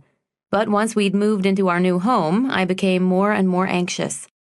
That swing set became a daily reminder of my childless state, and I was fielding relentless questions from people asking when Tyler and I were starting a family. I spent hours online reading blogs and seeking advice from other women experiencing their own tribulations with infertility. I equally stalked and avoided friends on Facebook, amazed at how many of them were either pregnant or had just given birth. Newborns and pregnant women were suddenly popping up all around me and taunting me at every turn, pointing at me and playing on my insecurities and fears like schoolyard bullies. And then Grace announced she was pregnant, further exasperating my self-pity. I had never noticed how many pregnant women there were before. Worse was when women would complain about being pregnant. One day, I was in the ladies' room at work, and the receptionist from the third floor waddled in and chatted me up as I was washing my hands. "Ugh," she sighed. "If I have to pee one more time this morning, I'm going to scream." I pursed my lips into a half smile. "And my ankles are killing me. I can hardly walk." I grabbed a white tri-fold paper towel from the dispenser and dried my hands. "I'm sure it'll all be worth it." "Yeah, right. Soon I'll have 3 brats refusing to listen to me." She laughed heartily. I walked out of that bathroom without a word and into the one just below it on the second floor. I sat in a stall and cried. I hated feeling sorry for myself, and I hated being jealous even more. I had spent my entire life accepting the hand I'd been dealt and teaching myself the skills that were necessary to change things. But there I was, given a situation that I couldn't study for, negotiate with, or purchase. Tyler would do his best to try to convince me to be patient, to remind me that it would happen for us when the time was right, but he wasn't nearly as anxious as I was. So after 5 months of officially trying and being disappointed every time my period arrived, much like a surprise visit from my mother-in-law, I sought help from my gynecologist. "I have a what?" I asked Dr. Leonard. "You have a uterine abnormality," he told me. "It's quite common, really, and varies among women. Yours is shaped more like a T than the typical pear shape." I shook my head. His words were clearly spoken, but made little sense to me. All I heard was, "In addition to your size 10 shoes, you have a strange uterus. Basically, you're kind of freakish. You're abnormal. I'm sorry to be the one to tell you." What exactly does a T-shaped uterus mean? Is that why I'm having so much trouble getting pregnant? I asked him. Will I be able to get pregnant? Generally speaking, uterine abnormalities don't affect your ability to become pregnant and give birth. However, it may be more difficult for you to carry the baby for the full 9 months of pregnancy. It's really hard to say at this point. I pondered his explanation, but couldn't worry about carrying a child before I actually conceived one. This is going to sound stupid, but is there anything else I should be doing to get pregnant other than having sex? I asked. He smiled at me and my T-shaped uterus. I've tried using ovulation kits once or twice and lying with my feet elevated after sex, I continued. Little did he know I'd nearly perfected my post-intercourse headstand. You can always try artificial insemination if you're feeling discouraged. And with that suggestion, our mission began, and our fun newlywed sex ended. Over the course of a year, Tyler and I tried 4 artificial inseminations, during which time I became addicted to pregnancy kits. My doctor had warned me not to use them, insisting that the results would be skewed, but I was obsessed. The insemination process consisted of me sitting on the examination table waiting for Jose, the lab technician, to roll in the ultrasound machine, which was basically a dildo with a camera. By law, Jose was not allowed to insert it inside of me, so I was left to do the task myself, with Jose cheering me on. Once the wand was in position, my body would tense up like a cat being forced to wear a sweater.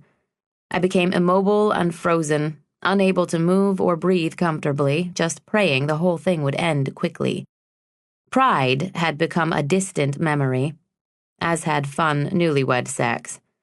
Even as a young girl, I had always been modest, never one to flaunt my cleavage or wear short skirts to accentuate my long legs. Yet there I was, at the ripe old age of 29, with my legs spread and my crotch on display for anyone with a white lab coat. Once the condom-covered magic wand was inside me, Jose would begin his hunt through my ovaries, looking for those golden eggs. He needed to confirm I was producing enough, and that they were big enough to do the job. After confirming my eggs were good to go, the technician would get them gussied up for their date with Tyler's sperm. That same day, Tyler would also have had to go to the clinic and leave his deposit. As embarrassing as the procedures I had to endure were, I'm not sure there's anything more humiliating for a man than walking past a crowd of people and into a room to leave a sperm sample. "Good luck, honey," I'd say, giving him a thumbs up. I hope this kid appreciates my hard work, Tyler would joke. "We'll make sure they know how much effort went into their conception." Maybe we should leave the porn out of it, he said. Agreed. Once Tyler did his job, a nurse would take Tyler's sperm, wash them in the spin cycle, give them each a spritz of cologne and a tequila shot, and then load them into the turkey baster that would eventually be inserted into my waiting vagina. So this was how babies were made. After Tyler's sperm were inside me, the nurses would instruct us to have sex the next day in case there were any drunk, lazy sperm that didn't feel like cooperating. After each insemination, I bought pregnancy kits by the cartonful and had them hidden everywhere in the house. I was willing to pee on anything that would give me the results I was looking for. My moods swung wildly, but the one thing I could count on was getting my period each month, and losing hope every time. During this time, Grace gave birth to a beautiful little girl named Francesca. I planned her baby shower and hosted it at my home. While she sat and opened gifts, my heart broke with every little bib and pink layette she held up in the air for a picture. Grace and I had always talked about starting a playgroup and how our kids would be best friends, just like we were. Only by then, I was a year behind. Although Tyler and I had both been tested for every possible thing that might be preventing us from having a child, the doctors had found nothing concrete and simply labeled our problem as unknown. He was as supportive as he could be, but I knew it frustrated him to see me upset and have his manhood questioned. And while he'd told me repeatedly that he was fine with all of the doctor's visits and procedures, I would occasionally catch him sighing and rolling his eyes when I'd mention some new test we had to endure. There was really no way to sugarcoat the fact that he had to masturbate in the doctor's office while everyone outside knew what he was doing. So aware that they were basically waiting to greet him as he exited the room, semen sample in hand. He and I had laughed about it at first, and he'd tried so hard to pretend it wasn't humiliating.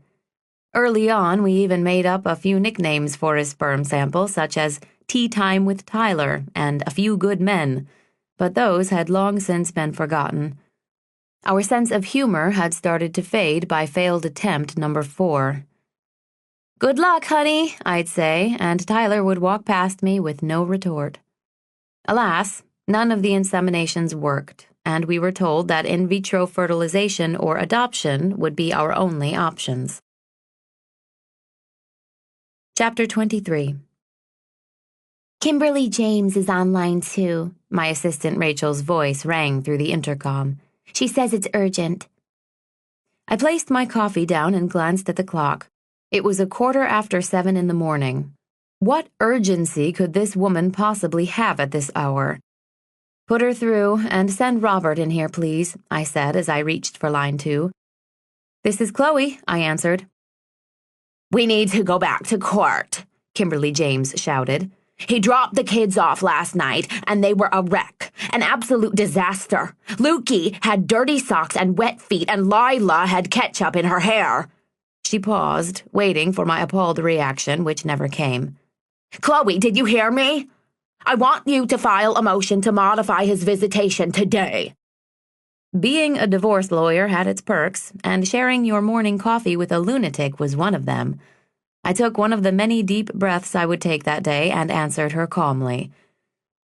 I'm not going to file a motion to modify or terminate visitation just because your kids came home with dirty socks.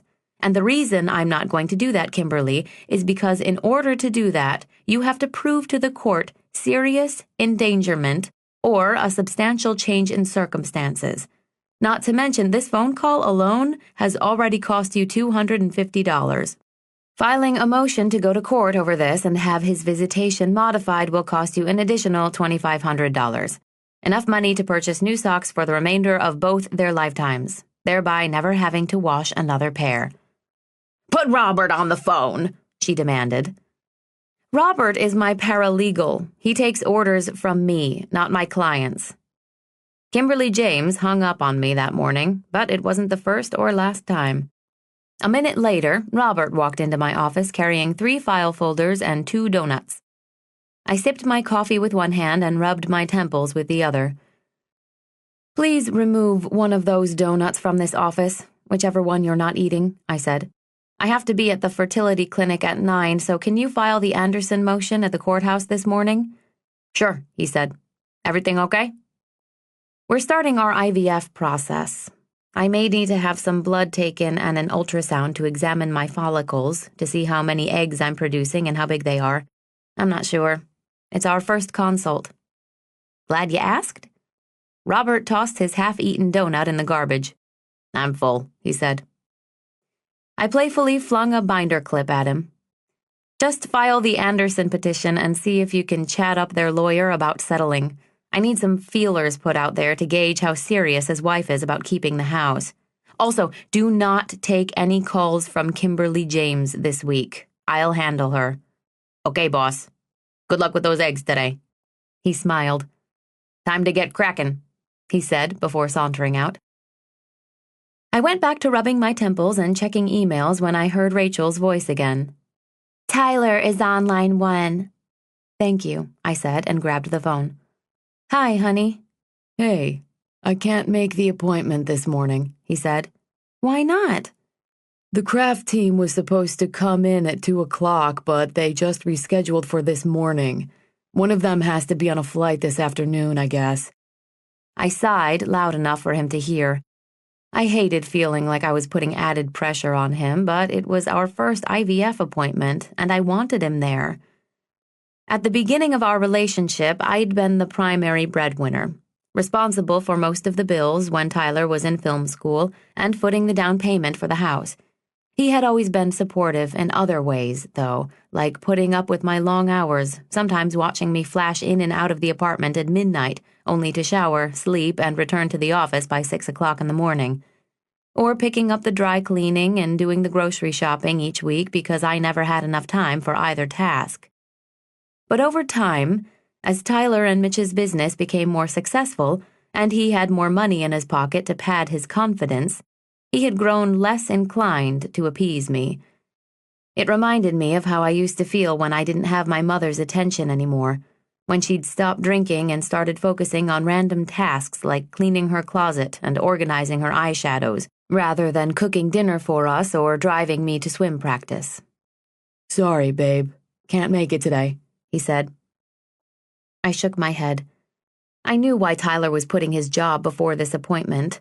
He was losing hope and despised having his virility under suspicion. Maybe I didn't need him there to hold my hand, but I wanted it. Okay, I answered solemnly, hung up the phone, and shrugged it off. What had once seemed like the most romantic notion in the world, having a baby with the man of my dreams, had become a complex labyrinth of emotions, appointments, and self-doubt. It was a depressing, necessary evil, but what choice did I have? Chloe, Rachel said as she poked her head into my office, your mom is on line 1. Thanks, Rach, I'll take it. She was instructed to alert me of all my calls, but my mother always required a lengthy excuse as to why I couldn't come to the phone, so Rachel routinely looked to me for said excuse. My mother had no understanding of working or what it took to hold down a job and answer to someone else. She never had. So if I were to take her call, I would need to be prepared to talk to her for as long as she wished, which was sometimes more than half an hour. Her highly detailed stories about people breaking into her home and rearranging her closet, only to arrange it back to exactly how she had it, were never brief. Rachel regarded me with surprise and went back to her desk to put the call through. "Hi, Mom. How are you?" I answered, leaning back into my desk chair. "I'm not well.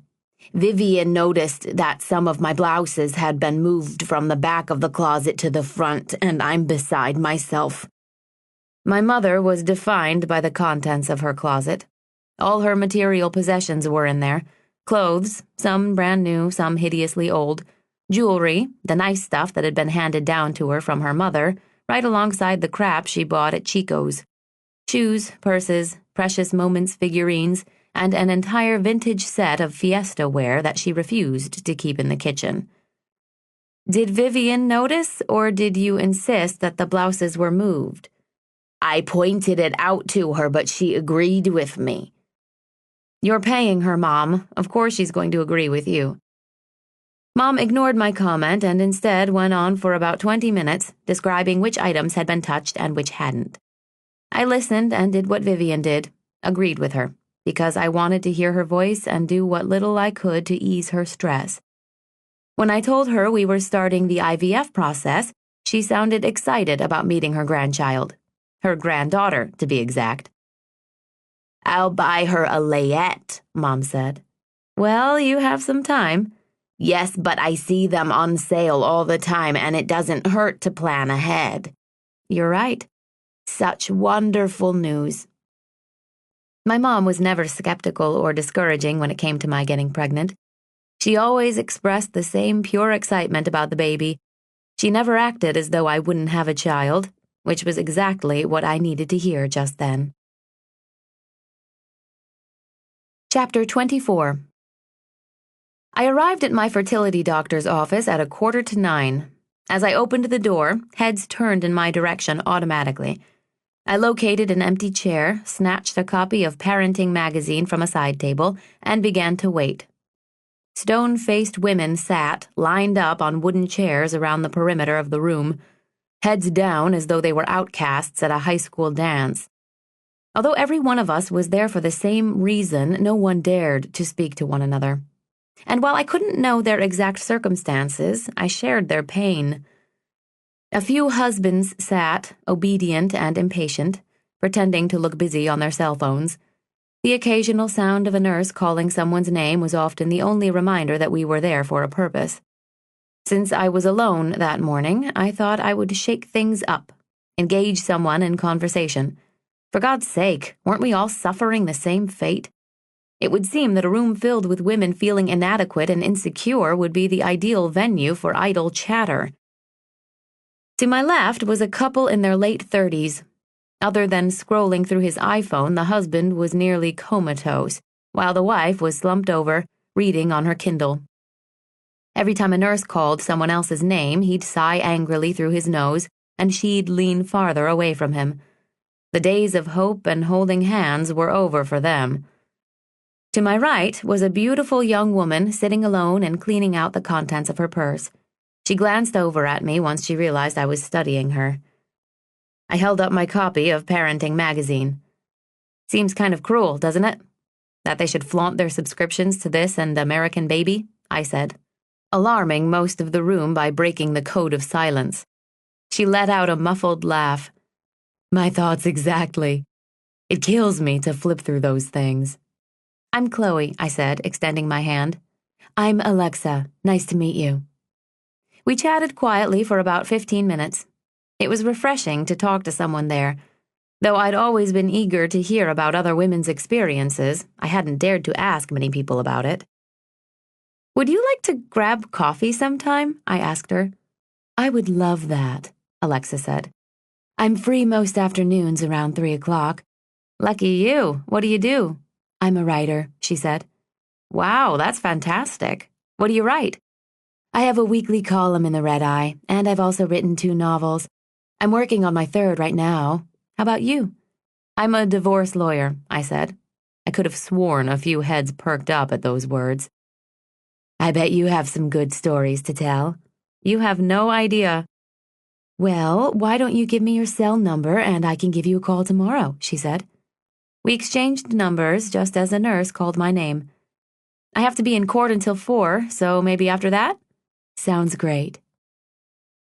I followed the nurse to an examination room, removed the jacket of my black pantsuit, and waited for the doctor. After 20 minutes of me growing irate with impatience and texting my office like the disgruntled husband in the lobby, the doctor came in. I'm Dr. Wilder. Sorry for the wait, he said. It's okay, I mumbled. He looked at the calendar in front of him. Let's see here. So today's your initial consult. Then it's about 2 to 3 months before we do the procedure. We're going to get your menstrual cycle back on track with the pill, and then you'll start your series of shots. It looks like July will be your month.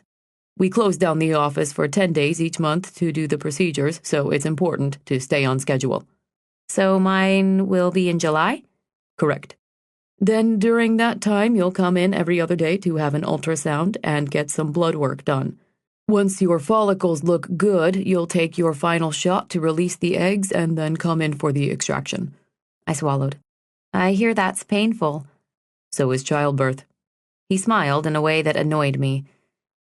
After walking me through the rest of the process, Dr. Wilder concluded with what would be expected of Tyler. I hate to ask, but I assume he's on board with this? Yes, of course, I said. He was supposed to be here, but he had a last-minute thing at the office. Wonderful. Well, it was great to meet you, Chloe, and we'll get you started. Be certain to follow the instructions to the letter and let the nurses know if you have any concerns. Chapter 25. The next day after court, I met Alexa for coffee. I was grateful to have a new friend during that rough time. Grace was always amazingly supportive, but there had been an uncomfortable strain between us ever since she got pregnant that was admittedly my fault.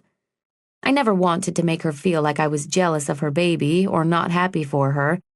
I just couldn't talk to her about every detail of this process while coveting the adorable, rosy-cheeked baby girl in her arms. "How has this whole thing been on your husband?" I asked her, cutting right to the chase. I'm always eager to know how other couples are dealing with the stress. She shrugged and then tilted her head. It's been hard, but mostly because I feel so incompetent. We both do. He's been really supportive and reassuring, so much so that sometimes it actually makes me feel worse. Weird, right? I sipped my coffee and furrowed my brow. Not weird at all. I completely know where you're coming from. It's like sometimes you want him to be pissed off so that you don't feel like you're the only person who's angry at everyone and everything. I get tired of the guilt, which is entirely self-imposed, but I can't help feeling like this is all my fault. He comes from a family of 6, and we really want a big family. I feel like I'm the one thing getting in the way, she admitted. Hard as it may be, you need to get over that. The worst thing you can do is dwell on why it's not happening or whose fault it is or isn't. You need to think positively. At least that's what everyone's always telling me. Easier said than done, I know. I smiled. She sighed. You're so right. I'm sorry. Don't apologize to me. I know where you're coming from, and I know how hard it is to talk to people who don't get it. I have literally forbidden some of my girlfriends from asking me about it. If you are my friend and you got pregnant by having sex, do not try and make me feel better with your kind, understanding looks and concerned questions. Just keep your trap shut and send a gift when you receive my birth announcement, I said, laughing. How about your husband? She asked. I took another sip and thought about Tyler. He's been handling it about as well as I'd expected. It's hard for him.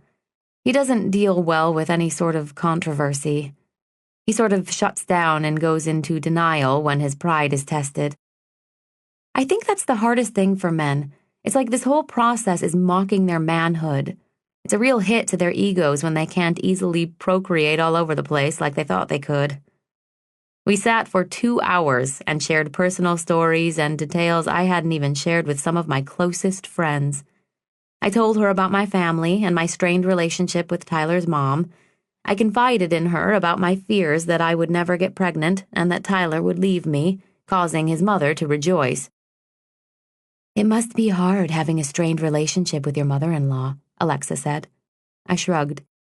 "Oh, I'm sure she thinks we get along just fine.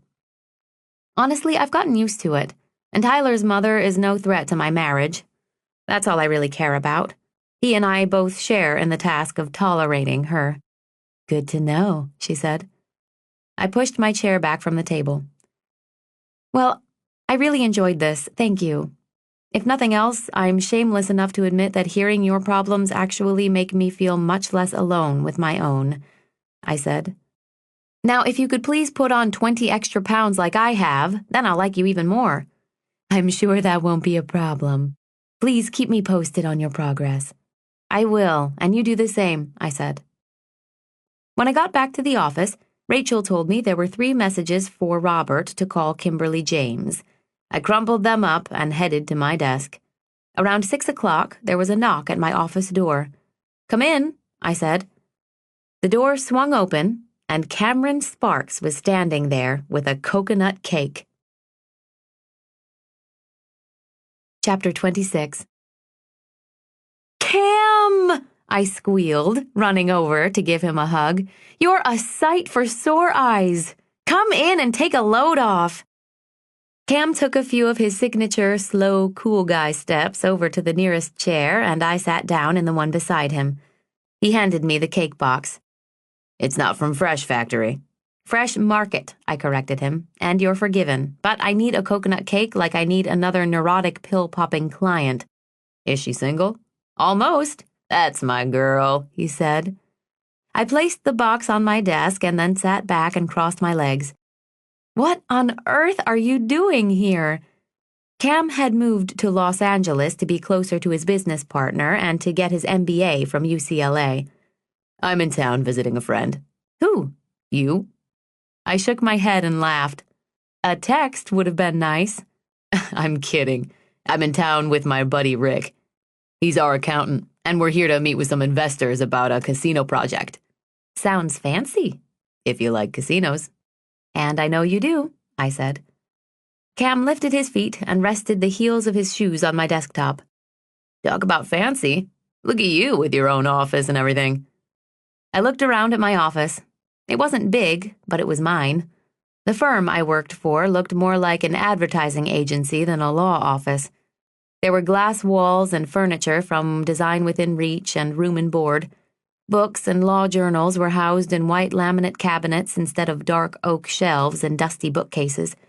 Marble floors and brightly lit corridors replaced Berber carpet and green desktop banker's lamps. Some clients didn't trust a lawyer without a 3-piece suit and a cigar, but most of mine appreciated our contemporary look. "Can I take you to dinner tonight?" he asked. "As long as you don't mind eating dinner at 9 o'clock. I have a few things to wrap up before I can get out of here." 9 o'clock is good. Steaks or sushi?" "Sushi sounds great. There's a spot a few blocks from here." He pulled his feet off the desk and reached over to pat me on the knee. "I'll be back at 9 to pick you up." "I'll meet you down in the lobby. The building locks the elevators to guests at 7 o'clock. "The lobby it is." When Cam left, I was just reaching for my phone to call Tyler and let him know I wouldn't be home for dinner when it occurred to me that he hadn't called to ask about the doctor's appointment. I held my cell phone in my hand and slid back down into the chair. He should have called. By 7 o'clock, I'd answered over 100 emails and listened to 43 voicemails. Although Rachel left every day at 6, the office was still filled with people, and most of the attorneys stayed well past 9 each night. Just before I was about to head down to the lobby, Robert stuck his head into my office to say goodnight. "You heading out soon?" he asked. "I am, actually.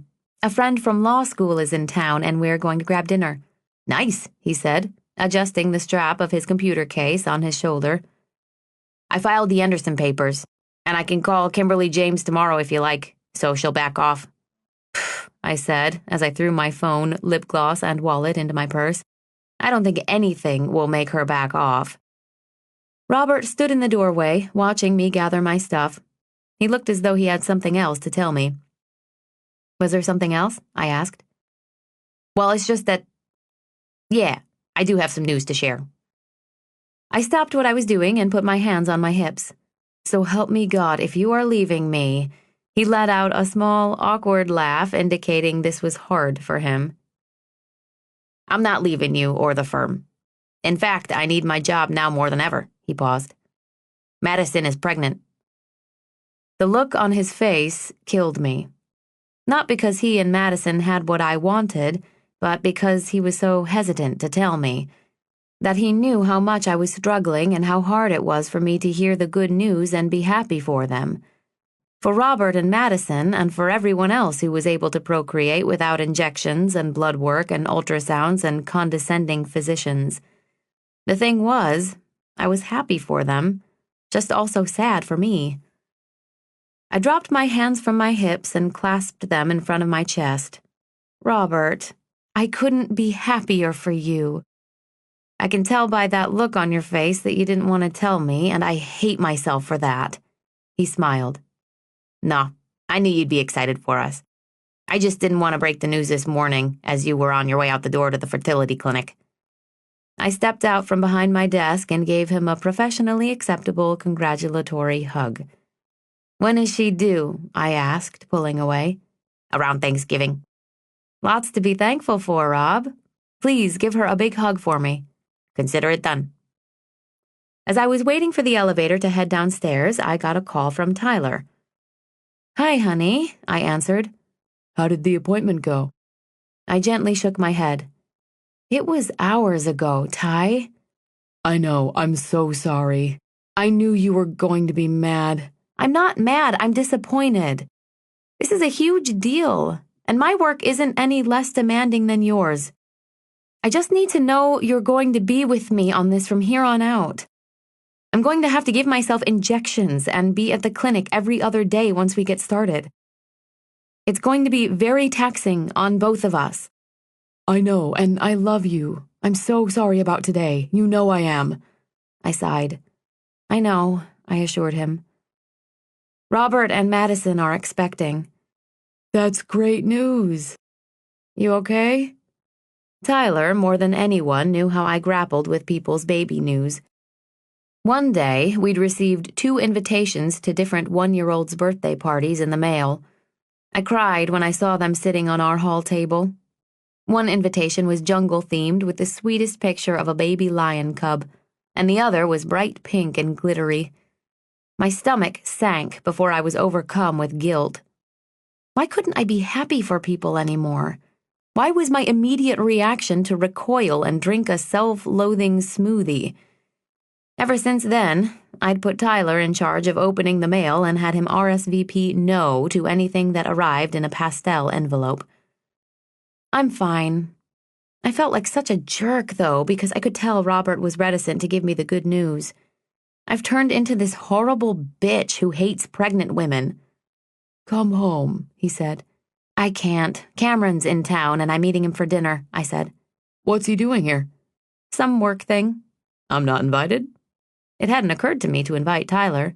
Come meet us, I suggested. We're grabbing sushi, which I know isn't your favorite. I'm teasing, Chloe. Go have fun and say hello for me. Okay, see you later. Love you. Love you. I met Cam in the lobby, and we jumped in a cab and went to Naniwa on North Wells Street. As soon as we sat down, he ordered a large hot sake and a scallop appetizer. So, you're doing IVF, he said, pouring the sake into tiny ceramic glasses that looked like they belonged to a child's tea set.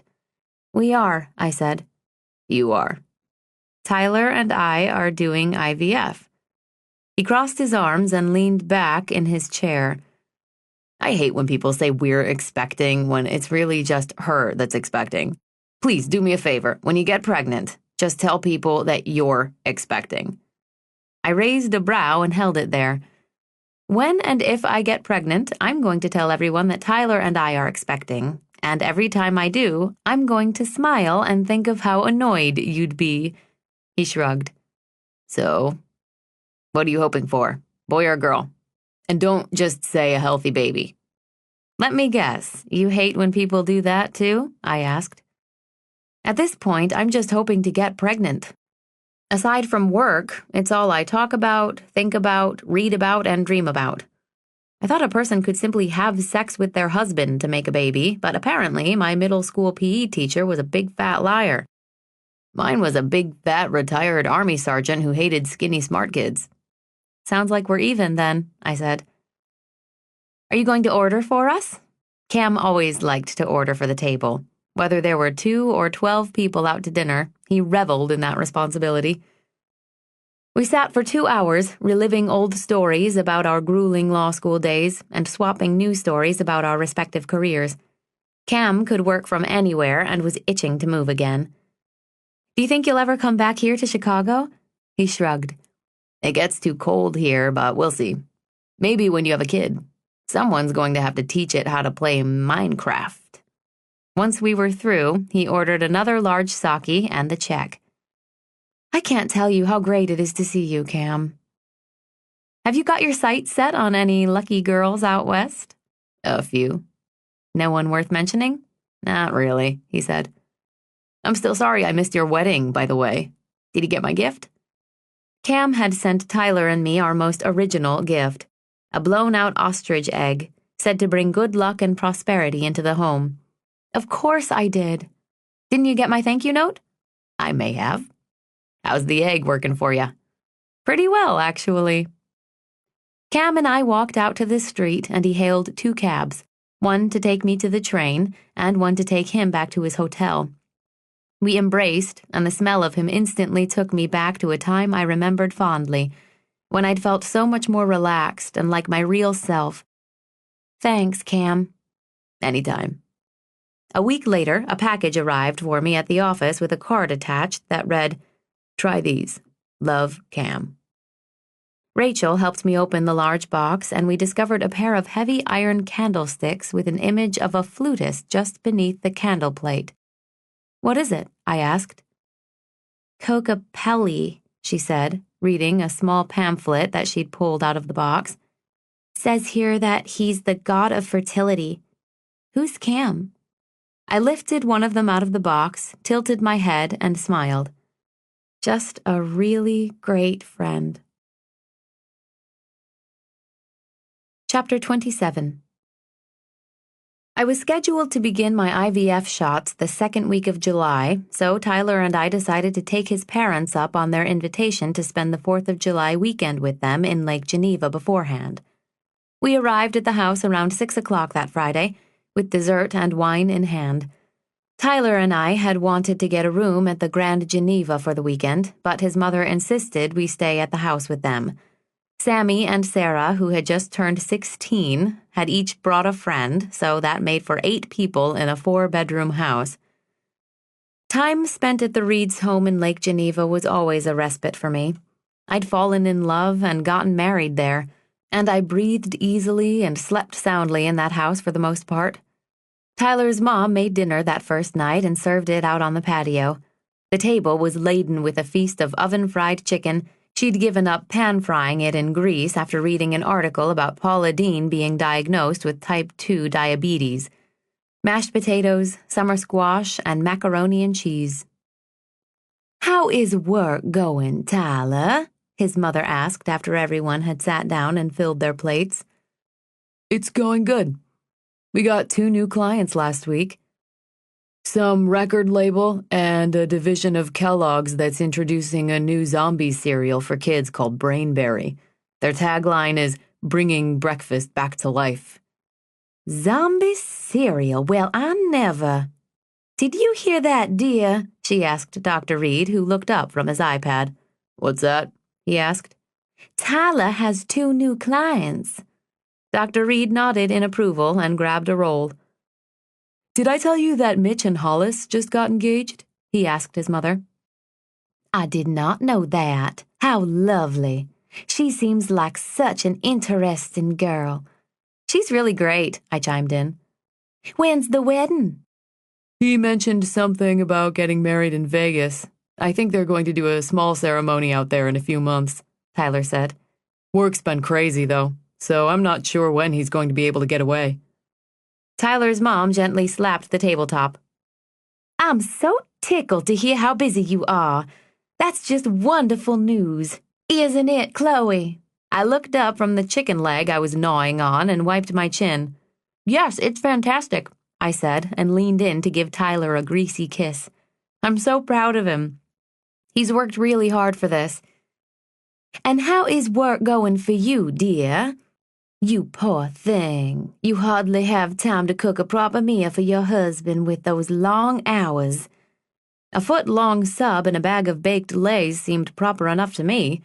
I cleared my throat and heard Grace's voice in my head. Just ignore her. So I tried and changed the subject. We're starting our IVF treatments next month, I said excitedly. Dixie Reed tilted her head and studied me. She raised a finger to her lips and narrowed her eyes. I glanced at Tyler when she failed to comment, but he was on his fourth piece of chicken, texting someone. What's that? Sarah asked me, and I nearly reached out and hugged her for breaking the silence. But before I could answer, her mom finally spoke. I'm sure Chloe doesn't want to discuss that type of thing at the dinner table. Oh, I don't mind, I said and turned to Sarah. It's a fertility treatment we're doing to help us have a baby. Mrs. Reed stood and gathered her plate. Who would like some warm, homemade apple pie and vanilla bean ice cream? She asked. Sarah, darling, please clear the dishes. I rolled my eyes and mouthed to Sarah quietly, I'll tell you more later. Sarah and her friend cleared the table, and I went inside to rinse everything in the sink. Mrs. Reed came in as I was putting the glasses back in the cabinet. Chloe, dear, we always want to put the glasses upside down on a shelf, never right side up. She corrected me from behind and walked out. I'm excited for you and Tyler to have a baby, Sarah said to me. Me too. Can we count on you to babysit? I would love that. Can I? Of course you can. By the time we'd finished with dessert and cleanup, the kids had retired to their rooms with their friends and their iPhones. Teenagers require nothing more. I was exhausted, but had 2 motions to write by Monday, so I went to the foyer where I'd left my computer case. When I turned around, I found Mrs. Reed right behind me. I thought we could have a little chat, she said with her Betty Boop lashes all aflutter. Of course. Nothing ever changed in that house, which was one of the things I loved most about it. The white wicker furniture, the talking pillows, the squeaky floorboards on the screened-in porch, and Dixie being condescending. I followed her to the exact spot where she'd warned me to stay away from her son years earlier. The irony of him being my husband now made me smile as we sat down across from each other. I'd changed so much during that time, while she hadn't changed one bit. It sounds like Tyler is very busy with his business. He is, yes. We both are. And we would hate to see him under any added stress, what with his work becoming more and more demanding. I think he thrives on being busy. It's a real rush for him. He's always been so ambitious, that one. We wouldn't want anything to slow him down. I'm sure if you can make things nice and peaceful for him at home, that will help a great deal. I try to, I said, glancing toward the door, praying for him to walk up and rescue me. You know, God will never give us more than we can handle, and it sounds like both of you are just too busy right now to be thinking about starting a family. I forced a smile. That's precisely why we're taking God out of it, I said, but my joke fell flat, like a homemade apple pie tumbling off a windowsill, face down. Wouldn't you and Dr. Reed like to have a grandchild? I added. Of course we do, if it's blessed by God. You cannot force these things. So God was going to deliver my baby? Maybe he's also the one who sends the stork? I thought while she went on. Proved a fool once again, believing all I had to do was have sex to conceive. We don't want to mess with fate, now, do we? Perhaps if it's not working out for you, it's just not the right time. And who knows what havoc those drugs can wreak on your body and how they'll disturb a little one growing in there. I read a story once of how this lovely couple ended up with 5 premature babies, and 2 of them were connected. It put a terrible strain on their marriage. I took a subtle yet deep breath and folded my hands in my lap. It's all perfectly safe, and we're starting next week. She smiled. Please do let me know when Mitch and Hollis's wedding is. I'd be delighted to send them something off their registry. Chapter 28. A week later, I began injecting myself with a cocktail of drugs that included menotropin, also known as nun-pee. Not only was I unable to make a baby, but I was being forced to take protein hormones from the urine of celibate, postmenopausal women. Specifically, nuns, I was told. My shame had no bounds at that point. Giving yourself a shot in the stomach, or anywhere else for that matter, is about as unnatural as giving yourself a haircut. I was waging a civil war in my brain. The first couple times, my body actually recoiled from my hand. During that first week, I was instructed to take the 3 shots at the same time each day. So every morning at 6:30, I would make the bed, give myself 3 shots in the stomach, have my coffee, and leave for work by 8.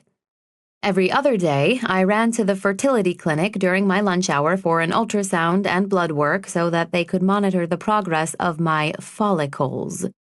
A word I never thought I would say or hear so many times in one lifetime. On the 8th day of my monitoring, they told me everything was looking good and sent me home to take my trigger shot at 6:30. Exactly 36 hours later, they would extract my eggs and set them up on a group date with Tyler's sperm. The trigger shot, which needed to be injected into my lower back at the designated hour, would eventually release my eggs. This one I could not administer myself. It was our 3rd wedding anniversary. However, instead of celebrating with champagne and chocolate-covered strawberries, my husband was slowly approaching me with a syringe. His hand was steady, his eyes fierce and determined, as I backed myself up against the kitchen counter. There were tears in my eyes, but that didn't faze him. My hormones were in the hands of a fertility specialist, and there was almost nothing that didn't bring me to tears those days. I knew I had to have that final shot in my lower back. I knew the chopstick-sized needle would hurt. I knew I would have to endure more weight gain and pregnancy symptoms, even though I wasn't officially pregnant. My genes had gone from a size 6 to a size 10 in 7 months. And I knew I had to endure the retrieval procedure, which I'd heard was an evil, painful surgery where the doctor sucks the eggs out of your ovaries and leaves you eggless and doubled over with cramps. I also knew Tyler would have to take that embarrassing walk to the donor room, equipped with pornography, baby oil, and hand sanitizer again. But I still didn't know for sure if any of it was going to work. This was not how I'd imagined us making a baby. None of this had ever crossed my mind when we got married and decided to start a family. We'd been so focused on using protection and avoiding getting pregnant before we were ready. Come on, Chloe, Tyler said, holding the syringe steady. He looked like he'd rather sit through 5 hours of needlepoint instruction from his mother than do what he was about to do. This isn't any fun for me either, so don't drag it out. I nodded, closed my eyes, and then turned around and lifted my shirt. I tensed up and moaned through closed lips as he sunk the needle into me. It's done, he said, patting me on the shoulder. Thanks, honey, I whispered and opened my eyes. Tyler turned me back around, cupped my chin in his hands, brought his face to mine, and kissed me twice on the lips. I'm sorry you have to go through all of this, he said. If we'd been heroin addicts like I suggested a while back, that shot would have been no problem. I managed a smile. If we'd been heroin addicts, I'd probably have 7 kids by now, I said bitterly. The next day was Saturday, and I went to Target to pick up some cleaning supplies, an errand that should have lasted all of 15 minutes, but instead turned into 2 hours of me stalking innocent women and children throughout the store. It was like standing in the middle of a bakery when you're on a diet. There were children and families everywhere. Some kids were happily swinging sippy cups in their front cart seat, while others were getting yelled at for touching things or whacking their siblings. I closely observed every single one of them. But the worst for me was a young girl with no wedding ring and a barefoot baby resting clumsily on her hip. She looked frazzled and overwhelmed, and I immediately labeled her child as an accident. She'd probably gotten drunk, slept with some guy, and ended up with more than she'd bargained for. Maybe she loved him and he broke her heart. Maybe she'd only known him for 3 horny hours. It didn't matter, because she was my biggest nemesis. The girl who had no desire for or intention of getting pregnant, but won the baby lottery whether she liked it or not. The girl who had the one thing I couldn't obtain on my own no matter how hard I studied or worked. I wanted to run up to her, place my hands on her shoulders, and tell her that while she might be overwhelmed and questioning her fate, she should cherish the gift that she'd been given. She should know how hard it was to create a child, and she needed to appreciate what she had. But who was I to judge? I left the store that day broken-hearted and empty-handed, and called one of my favorite moms in the world, Grace's mom, Sydney. She'd shown me the true meaning of a mother's love and had always treated me as nothing less than beloved family. She was also the one woman I knew who had everything in common with that young, ill-equipped girl in Target. Chapter 29. 10 minutes after peeling out of the Target parking lot, I entered Grace's childhood home and found her mom in a familiar position, unloading the dishwasher. "This is a nice surprise, Chloe," she said, even though I'd phoned ahead. "How's your mom?" It was always the first thing she asked me. "She's doing okay. It's awfully hard to talk to her on the phone these days, or in person for that matter. She doesn't always have a grasp of what's going on or why I'm calling. I never know what awaits me on the other end of the line, but she has a woman who checks on her every day and keeps me up to date." She smiled, lips pursed. "I'm so sorry." I nodded and then grabbed an apple from the wire basket in front of me. "What's Tyler up to today?" she asked. "He's golfing." "Good for him. Grace mentioned that you and she were going to get together in a couple weeks for dinner." "Mm-hmm," I mumbled mid-chew. Sydney closed the dishwasher and walked over to me. "She also told me you've been swamped at work. Have your doctors told you to take it easy at all? I want to make sure you're taking care of yourself," she said, sitting down next to me. "How are your treatments going?" I'd been struggling to conceive for so long that there was almost nothing else I thought of or talked about. I'd begun to avoid phone calls from my friends because I couldn't bear the tone in their voices when they'd ask me how I was doing or how things were progressing. I blamed everything on work, telling people that I couldn't make plans because I was overwhelmed at the office. I knew everyone was simply trying to be supportive, but it had become painful for me to put on a happy face and pretend like I wasn't dying inside every time someone would ask when Tyler and I were going to start a family. I wanted to give people good news as much as they wanted to hear it, but I had nothing. "I took the trigger shot last night," I said. "That's exciting. I guess. I'm just so nervous and anxious. And tired. In addition to being narcoleptic, my brain is exhausted. I can barely concentrate on anything other than work and these treatments. I haven't made dinner, cleaned the house, filed my nails, or even had sex with my poor husband in weeks." I paused. "Tyler asked me to pick up some shoes for him a week ago, and I literally can't do it. Either I forget to do it, or I sit on the couch thinking I should go and do it, but instead can't bring myself to get up." Grace's mom sighed and gave me that look that I loathed.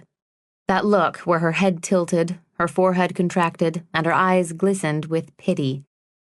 She wanted nothing more than to make everything better for me, and seeing her genuine concern made me miss my own mother, or at least the fact that my mother wasn't the one sitting across from me, yearning for my happiness. When Grace's mom was a senior in college, she'd slept with a guy at a fraternity dance and found out she was pregnant during final exams 8 weeks later. No belly shots or lubed-up ultrasound wands for her, just good old drunken sex to get the job done. He had not responded kindly to her when she initially told him about the pregnancy. In fact, he ran for the hills and disappeared altogether. It had taken her years to tell Grace the truth about who her real father was, and it wasn't until we graduated from college that she got the chance to meet him in person. According to Grace, the meeting was both revolutionary and uneventful. Unlike me, Grace had always wanted to connect with her biological father, but more out of curiosity than anything else, not because she longed for a father. No, there was no void there. Grace's mom was famous for finding the most creative ways to warn us about premarital sex, without making Grace feel like the embodiment of a young girl's regretful decision. Girls, you're so young. Don't get yourself into a situation that will stifle your youth. Not every situation works out like mine did. In fact, very few have a happy ending. Don't be afraid to ask me for help.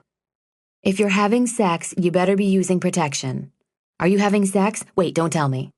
If you are having sex, you should be using protection. For many reasons. You're using protection, right? Never mind, don't tell me. You're doing everything you can do, Chloe. I'm so sorry that you have to go through all of this, but imagine how much more you'll appreciate the good news when you get it. She smiled and squeezed my hand. What if I don't get it? I asked. But being pessimistic had never done me any good. It only forced people to give obligatory compliments and words of encouragement. I honestly don't think I can go through this again, I said, lowering my head into my hands. My body had become a voodoo doll, subject to needles, pills, and probes. I was sore, bloated, fatigued, depressed, and the thought of starting over was unbearable. I have no doubt that you will have your child. One way or another, you and Tyler will be blessed with the baby you deserve, she said softly. I hope so, and I'm trying to be more optimistic. Tyler has been great, and all I've been doing is moping around feeling sorry for myself. I had completely lost sight of the things that were going well in my life. Tyler's business was thriving, I was kicking ass in court, and our marriage was solid.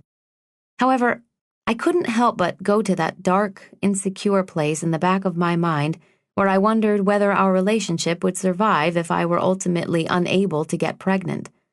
Sure, he was wonderfully supportive now and confident to a fault, but what would happen to us if there was no baby at the finish line? Would Tyler still want to grow old together with no children? Thoughts like that kept me up at night and were the one thing I couldn't talk about with him. Thanks for the chat. I'm sorry to drag you down with me today, I said. Chloe, I think you're a bigger downer than you really are. Do people feel bad about what you're going through? Naturally. But no one wears the burden more than you do. I don't want you to feel like you can't talk to me. And while I wish everything could go smoothly for you in life, it's simply not possible.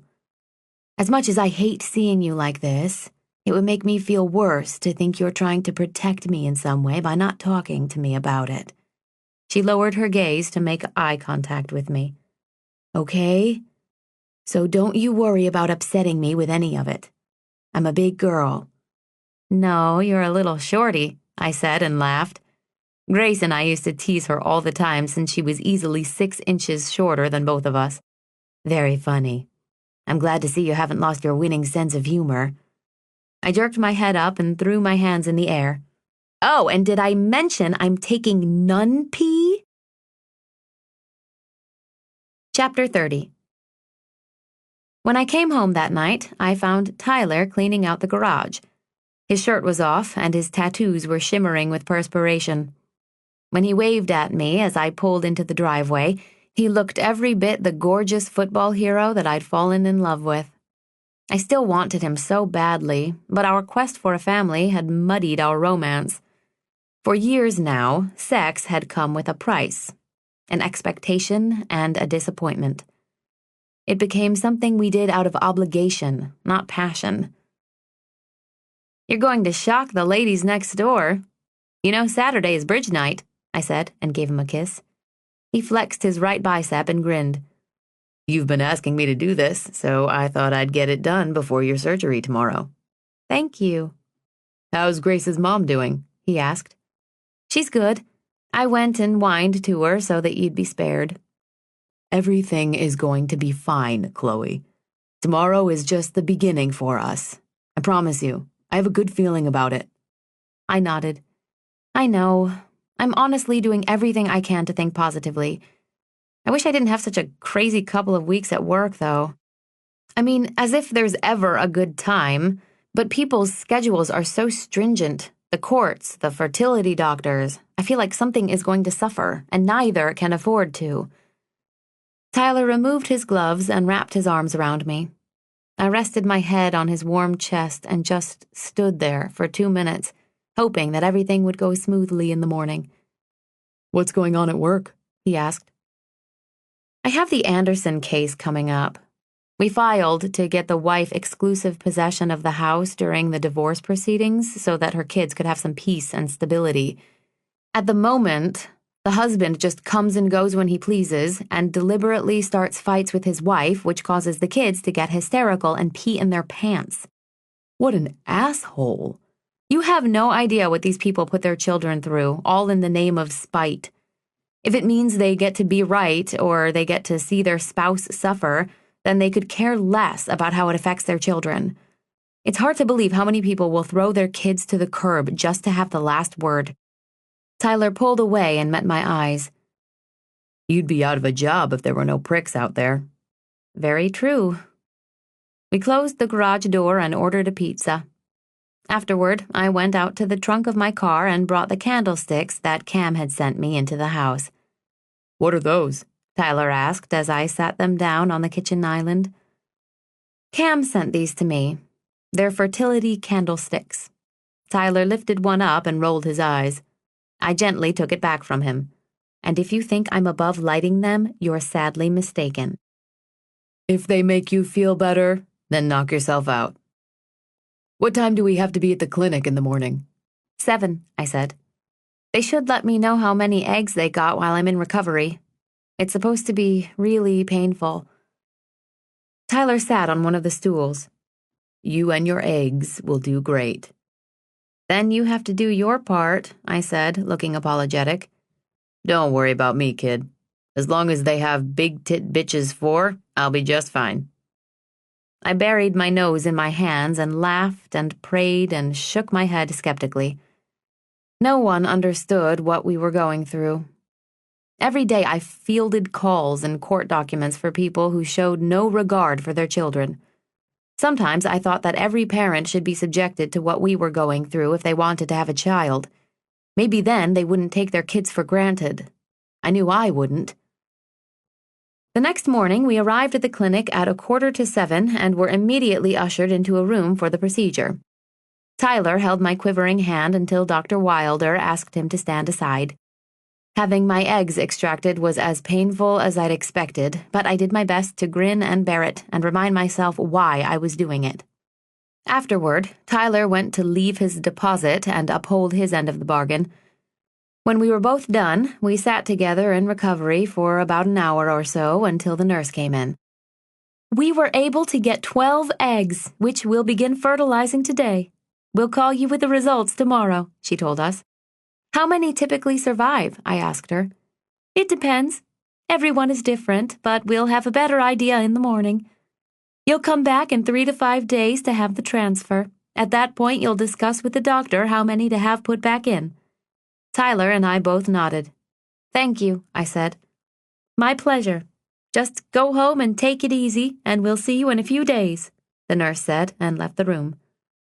"You ready?" Tyler stood and asked. "Yeah," I said, and we left. The phone was ringing when we walked in the house. I checked the caller ID before answering. "It's your mom," I said.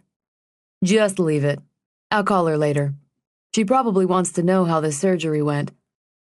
Despite her misgivings about IVF, she had done her best to be supportive once she realized we were going to go through with it. Far be it for her to act rude. It wouldn't be proper. My own mother had also lent her support in the form of a loaf of banana bread sent through the mail. Parcel post. I'll call her back, I said, feeling generous and familial. It was never lost on me that she would be my child's only reasonably sane grandparent. Hi, Dixie, I said when she answered the phone. We were just walking in and missed your call. Chloe, dear, how are you?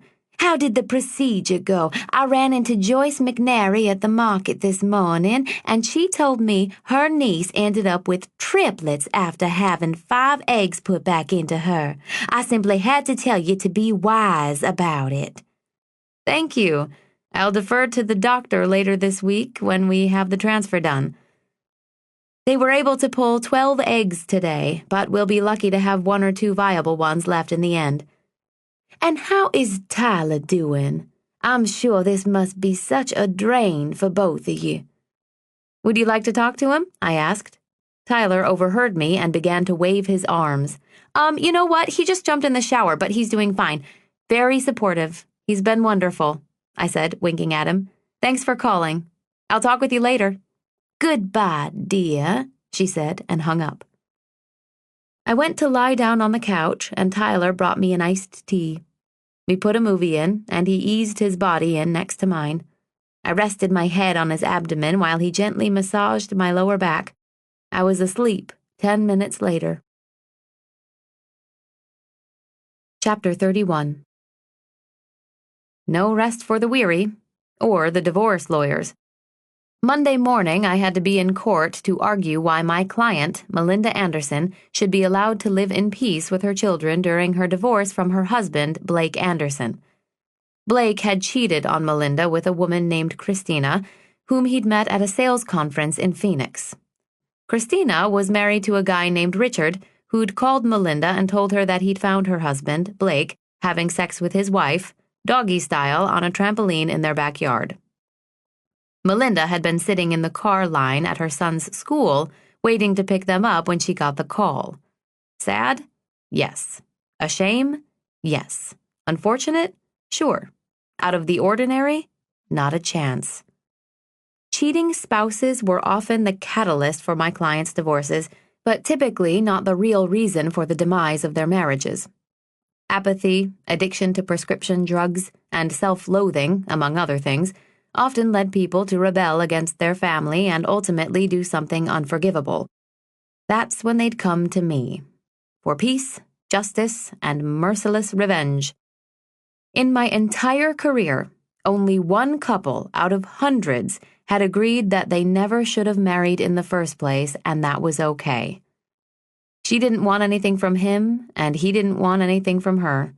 They split their assets, agreed to joint custody of their one child, and never looked back. But not Melinda and Blake Anderson. As if crushing her with an extramarital affair wasn't enough, he was hell-bent on destroying what was left of her dignity, her reputation, and her checkbook with no regard for the emotional harm he would be inflicting on their children. Blake had refused to leave their home, despite the fact that he had extensive family in the area and Melinda had none. Blake also owned 3 other rental properties in Chicago, but insisted on staying in their house and making everyone miserable. He started fights and berated the children simply to goad Melinda, only to chastise and scream at her when she came to the kids' defense. The 2 boys were unable to sleep, began wetting their pants, and refused to be alone with their father. The courts had initially ordered a bird nesting scenario in which one parent would leave and the other would enter for his or her allotted time with the kids. But this had only resulted in more confusion and uncertainty for the children who'd expressed anxiety about where their mother was going and when she would return. Since mediation had failed, there I was in court, almost 24 hours after my own personal egg hunt, listening to Blake's attorney address Dr. Michael Whalen, the court-appointed evaluator, on the stand. I popped 3 Advils before he began. Dr. Whalen, could you please review your findings on the 2 parenting styles? Certainly. Shall I read from the report? Please. The children are primarily attached to their mother and enjoy a close, warm, and trusting relationship with her. Mrs. Anderson has been the boys' principal caretaker since birth, and they rely on her to meet their needs for physical and emotional sustenance. The boys feel happy and secure in her presence and experience anxiety to varying degrees when contemplating separation from her. Collateral contacts report that she is an exemplary parent in many ways. And Mr. Anderson? Dr. Whalen cleared his throat and took a sip from his glass of water before continuing. Mr. Anderson is not as patient and loses his temper easily. Although the manner in which he disciplines may not rise to a level that would cause undue alarm from the boys' perspective, it is so very different from what they experience with their mother that they perceive him to be frightening and off-putting. Additional findings reveal that Mr. Anderson is highly self-focused and preoccupied with meeting his own needs, often at the expense of the needs of others, making it challenging for him to spend extended periods of time with children who are, by nature, unrelenting in their demands and need for attention. And what children aren't? Blake's attorney commented snidely. There's nothing in your report that says anything about any of the parties being at risk. Is that correct, Dr. Whalen? That's correct. Blake's attorney removed his suit jacket and went back to pacing in front of the bench. Would it be fair to say, if you considered there to be an imminent risk to either Mr. or Mrs. Anderson or the children, that that would have been contained in your report? Yes, of course. Would it also be fair to say, if you learned of circumstances during your evaluation that caused you to believe that one of the parties or the children were in physical jeopardy, that that would have been contained in your report? Yes. Is it reasonable for us to conclude, because those things are not referenced in your report, that you did not come up with any findings showing that either party or the children were endangered during the course of your investigation? That's correct. No further questions, Your Honor. Blake Anderson's attorney waved at the judge and took a seat while I stood and approached the witness stand. Good morning, Dr. Whalen. On this matter of a shared residence, I believe you stated in your report that you did not believe a shared residence was in the best interest of the children during the pendency of this case, correct? That is correct. Is it your opinion that there are certain benefits for the children that come from sharing a residence? Bird nesting, as it's called, as they were doing? And if so, what are these benefits? Well, from their perspective, they get to stay in one location, not packing a bag, going back and forth. Life is consistent. The only thing that changes is Mom's there some of the time and Dad's there at other times. I walked back over to where my paralegal, Robert, and Melinda Anderson were seated and grabbed a piece of paper from the table. Are there certain benefits, specifically for the children, of Mr. and Mrs. Anderson having separate residences? Yes, I believe so. And what might those be? I asked. I can only think that because the parents are uncomfortable with the circumstances and are at times anxious about the arrangement, that's something the children pick up on from time to time. Would you agree that it would benefit the children to begin to deal with the reality, which is Mom and Dad are getting divorced, and they're going to have 2 toothbrushes and 2 houses and 2 bedrooms, 2 of everything eventually, and that the parents are causing additional, unnecessary stress and anxiety by postponing the inevitable? That the children would ultimately benefit from 2 separate households? I asked, standing right in front of him. Yes, I would agree, Dr. Whalen answered. No further questions, Your Honor. Judge Kathleen Donahue acknowledged me. "Do you have any additional witnesses?" she asked. "Yes, Judge. I'd like to call my client, Melinda Anderson, to the stand." Melinda walked over with a wad of tissue in her hand and took a seat next to the judge. I asked her the routine foundational questions regarding her name and marital status, and then went for pay dirt. On the evening of May 5th of this year, did anything unusual occur in the home? Melinda's eyes welled as she sat straight and began to speak. Well, the night began like every other night with Blake yelling and screaming because the kids were being loud and wouldn't get in the bath. I asked him if he could give me a hand with them, and he flipped out. He grabbed my arm and twisted it so hard that his fingernails broke the skin and left bruises. It wasn't the first time he'd grabbed me, but it was the first time I was really scared, she sniffed. "Please, continue," I said. Then he stormed out of the room, screaming obscenities at me, and I followed him to the kitchen, where he grabbed a knife from the butcher block and shoved it in the drywall next to the stove. His face was beet red, and I actually believed he might hurt me or the kids that night. Although I continued questioning her for another hour, I was confident that we'd established our case. After an additional 30 minutes of cross-examination, the judge called for a short recess. I walked back to the table and sat down with Robert and Melinda. She was red-eyed and weepy and had lost 15 pounds from her already slim frame since we'd started the divorce proceedings. I squeezed her hand, and we sat in silence while the judge put her reading glasses on, gathered a small stack of documents, and disappeared into her chambers. The only sounds came from someone coughing a few rows behind us. Half an hour later, Blake's attorney and I rose as the judge walked back in to give her ruling.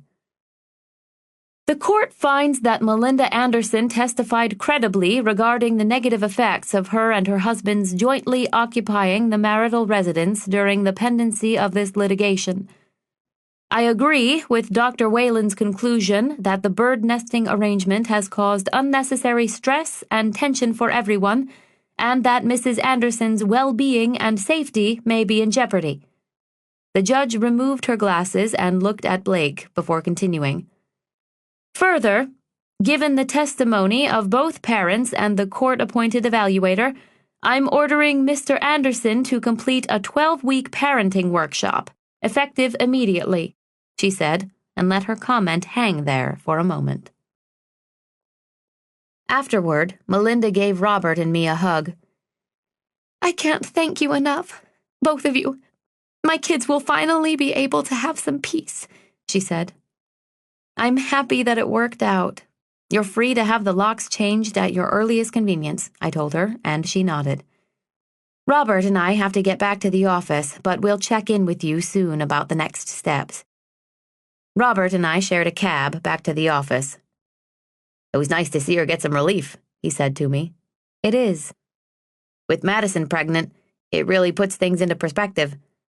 I sat through countless numbers of these things, but with my own kid on the way, it's all the more unbelievable to see people using their children as pawns like that. God forbid Madison and I ever get divorced, but you have my permission to kick my ass if I ever do anything remotely unforgivable. Don't worry, I'll do more than kick your ass, I assured him. How is she doing? Great, really good, he said. And how about you? Am I allowed to ask about the IVF stuff? I smiled. You're allowed. I'm getting knocked up in 3 days, actually. That's awesome, Chloe. I know it's going to work. You do? I laughed. Thank God someone does. Can you tell my eggs that? I'd be happy to, he said, as we paid the cab driver and entered our office building. Chapter 32. 3 days later, Tyler and I were back at the clinic. Me on my back with a catheter, and Tyler perched next to a monitor as Dr. Wilder injected 2 fertilized eggs back inside of me. Consider yourself pregnant, he said. I shot him a look of surprise. Really? Well, what I mean is that you should act like you're pregnant. No alcohol, get moderate exercise, take your vitamins, things like that. as if I knew what it was like to be pregnant.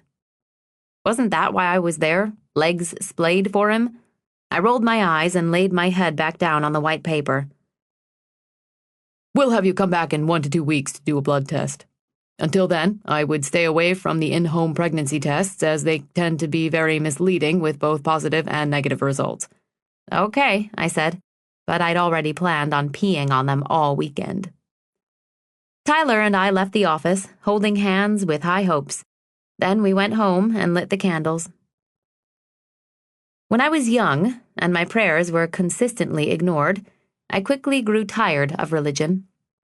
But since Tyler's parents were staunch Catholics, I had taken it upon myself to create a new relationship with God, one that I could turn to in situations that required divine intervention. About a week after my transfer, I was driving home from the train station when I passed a church on a street that I had driven down 100 times before. I stopped in front of St. Francis. It was 8 o'clock at night, but the front doors were wide open. Something inside me told me to go inside and pray. I approached the entrance tentatively, not wanting to disturb any services that might be going on, but once I entered the foyer, there was pure silence. I walked through another set of double doors into the nave. I stood alone at the end of the aisle and marveled at the church's splendor. The large altar looked as though it had been prepared for the next service with wine and communion set on top. Large stained glass windows circled the room in hundreds of colors, depicting some of Christ's joyful and most trying moments.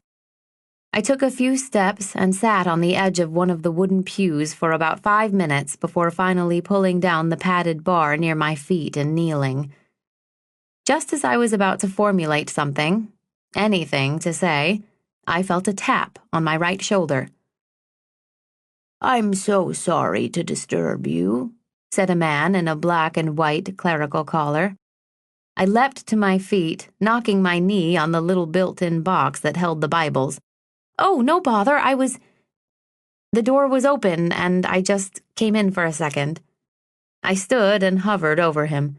I instinctively slumped my shoulders and bent my knees once I became aware of his smaller stature.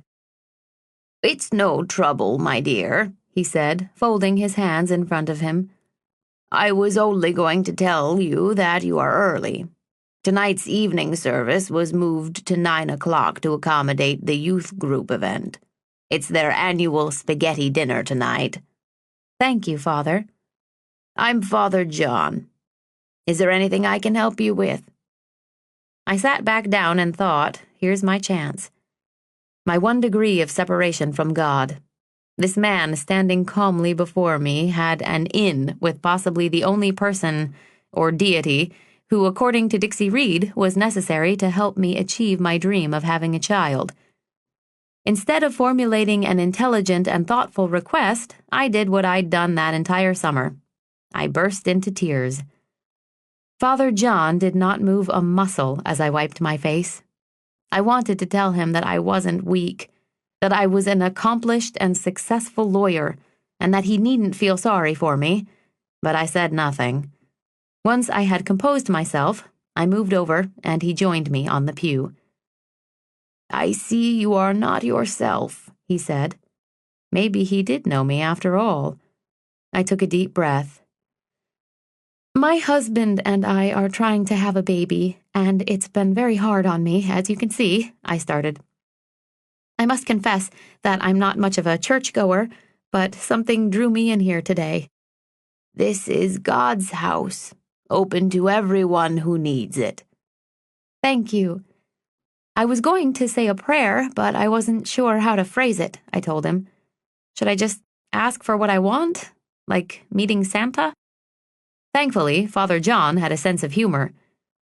"There is no wrong way to pray," he said, speaking in short, majestic statements.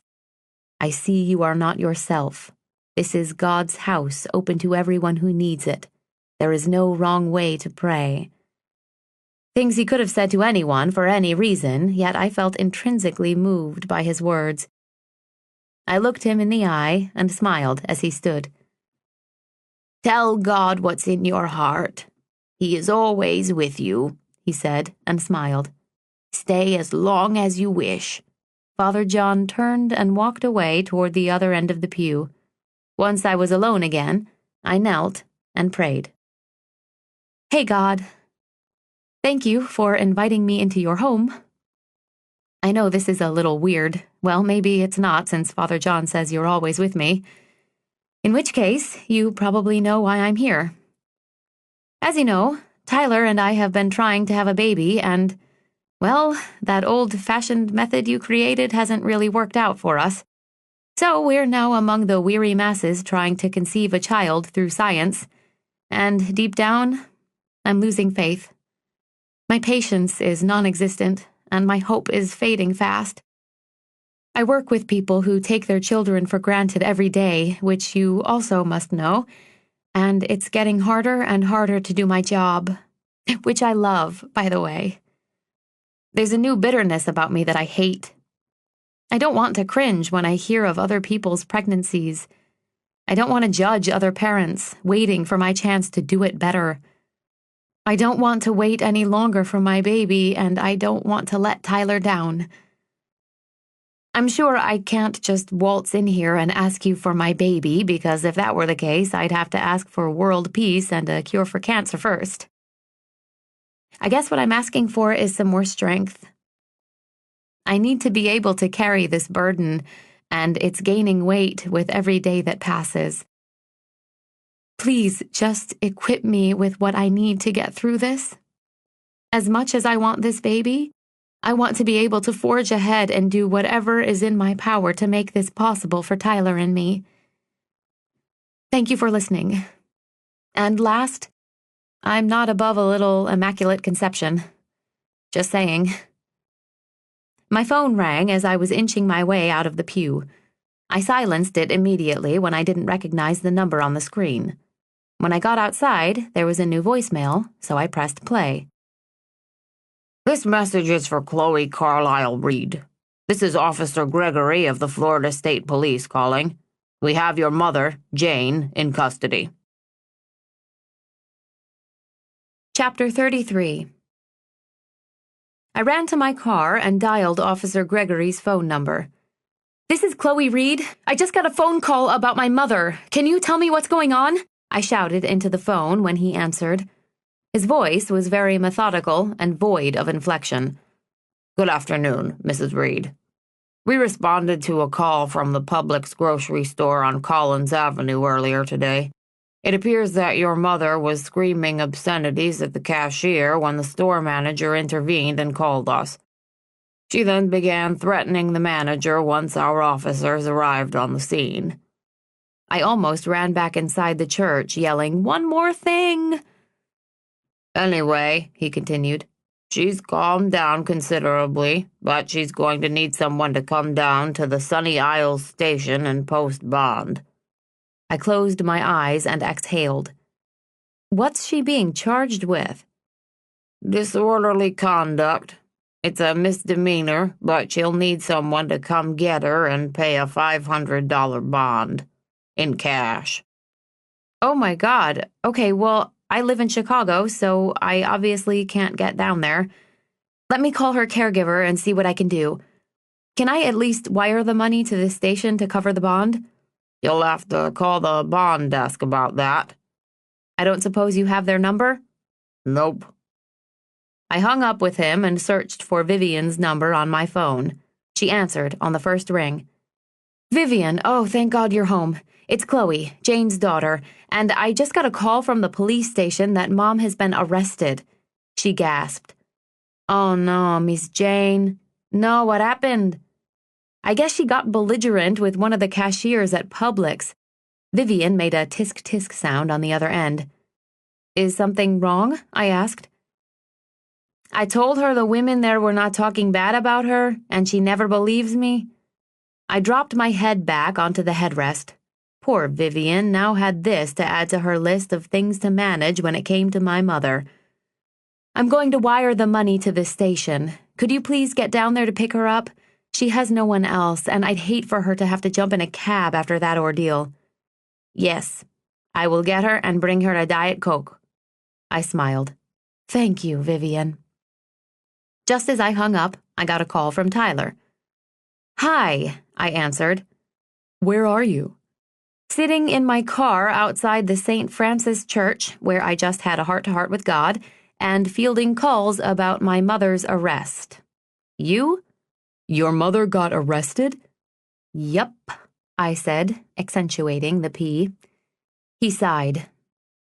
And you're going to church now?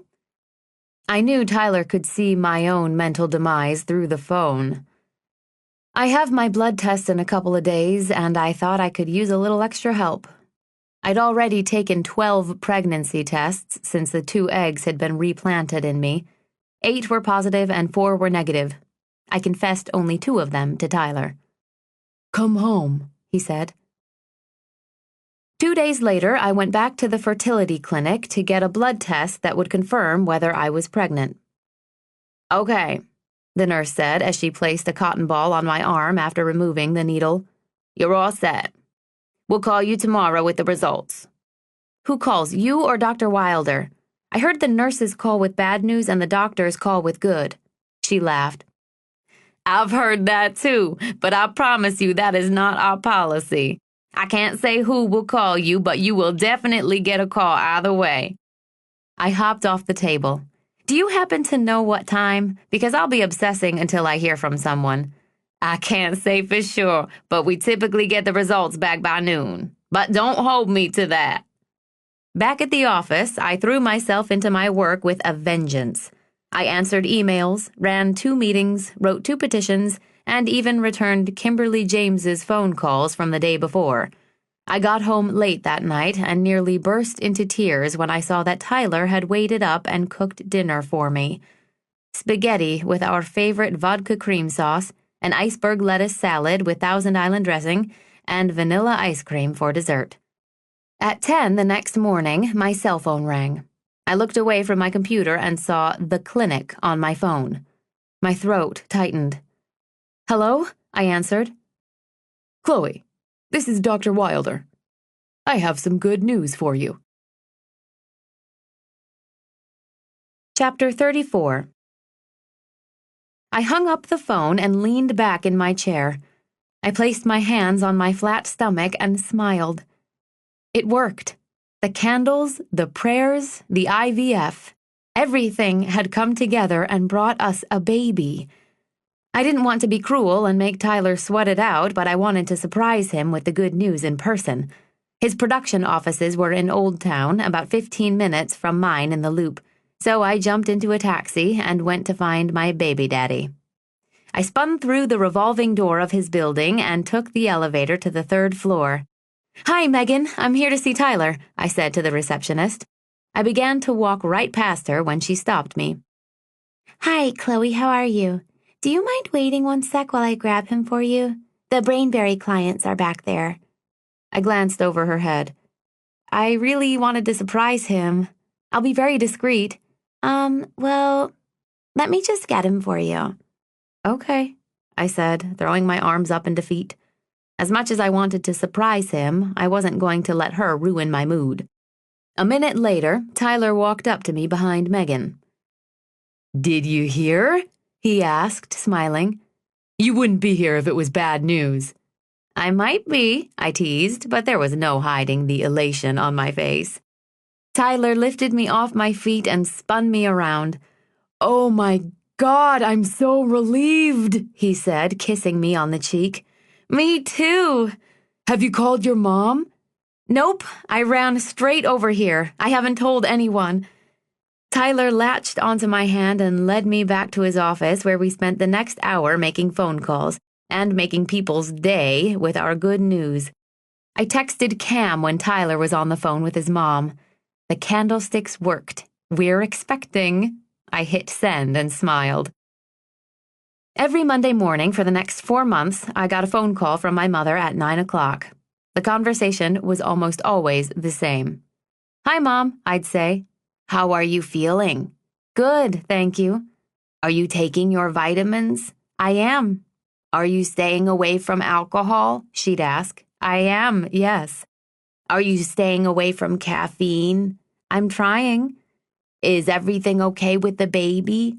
Yes, so far so good. When is the next doctor's appointment?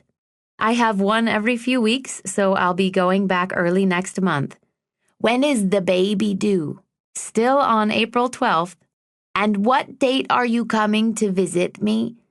I'm coming the weekend of December 10th. Among the many relationships I'd ignored throughout my quest to have a child, the one with my mom had suffered the most. She refused to come visit me in Chicago, and I had put off visiting her in Florida more times than I could count. I knew that if I didn't get down there before the baby was born, I'd never do it. Okay, be good. I love you, Mom. Talk to you later. I battled a mild case of morning sickness for the first couple of months, but once that passed, I felt great and very fortunate. The only thing weighing on my mind was Tyler. He and I had so much to celebrate, but so little time together. We were both working ridiculous hours, and I hardly ever saw him. He often had commercial shoots that were scheduled at night, and I had early court times in the morning. We communicated through texts and post-its. As often as not, I found myself walking in the door at 9 o'clock at night, hungry and tired, throwing a Hot Pocket in the microwave, leaning against the counter, and wolfing it down by myself. Tyler had missed 2 OBGYN appointments because he never got my messages. So for my 22-week appointment on Wednesday, December 8th, I called him ahead of time to make sure he'd be there. He'd been at work until past midnight working with Mitch on some animation for a new client, and I knew he was exhausted, but my gyno appointments were always at 9 o'clock. I routinely booked their first appointment of the day so that I didn't have to wait and so that I could get back to work as soon as possible. But at 9:15, I was still waiting to be called in, and Tyler had yet to arrive. At 9:30, I was called into the examination room. I dialed Tyler's phone as I followed the nurse. There was no answer, so I called the house phone. When our voicemail picked up, I called his office, but Megan said he hadn't been in yet that morning. I shook my head, silenced my phone, and threw it in my bag. Once I had finished with Dr. Wilder and his staff at the fertility clinic, I had gone back to my OBGYN, Dr. Leonard. He walked in that morning with the ultrasound technician after I'd changed into the robe that was left for me. Open in the front. I knew the drill by then. Good morning. How have you been? Pretty good, I said, my mind sullen and elsewhere. Everything seems to be progressing nicely. Nothing out of the ordinary for you, I hope. Any pains or spotting? He asked. Nope. All right, then. I'm going to have Avery do the ultrasound and take a few pictures. We should be able to get a gender for you today, if you'd like. Let her know if you'd rather she keep it a secret. I sighed. I'd completely forgotten that we were going to find out if the baby was a boy or a girl today. The thought made me even angrier with Tyler than I already was. I wanted to strangle him for ruining that moment. I had pictured myself lying there holding Tyler's hands, our eyes gazing at the screen with anticipation, a nail-biting, cinematic-worthy event, waiting for what I thought would be a highlight of my pregnancy. As we'd endured the arduous process of fertility treatments, the last thing we'd focused on was the sex of our baby. We just wanted a baby. Any baby. All we dared to dream about was having one that was healthy. But I knew that Tyler wanted a son more than anything. There had always been so many things I wanted for Tyler. For him to be happy with himself, for him to love his job, and for him to have a son. I still wanted nothing more than to bring that joy into his life, but this still wasn't how I'd imagined finding out. All alone with a random technician. Let's see here, Avery said as she began the ultrasound. It looks to me like there's no question with this little one. Would you like to know the baby's gender? Yes, I said. Chapter 35. After braving the snow in heels and brushing my car off, I returned to the office and called Hollis. She and Mitch had eloped in Las Vegas the weekend before, and I'd set up a dinner at Nomi, a swanky restaurant nestled in the Park Hyatt on Michigan Avenue, for the 4 of us to celebrate that night.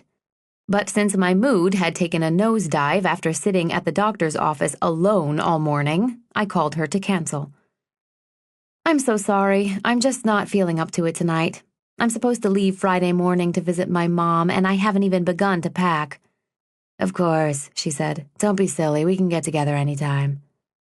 I'd purposely left my cell phone at the bottom of my tote bag and in vibrate mode all morning, so I wasn't shocked when Rachel popped her head in my office around noon to tell me that Tyler was on line 1. My heart ached as she waited for my response. I wanted so badly to talk to him. Being silent and stubborn was difficult for me, but I had a point to make and couldn't think of any other way to make it.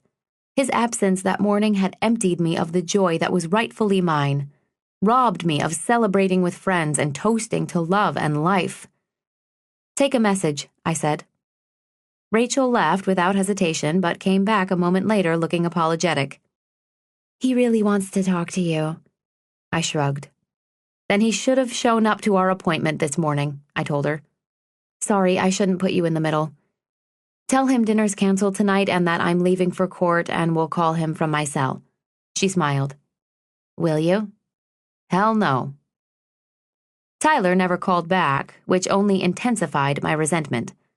I had wanted and needed and expected him to grovel. I was already asleep when he came home that night, and gone at the crack of dawn the next morning. By the time I left the office the next day at 4 o'clock, it had been over 36 hours since we'd spoken.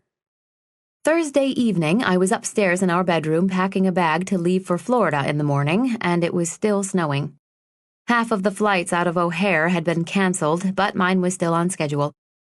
A weekend with my mother had never looked better. I heard Tyler enter the house around 7 o'clock. My car was in the garage, so he knew I was home. He walked into the master bedroom carrying flowers. I knew from experience that he didn't do apologies very well. The sight of him crushed me. I wanted to forgive him in that instant and run into his arms, but I didn't move. "I fucked up," he said profoundly. My breathing intensified. "Chloe, I'm sorry, but avoiding each other isn't going to do any good." I stared at him, barely recognizing the look on his face. He was apologizing, but his eyes were inscrutable. His words did not match his cool demeanor. I had so much to say, yet so little faith that any of it would have an effect on him. "I hardly know what to say to you. My anger has been festering for nearly 2 days. You have no idea how upset and disappointed I am, do you? What could you possibly have been thinking? How could you miss the appointment and then ignore me for a whole day afterward?" My voice rose at the end. He threw his head back and began to walk toward the window. "I said I fucked up, and I'm sorry. I tried calling you yesterday, and you wouldn't take my call, so I figured you didn't want to talk to me." I stood up from the floor where I was folding clothes to better convey my rage. "Are you kidding me?" I yelled. "We are not in high school, Tyler. This is a marriage, a partnership, a goddamn commitment. We're having a child together, and you're running around acting like one.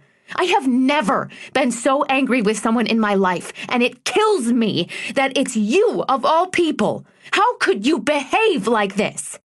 "Don't freak out at me. I got stuck in a conference and tried to call you, but you wouldn't take my fucking call," he yelled. Then he stormed out of the bedroom, slamming the door behind him. I sat down on the bed, sobbing, thinking this couldn't be happening. We'd come so far and overcome so much together. Why was it breaking down during what was supposed to be our happiest time? Weren't we supposed to be rubbing cocoa butter on my stretch marks and laughing over celebrity baby names as we chose the perfect moniker for our own little one? I was no good at living with hostility, and there was no way I could leave town with things like this between us. At that moment, I didn't care about being right. I didn't care about making a point and watching him suffer. I just wanted to move forward and make amends with my husband. I took a hot shower and went downstairs to find Tyler in the kitchen, opening a box of pizza. He looked at me when I entered the room. This is ridiculous, I started quietly. I'm leaving tomorrow. Can we at least have dinner together? I asked. I'll be in the den, he said over his shoulder as he left the room. I sat at the kitchen island with my laptop and inhaled 4 slices of pizza without tasting a single bite. I hated arguing with Tyler almost as much as I hated following him around trying to make things right between us. I argued for a living and preferred to leave it at the office. Tyler was stubborn, and regardless of whether he was the instigator or not, he often made it seem like everything was my fault. Once I'd finished eating, I joined him on the couch with my computer. While the noise from the TV was a welcome distraction, it also served as a reminder of how little we spoke to each other. At 10 o'clock, Tyler's phone rang, and he walked into the kitchen to take the call. He grabbed a beer from the fridge, and I could see him pause near the sink to finish his conversation. He didn't return until he'd hung up. "Who's calling so late?" I asked when he returned. Tyler took a sip of his beer. "It was Mitch. He and Hollis are in Atlanta, and he wanted to make sure I had the call times for tomorrow," he answered. "The extras need to be there 2 hours early to get into makeup for the zombie serial thing, and the 3 principal actors don't need to be there until noon. Mitch wanted to make sure I had the correct schedule because he's usually the one to send out the call sheets, and they need to be emailed tonight. So I've got to take care of it, and then I need to be on set in Hinsdale by 6:30 tomorrow morning." "Mitch and Hollis are in Atlanta?" I asked. "What for?" "I'm not sure. I think maybe his mom is sick. She lives there. They probably went there to see her," he said, thumbing a message on his phone. "His mom is sick?" He looked up at me abruptly with an annoyed expression on his face. "I don't know, okay? All I know is that he's in Atlanta, and I have to get these call sheets done and get to bed." He turned back to his phone. I closed my laptop, grabbed my glass of water from the coffee table, and began to head upstairs. "I'm going to bed too. My flight is at 10 tomorrow morning, so I guess I won't see you until Monday," I said over my shoulder. "Good night."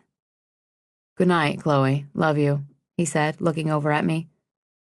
"I'm sorry. I really am. Things are crazy at work, and I'm just... Planning for this shoot tomorrow is really working me over. There's so many balls in the air, and I just want to make sure everything goes well." His eyes were heavy, and I could see that he was anxious to be left alone. I nodded and went to bed. Tyler was gone by the time I woke up the next morning. The snow was still falling. I checked my flight from home to confirm that it was still on schedule, but by the time I got to the airport, it had been delayed due to the storm. 2 hours later, it was canceled altogether. I was about to call my mom when my phone rang. It was Rachel. "My flight was just canceled," I said as I picked up. "I know.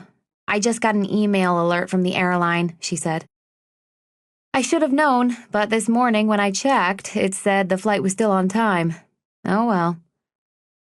"Well, Kimberly James's husband's lawyer called this morning and asked to move the deposition to Monday, so at least he'll be in town for that now," she told me. "Okay, tell him that's fine," I said, swallowing through a dry throat. I glanced at a clock on the wall and realized it was just about time for one of my ravenous hunger pangs to set in. I spied a Cinnabon and started speed walking. "Do you want me to send a car back to come get you?" Rachel asked. "No, thanks. I'll just jump in a cab," I said. "In fact, I think I'm going to bring Tyler his fridge today. We had a fight last night, and I'd like to do something nice for him." Tyler had come home a few times complaining that his soda had been stolen from the main refrigerator in their communal lunchroom, so I'd asked Rachel to order a mini fridge for him a couple of weeks earlier. Robert had put it in my trunk, but I hadn't had a chance to deliver it yet. "Sorry to hear that. What were you fighting about?" "It's not worth getting into. But he's been ridiculously stressed out about this commercial he's working on. I know he'll be on set in Hinsdale all day, so I'll bring it by his office while he's not there. It'll be a nice surprise for him when he gets back." "That's sweet of you," Rachel said. "Are you sure you don't want me to send a limo?" "I'm sure, thank you." The fridge is in the back of my car, so I'll just jump in a cab and head home first. I should be in the office by 3, I said. See you then. On the ride home, I called my mother and told her my flight had been canceled. Her reaction was the same as if I'd told her I had eggs for breakfast. As the cab pulled onto my street, I noticed our cleaning lady's car parked in front of the house. She wasn't due to come until Monday. "Karina?" I called out as I entered through the side door. "Hello, Karina?" I shouted up the front stairs a second time. She appeared at the top of the stairs wearing rubber yellow gloves. "You coming home today?" she asked me. "No, what are you doing here?" I knew her to be on time, but never 3 days early. "Tyler, he texted me and asked if I come today." I shook my head. "When did he do that? Yesterday morning?" We stared at each other with nearly the same bewildered expression.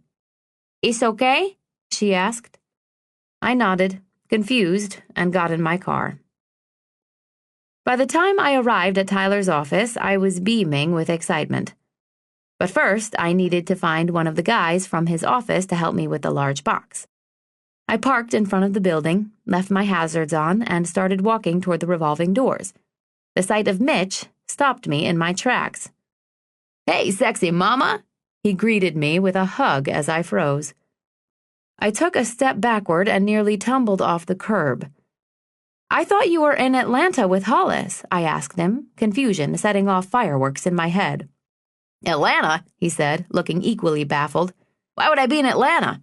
We have the Brainberry shoot this weekend," he said, and put his arms straight out in front of him to mimic a marching zombie. A deadly chill ran through me. Chapter 36. My chest tightened and my breathing intensified as snippets of last night's conversation with Tyler began flashing through my head. I struggled to recall the specifics and make sense of it.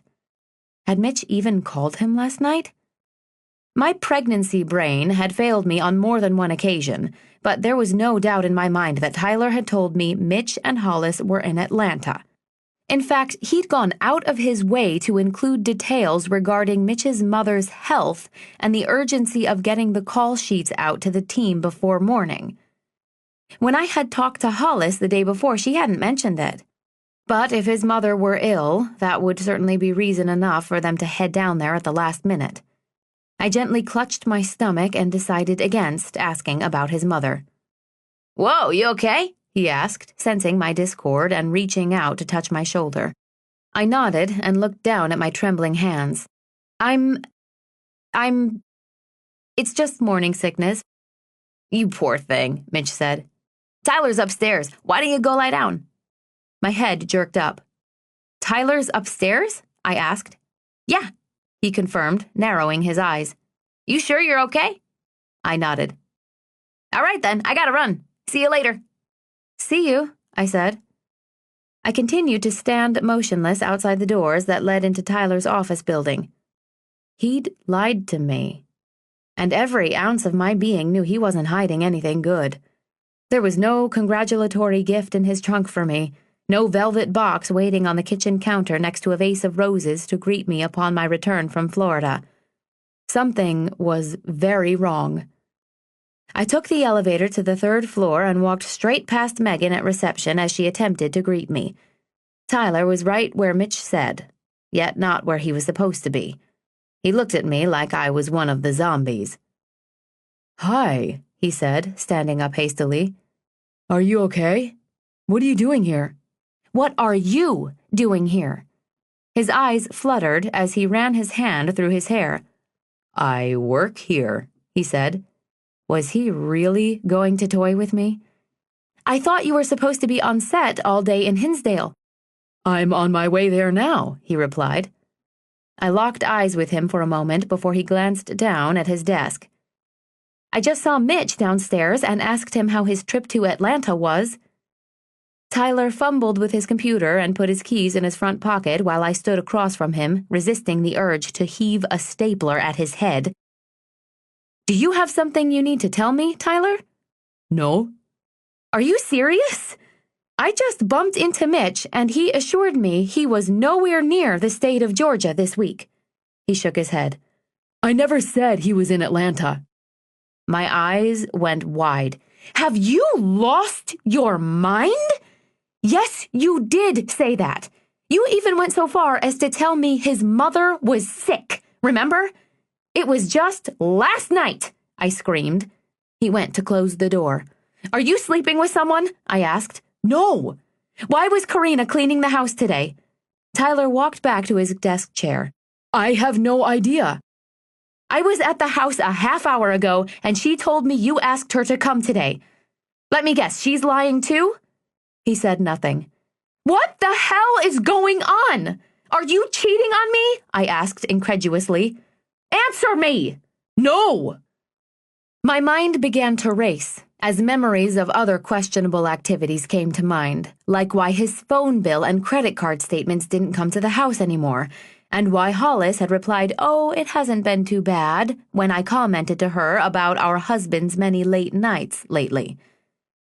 Why doesn't your cell phone bill come to the house anymore? I asked him. Because the company pays for it now. No, they don't. I still see the canceled checks online. I just don't see the bills. Let me see your phone. You're not going through my phone. Then let me see the phone bills. I don't have them. I shrugged calmly. Fine. Then I'll subpoena your phone records when I get back to the office. I watched him sink slowly back down in his chair. He glanced at me, then looked away and thought hard before speaking. What do you want me to say? He asked. I want the truth. Because right now I don't believe a goddamn word that's coming out of your mouth. You have 60 seconds to tell me what's going on and why you're lying to me before I leave here and subpoena all your calls and texts for the past 6 months. And you know I'll do it. I have nothing to hide. Then give me your phone. Whether his back was up against the wall or he was trying to prove something to himself, I don't know. But he handed me his phone. I held it in my hand, not quite sure what I was going to find, and then slid my thumb across the screen to unlock it. I tapped the phone icon and a list of his recent calls popped up. I scrolled through them. Many of the names I recognized from his work. Some were nicknames, some were just numbers. Only one was a woman. Who's Morgan? I asked. A friend, he said, too quickly for my taste. His expression was nervous, but I could tell from his body language that he was trying desperately to appear indifferent. His hands were shoved in his pockets, his shoulders slumped, and his eyes were darting around the room. Why have I never heard her name before? He shrugged. Did he really want to be cross-examined by me? Was he seriously going to put me through this? I may have been emotional and hormonal and high-strung, but I was no fool. He had to know that by now. Do you think I should believe you? I asked. You should believe what you want. Do you think you're acting like someone who has nothing to hide? I'm not one of your clients. Don't be so sure, I said, keeping my gaze fixed on him. The entire left side of my chest had begun to cramp up, and the pain was unbearable. It took every ounce of mental fortitude not to double over as I stood in front of my beautiful husband and dodged the lies he was throwing at me. My subconscious was fighting with reality, making it hard to concentrate. I wanted to believe him. I needed to believe him. I needed to know that what he was saying was the truth. But deep down, in the pit of my stomach, I thought, he's cheating on me. My knees buckled, and as I reached for a chair, he scrambled toward me. I smacked him across the face with the back of my hand as I sat down. "Don't fucking touch me," I mumbled. Tyler stepped back and began pacing. I caught my breath before speaking again. "Who is she?" I asked. "And do not make me ask twice." He didn't make me ask twice, but he did make me wait for an answer. She's a makeup artist, and she's just a friend. I didn't realize you wore makeup, I said, and he had the nerve to roll his eyes at me. Well, I can't think of any other reason you need to talk to a makeup artist so often. How long have you known her? I don't know, maybe a month or so, he said. Don't pretend like you don't remember the first time you fucked the makeup artist and cheated on your pregnant wife. I want to know exactly how long it's been." Tyler said nothing. My hands were shaking. I had no idea how to process the horror film that I was starring in. All I could think about was my baby. Our baby. Had I become a single parent in that instant? Why in God's name would he ruin everything we'd worked for? He finally spoke. "We met a while back on a shoot for Gatorade, and then I saw her again a couple months ago at the Burger King gig," he said, wiping his brow. His eyes shifted back and forth from me to his cell phone, which I'd placed back on his desktop. "And when did you begin sleeping with her?" He didn't answer me or deny anything. He just sighed. When his phone buzzed, alerting him to a text message, he lifted his head and reached out to grab it, but I got to it first. I heaved it at the wall behind his head and watched it shatter into pieces. God damn it, Chloe! I was unfazed. "Answer my question before your laptop suffers the same fate. When did you begin having sex with Morgan the makeup artist? Was it before or after we got our test results? Were you fucking her the day after we celebrated the pregnancy or the day before? Did you tell her all about what a wonderful father you're going to be?" I stood, disgusted, and grabbed my purse. I turned to leave, and then paused with my back to him and my hand on the doorknob. "Next time she's sucking your dick, tell her it's a boy," I said, and walked out. Chapter 37. I ran outside and around to the side of his building, then collapsed on the ground and vomited. Dirt and gravel dug into my palms and knees as I spit and sobbed and caught my breath. I managed to get inside my car and drove 4 blocks before pulling over. Tears and snot and sweat drenched the front of my shirt. My body convulsed as I thought about Karina at the house, scrubbing the bathtub on Tyler's insistence. Had he planned to bring that woman into our home while I was in Florida? Of course he did, you stupid, clueless fucking idiot. In one fell swoop, my husband had turned me into my mother, a delusional, heartbroken, insecure woman looking for a crutch. Sitting in the car, I cried for myself and for my mom. In a matter of minutes, my confidence, my intelligence, and the future I'd envisioned for myself had been ripped from my grasp. I wanted to drive my car into a brick wall. I hated myself for feeling that way and for letting that happen. How could that have happened? I threw the car door open and vomited 2 more times on the side of the road. Saliva dripped from my chin.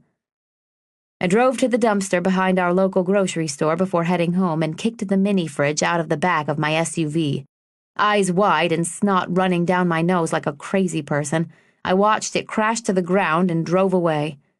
After spending another 40 minutes sitting in my car, I cleaned myself up and went into lawyer mode.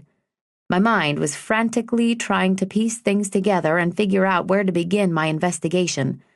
Tyler was too stupid to have covered all of his tracks, and I was intent on unearthing every one of them. As soon as I got home, I asked Karina to leave, changed my clothes, and started tearing through his desk drawers looking for clues. Ever since we'd been married, we'd always split the bills. He paid the utilities and 2 of the credit cards, while I paid the mortgage and the American Express. We'd always kept separate bank accounts. My idea. About halfway through the pile, I found the visa statements. I scrutinized every charge. Starbucks, Shell, Home Depot. Nothing seemed out of the ordinary for him, until I turned the page and saw red envelope. I rifled through the stack and found charges for lingerie, flowers, candles, a watch, and more. He'd spent nearly $2,000 on gifts for her over a 3-month period. I sat on the floor and shook my head. He wasn't just sleeping with this idiot, he was courting her, dating her. My husband was dating someone else. I dropped the papers and wrapped my arms around my baby. I knew it was more than I could bear, but I couldn't stop. I went to the phone and dialed his voicemail. It took me only 2 tries to guess his password, 1014. our address. What I sat through next was probably the hardest to endure. There were 2 new messages from a woman with a southern drawl, just like his mother, I couldn't help but note. "Hey, babe, it's me. Where are you? I just missed your call. I'm on my way to my mom's. Call me back." "Where are you? Call me so I know what time we're meeting, Kay?" After replaying them several times, I deleted the messages. Clearly, I had some decisions to make, and a more detailed conversation with Tyler was inevitable. I wanted answers, and I was owed answers, but I wanted them on my terms. I paced the entire first floor of the house while my brain ping-ponged back and forth between wanting to cry and wanting to bury him. I needed to do something or talk to someone, but I was too humiliated to call anyone. Who was I going to call? My mother? The mere thought of breaking this news to her brought me to tears again. Everyone who was close to me knew nearly every detail of what Tyler and I had gone through, not only to be together, but also to become parents. Even some of my clients knew about my fertility treatments because there had been times I'd had to cancel meetings or phone calls to rush in and have my ovaries checked. It had gotten to the point where being honest with the people around me became easier than trying to pretend I had some mystery disease that kept my physician on speed dial. Tyler didn't come home after work that day. The next morning, I called a locksmith and had the locks changed. He certainly wasn't going to be allowed to come and go anymore as he pleased. He never called me to deny anything, nor did he bang on the front door pleading to talk with me and work things out. So I spent the entire weekend curled up in a ball under my covers. I ignored all calls and texts and never opened my laptop. The smell of food was repellent, so I drank water and forced myself to eat pretzels for the baby. I cried, I ached, I anguished. But mostly I sat in my quiet bedroom in a numb state of disbelief. I played every scenario over and over in my head and couldn't come up with how we had gotten to this point or where to go from here. The deposition on Monday for Kimberly James required a commanding performance, so Sunday night I managed a shower and checked my phone. 30 missed calls from Grace, Rachel, Robert, Cam, my mother, and various clients. 98 emails, 45 text messages, and 14 voicemails. None of them from Tyler. Monday morning, I walked into the office and waved at Rachel. She quickly stood up when she saw me. "Hey, you okay? I tried to reach you all weekend. I was worried when you didn't come in Friday," Rachel said as I shuffled past her desk in a fog. "It was a long weekend," I said. She followed me into my office. "What's going on? Is everything okay with the baby?" she asked. I nodded. "Do you want to talk about it?" "Yes, but not right now," I said. "Gotcha. Did you get the message that the deposition was canceled?" "No, but that's good news." "I believe there was an issue with Kimberly and her husband over the weekend. She left you a voicemail, I think." "Okay, I'll check them now." Rachel left while I went through the motions of being normal. I did everything I usually did. I placed my tote bag on the floor next to my chair and removed my laptop from it. I carefully pulled the white plastic lid off my Starbucks venti skim latte so that I didn't have to drink hot coffee through that unforgiving little hole. I powered up my computer and let my emails load while I took a sip. I grabbed my cell phone and plugged it into the charger cord that lay on my desktop. Everything was normal, only everything had changed. About 15 minutes later, my phone chimed. It was a text from Tyler. "We need to talk," it read. I almost laughed when I saw it. I snorted and shook my head at the mere thought of him lying to my face, ignoring me for 3 days and ruining my life, only to come up with that bit of genius. That was the best he could do?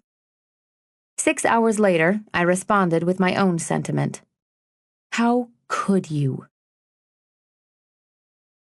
Chapter 38.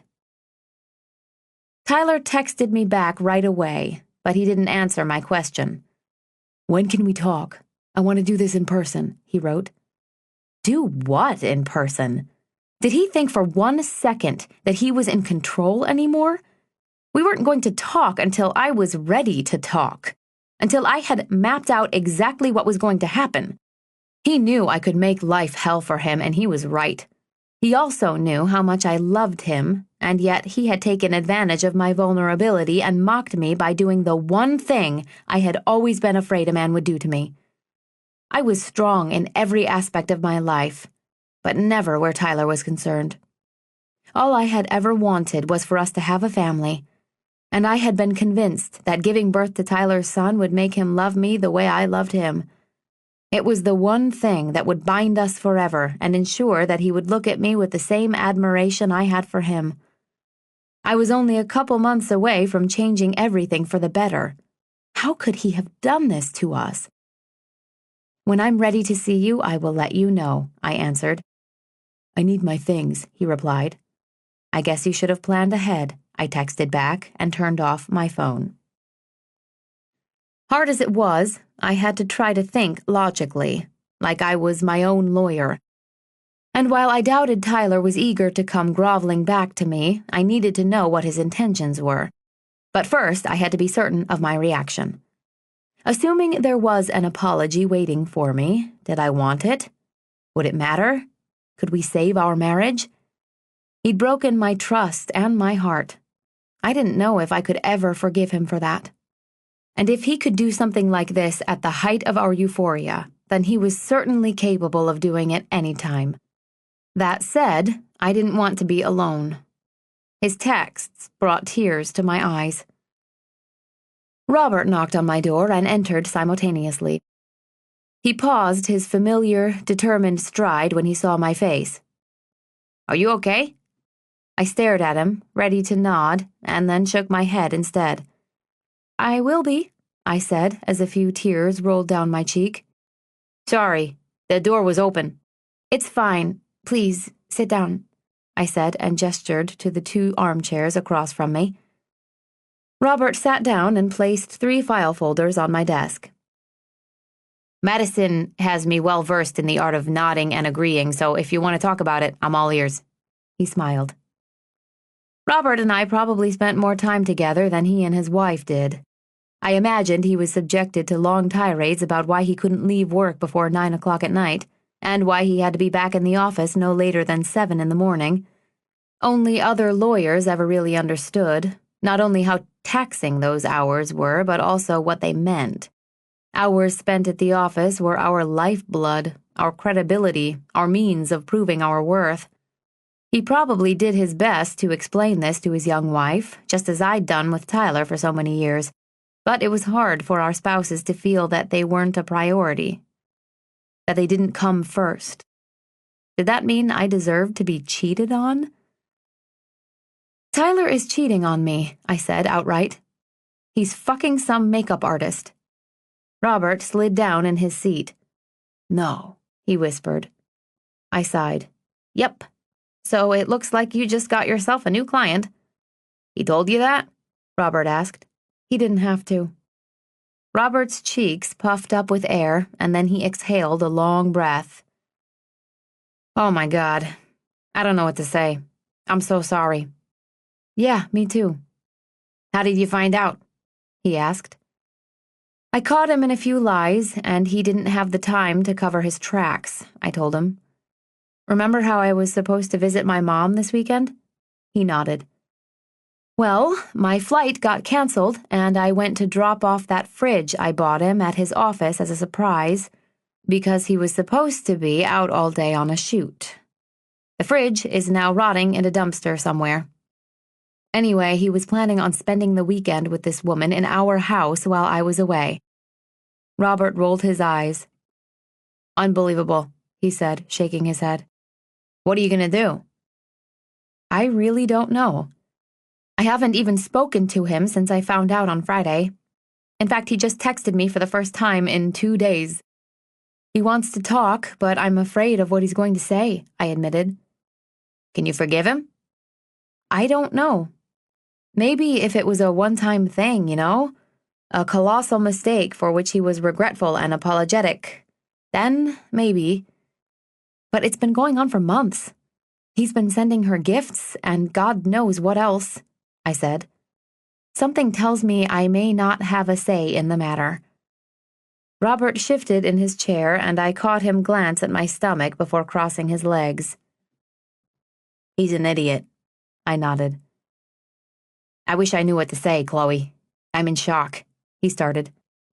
"I mean, after everything you've gone through with the baby and everything, I just don't get it." "Me neither."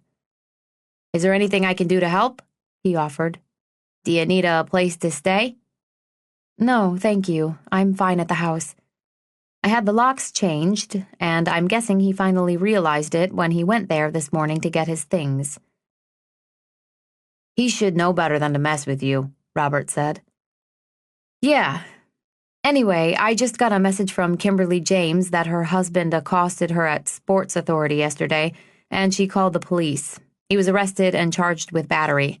She wants an emergency order of protection filed today covering her and giving her sole possession of the children. Can you take care of that for me?" "Of course," he said and stood. "Thanks, Robert. And please, don't feel sorry for me, okay?" "Too late," he said and smiled. "I know this can't be easy. Just let me know if there's anything I can do. If you need him to take a long walk down a short pier, just say the word." "I will. Thank you." Late that afternoon, I filed for my own divorce. Not because I'd made up my mind and decided I wanted a divorce, but because I needed a court case number to be able to subpoena Tyler's phone records. And so began my new obsession. Chapter 39. Every night for the next 2 weeks, I came home from work, curled up on the couch, and cried. I cried so hard one night that I was convinced I was having a heart attack. When the paramedics arrived at my house, they said my symptoms were more congruent with those of a panic attack and asked if I'd had any recent significant changes in my life. I avoided all calls that weren't work-related and only communicated with friends and family via text.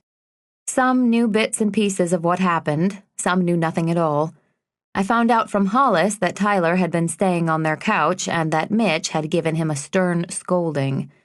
She'd told me that Tyler broke things off with Morgan and that Mitch had forbade the company from ever hiring her again. But it was all too little too late as far as I was concerned. The damage was done. Once I got my hands on Tyler's text records, I sat and read through every single one of them. They made me sick to my stomach. It was like bad amateur porn, cheesy and appalling and hard to look at. "I can taste your cologne on my tongue. I need you. I'm so wet right now thinking about last night.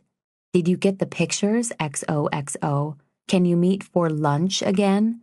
My tits still smell like you." I knew I was torturing myself, but I didn't care. I deserved it for being so stupid. I wanted to hang them all over the walls of my bedroom as a reminder of how naive I was. Maybe reading them every morning would give me the strength I needed to end my marriage. Eventually, I confessed my situation to Grace. She wept on the phone as I recounted what I knew and read her a few of the texts that Morgan had sent my husband. She ached with me like everyone else I'd told. Everyone but Dixie Reed, that is. Mitch and Hollis kicked Tyler out after 3 weeks, and he eventually went to stay with his parents. I'd texted him that I still wasn't ready to talk or see him, and he honored my wishes. About 5 weeks after I learned of his affair, his mother showed up at my office one Thursday morning. "Your mother-in-law is here," Rachel said from the door. "What should I tell her?" "Send her in." I paused. "And then save me in 10 minutes. I sat up straight and waited for her to enter. I refused to stand or greet her with a hug like I normally would have. There was no way she was there to sympathize with me, so I braced myself for a standoff. "Chloe, dear, bless your heart, you're positively glowing," she said. "Hi, Dixie," I said and gestured to an open chair. She took a seat and removed her gloves. "How are you feeling?" "Pretty good, now that the morning sickness has subsided." "I see you finally have a proper baby belly," she smiled. I looked down and folded my hands over my stomach. I hope you don't mind my barging in here like this, but I was in the city for a hair appointment, so I thought I would stop by and check in on you and my grandson." "It's no problem at all," I said, keeping my comments deliberately short. Dixie nodded slightly and looked around the room before speaking again. "As you know, Tyler is staying with us, and he would very much like to come home to you." I raised a brow. "I knew he was staying with you, but I was unaware he was so eager to come home." "Oh, yes, and I think you both would be better off putting this whole thing behind you." This whole thing? My body temperature began to rise. "That's easier said than done, now, isn't it?" She shifted in her seat. "I don't think so. We all know how hard marriage can be when we add certain challenges to the mix. Remember how I warned you that messing with fate might test your relationship?" she dared to remind me. "Tyler's a good man, and he knows he made a mistake, but he loves you and the baby, and it's time he came home." I looked down at my hands and closed my eyes for a second. "Well, I'm not ready for him to come home. And I'm not sure I'll ever be ready after what he's put me through. I'm guessing you know very few of the details, and I'll keep it that way, but your son has not behaved like someone who loves me or values his marriage. Trust me." Dixie began to fidget and shake her head. She probably hated having her grown, married son back in his childhood bedroom, leaving dirty laundry on the floor and shaming the family. Again. She continued. "Well, I know we wouldn't want to raise a child all on our own now, would we? Imagine what this poor little boy is going to have to endure without a father around. Surely you will think of him when you're making your decision." "Surely my son wouldn't want me to compromise my integrity, either." Just then, Rachel stuck her head in. "Sorry to interrupt, but you have that conference call now? Online too?" I glanced at the blinking phone. "Thanks, Rachel." "I need to take this," I said to Tyler's mom. "Thank you for checking in on me, Dixie." "Of course, dear." She stood, smiled at Rachel, and left. "It's actually your friend Cam on the phone," she said. "Perfect timing." He always knows when I need him. Thanks. I lifted the receiver and pressed line 2. "Hello?" "I'm coming to Chicago tomorrow." I smiled and felt truly happy for a moment. That's the best thing I've heard all week. Cam knew my situation, mostly through texts and emails because I loathed recounting the details over the phone. He'd confessed that he had never been a huge fan of Tyler's, but that was so easy to say given all that had happened. "What brings you to town?" "I have some business. There's a convention in Rosemont on Saturday." "Do you want to stay with me? I would love it. My house is so empty and quiet, and you know how I crave a little chaos." "Sure," he said. "Couch or crib?"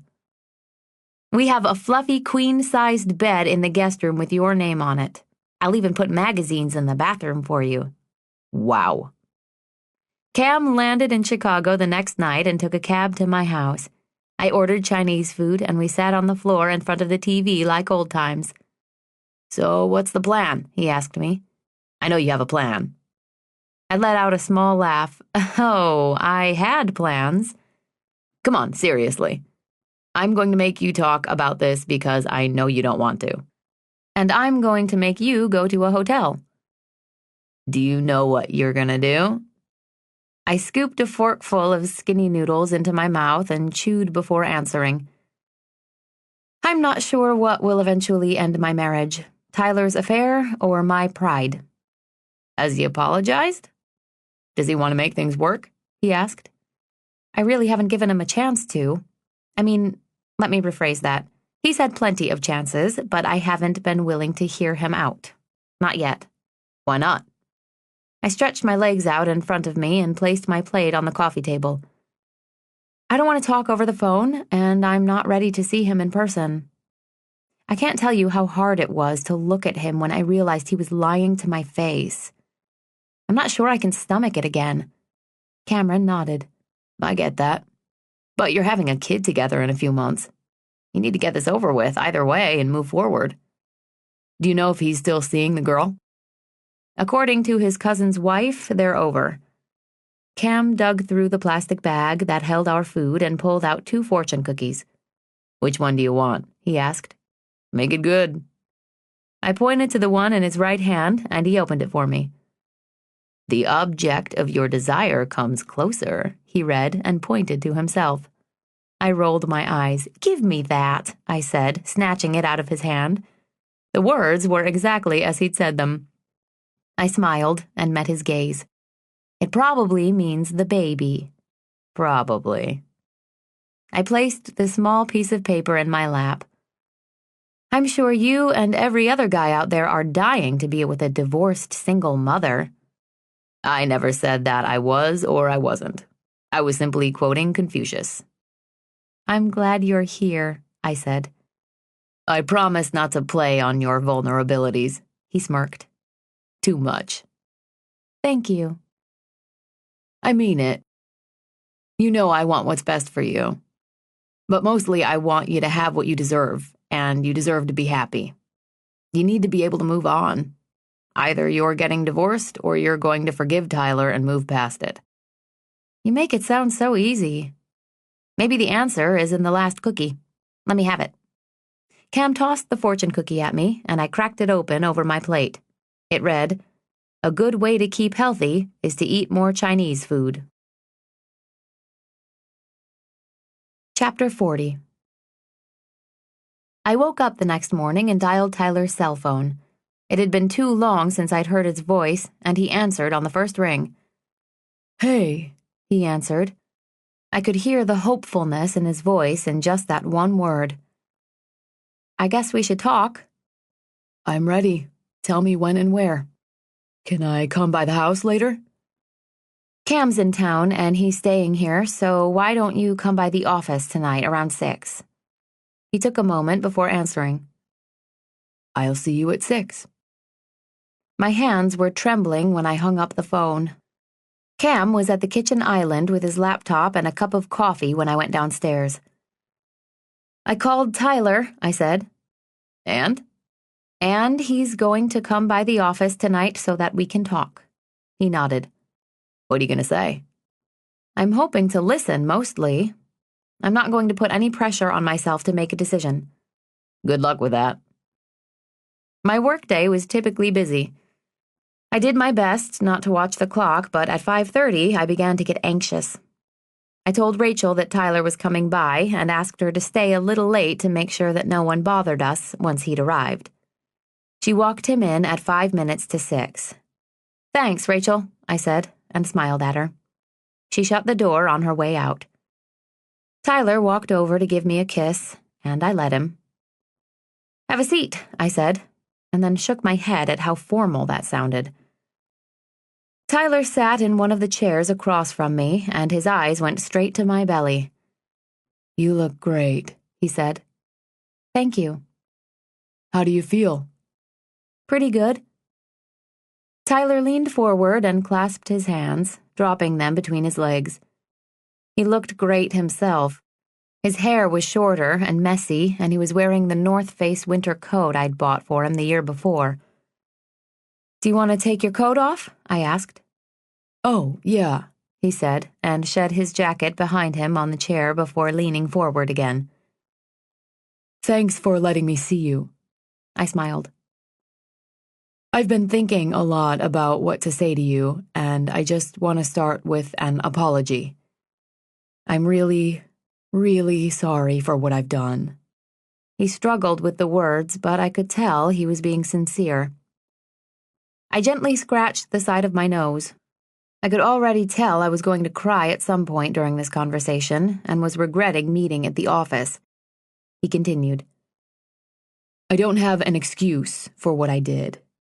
You have to believe me when I say I never wanted to hurt you.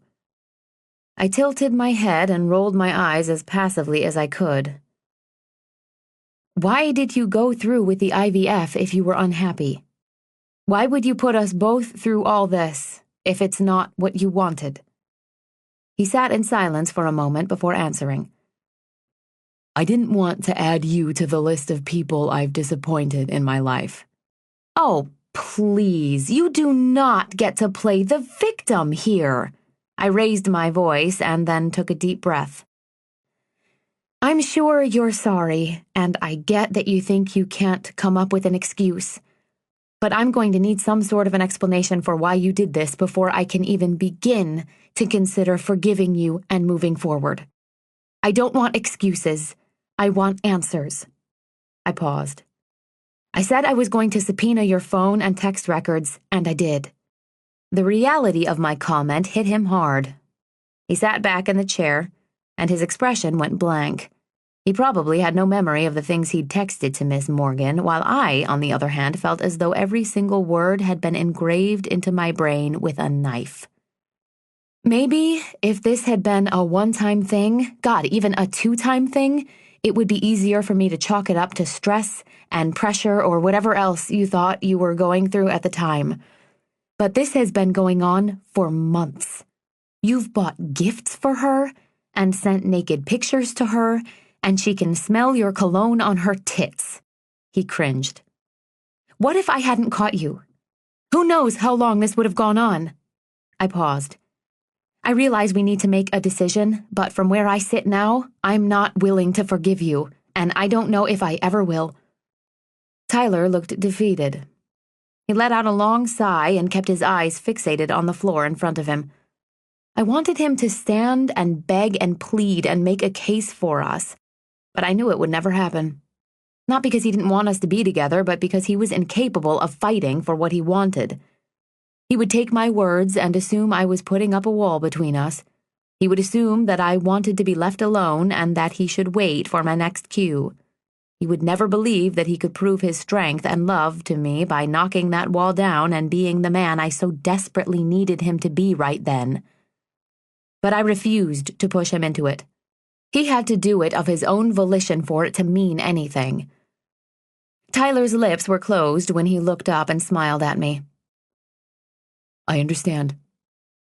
I just want you to know that I'm not seeing her anymore and that I'm going to rent an apartment if I can't come home. And that was it? He'd given up already? Okay, I'm sorry, but I'm just not ready, I said. It's fine, I get it. I hope we can still talk. I'd like to know how things are going with the baby. Of course. Tyler and I stood and hugged. I was going to have to get him a new cologne if we were going to stay together. I walked him to the elevator. As I returned to my office, I didn't shed a single tear. Chapter 41. I came home that night to find Cam in the kitchen, unloading an enormous feast from Morton's Steakhouse. 2 filet mignons, creamed spinach, lyonnaise potatoes, stone crab claws, and key lime pie. Good Lord, this is all for the 2 of us? You're eating for 2, so it's technically 3 of us. How did it go with the big guy today? Cam asked, pouring himself a glass of wine. He's getting an apartment. He said he was sorry, and I believe him, but I'm not ready to forgive. And he was hardly begging to come home. So you need more time? Yeah, and I need to start interviewing nannies. How do you feel about kids? They give me hives, but for you, I'd be willing to take Benadryl. I sat down next to Cam and marveled at the meal before us. I was starving and so grateful that someone was looking after me, even if only for one night. Cam? Chloe? Why are you here? I asked. He stopped slicing his steak and turned to face me. Why are you asking me that? All weird and dramatic. It's just that you've hardly left the house and haven't mentioned the convention or anything. You think I have ulterior motives? I laughed. Sort of. Cam placed his fork and steak knife down next to his plate. I'm here on business, and I'm here for you. I stared into his eyes for a good long moment. Thank you. You're welcome. May I continue eating? You knew I needed you, didn't you? I knew you needed someone, and I knew you weren't going to ask for help. You know, there couldn't be a worse time for me to afford to get confused, I said. That makes no sense. I looked away and took a sip of my ice water. I mean, having you stay here, bringing me food and taking care of me. I don't want you to leave, I said, brows raised. But I have to be able to focus on what's right for me and the baby. Look, I'm here because I care about you and I was worried about you. That's all. I'm not trying to swoop in on my white horse and take you for my own. Do I want you to go back to Tyler? No. But you should know that no one is going to think less of you if you decide to take him back and try to make your marriage work. You do realize, though, that if you're going to accept his apology, you're going to have to do it and live with it. Because holding on to the betrayal will kill you. I know. You thought you were going to get some lustful confession out of me, didn't you? I laughed again, and it felt really good. I just don't want to feel guilty for leaning on you, that's all. Cameron pulled me close to him, and I rested my head on his shoulder. Does this make you feel guilty? He asked. I smiled. No, it feels fucking great. While Cam went to his convention that Saturday, I had a nanny candidate come to the house for an interview. She was a referral from Alexa, whom I'd met at the fertility clinic. Alexa's first IVF treatment had not been successful, and she was gearing up for round 2 that winter. After she'd sent me the name of her sister's nanny, I packed up the candlesticks that Cam had given me and sent them to her. Before the nanny arrived, I Googled interview questions for nannies and felt like an idiot when I read through them and realized I hadn't thought of a single one of the recommended questions. I'd only come up with, are you opposed to 11-hour days? Can you work until 9 o'clock if need be? Have you ever been arrested? Do you drink alcohol? Do you believe you're being followed by imaginary federal agents? But thankfully, the much more practical people at babycenter.com had an entire worksheet with a list of more important questions like, do you have any formal early childhood development or childcare training? Would you be willing to take CPR classes? How do you comfort children and deal with separation anxiety? I printed out a copy of the questionnaire and had her fill it out when she arrived. Born and raised in Montego Bay, she looked like she was in her late 30s. Her thick Jamaican accent and unflappable approach immediately put me at ease. I tore up the stupid questionnaire, trusted my instincts, and hired her on the spot. No problem, Mon. Cam went back to California, and Tyler moved his stuff out and into an apartment in the city. He and I kept in touch and met for lunch or dinner every few weeks. It wasn't especially comforting to see him, but I felt that I should at least make the effort. Some nights I would cancel. Others I would pick somewhere loud with lots of TVs to distract me. I bided my time by going to work and trying to pretend everything would be all right one way or another.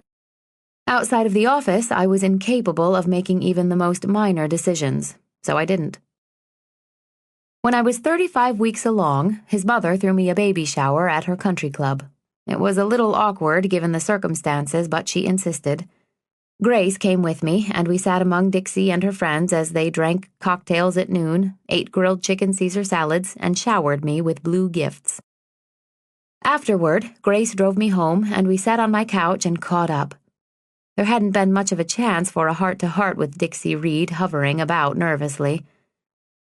How much time are you taking off work? She asked me. I'm going to take the whole 3 months. I'm sure I'll be working from home as soon as I feel up to it, but I'm going to try not to go down to the office or the courthouse at all during that time. Good for you. You deserve a break. What's the latest with Tyler? I shrugged. Good. Weird. I don't know. Once he moved out, it was like starting my whole life over. I was worried that was going to happen. What? That you'd become complacent and used to the idea of being alone. I looked out the window in front of me. You think I should take him back? She smiled slightly. Honestly, I do. I know he put you through hell, and you know I'm not discounting his behavior whatsoever. But then I look at you and your beautiful boy growing inside. She choked up.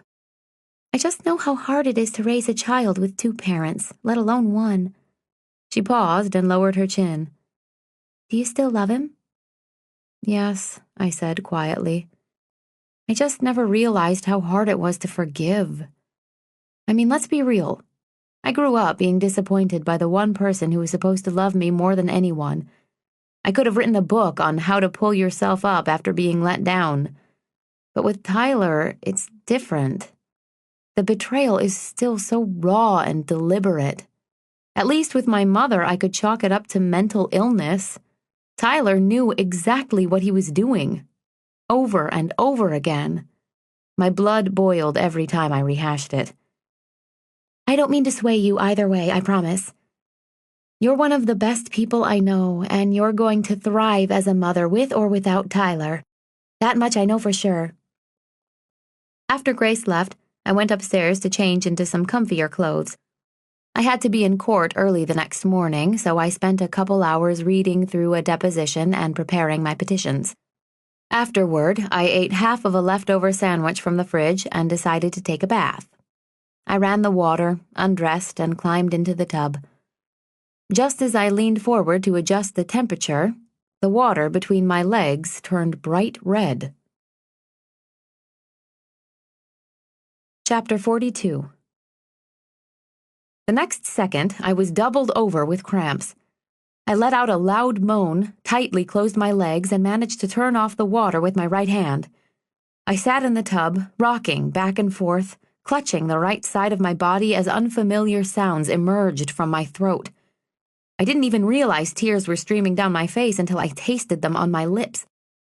When I looked down again, the blood was pouring out of me, heavier and faster.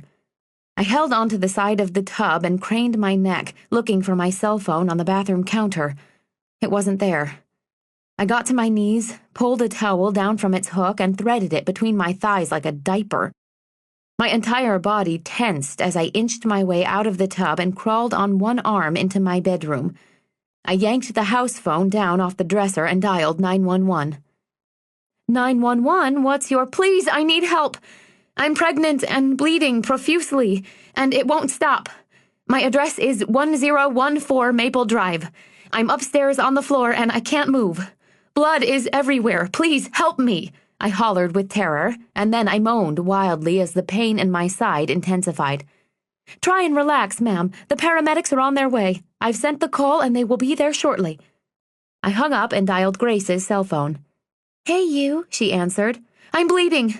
Please come back. I'm lying on my floor and I think I'm losing the baby. I sobbed and choked, unable to breathe. Oh my God, I'm on my way. Call 911 now, she said and hung up. One of the longest minutes of my life passed. 2 of the longest minutes of my life passed. 3 of the longest minutes of my life passed. I heard a loud bang below as the fire department kicked in the side door that led into our kitchen. A second later, 3 firemen and 2 paramedics were standing over my blood-drenched, naked body. They went to work at lightning speed, covering me and placing me on a stretcher. I moaned louder, and my head rolled uncontrollably from side to side. Please help my baby. Please help the baby. I'm pregnant. Oh my God, why is this happening? Please don't let me lose the baby. My pleas and primal screams were on replay for the entire ride to the hospital. Once in the emergency room, the staff moved even more quickly than the paramedics. Do you know how far along you are? A nurse asked me. 35 weeks. She rushed me up to the maternity unit, where one nurse began to monitor the baby's heart rate, and another eagerly tried to get an IV into my arm. Dr. Leonard walked in scrubs, consulted with the team of nurses, and then came to my side. Your placenta has separated, and you're losing a lot of blood. The baby is in great distress, so we have to do an emergency C-section, he said, and disappeared.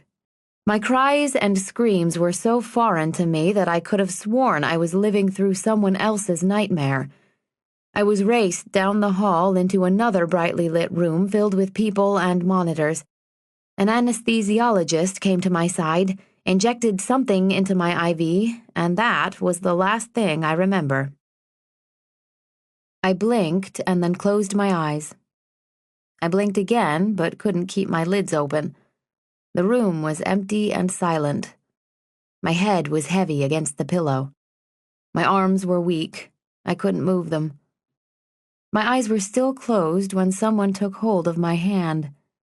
I forced them open and saw Tyler standing over me. Chapter 43. Thank God, he whispered and gently tucked some stray hairs behind my ear. His eyes were weary. "Where's the baby?" I asked. He's in the NICU. He's perfect.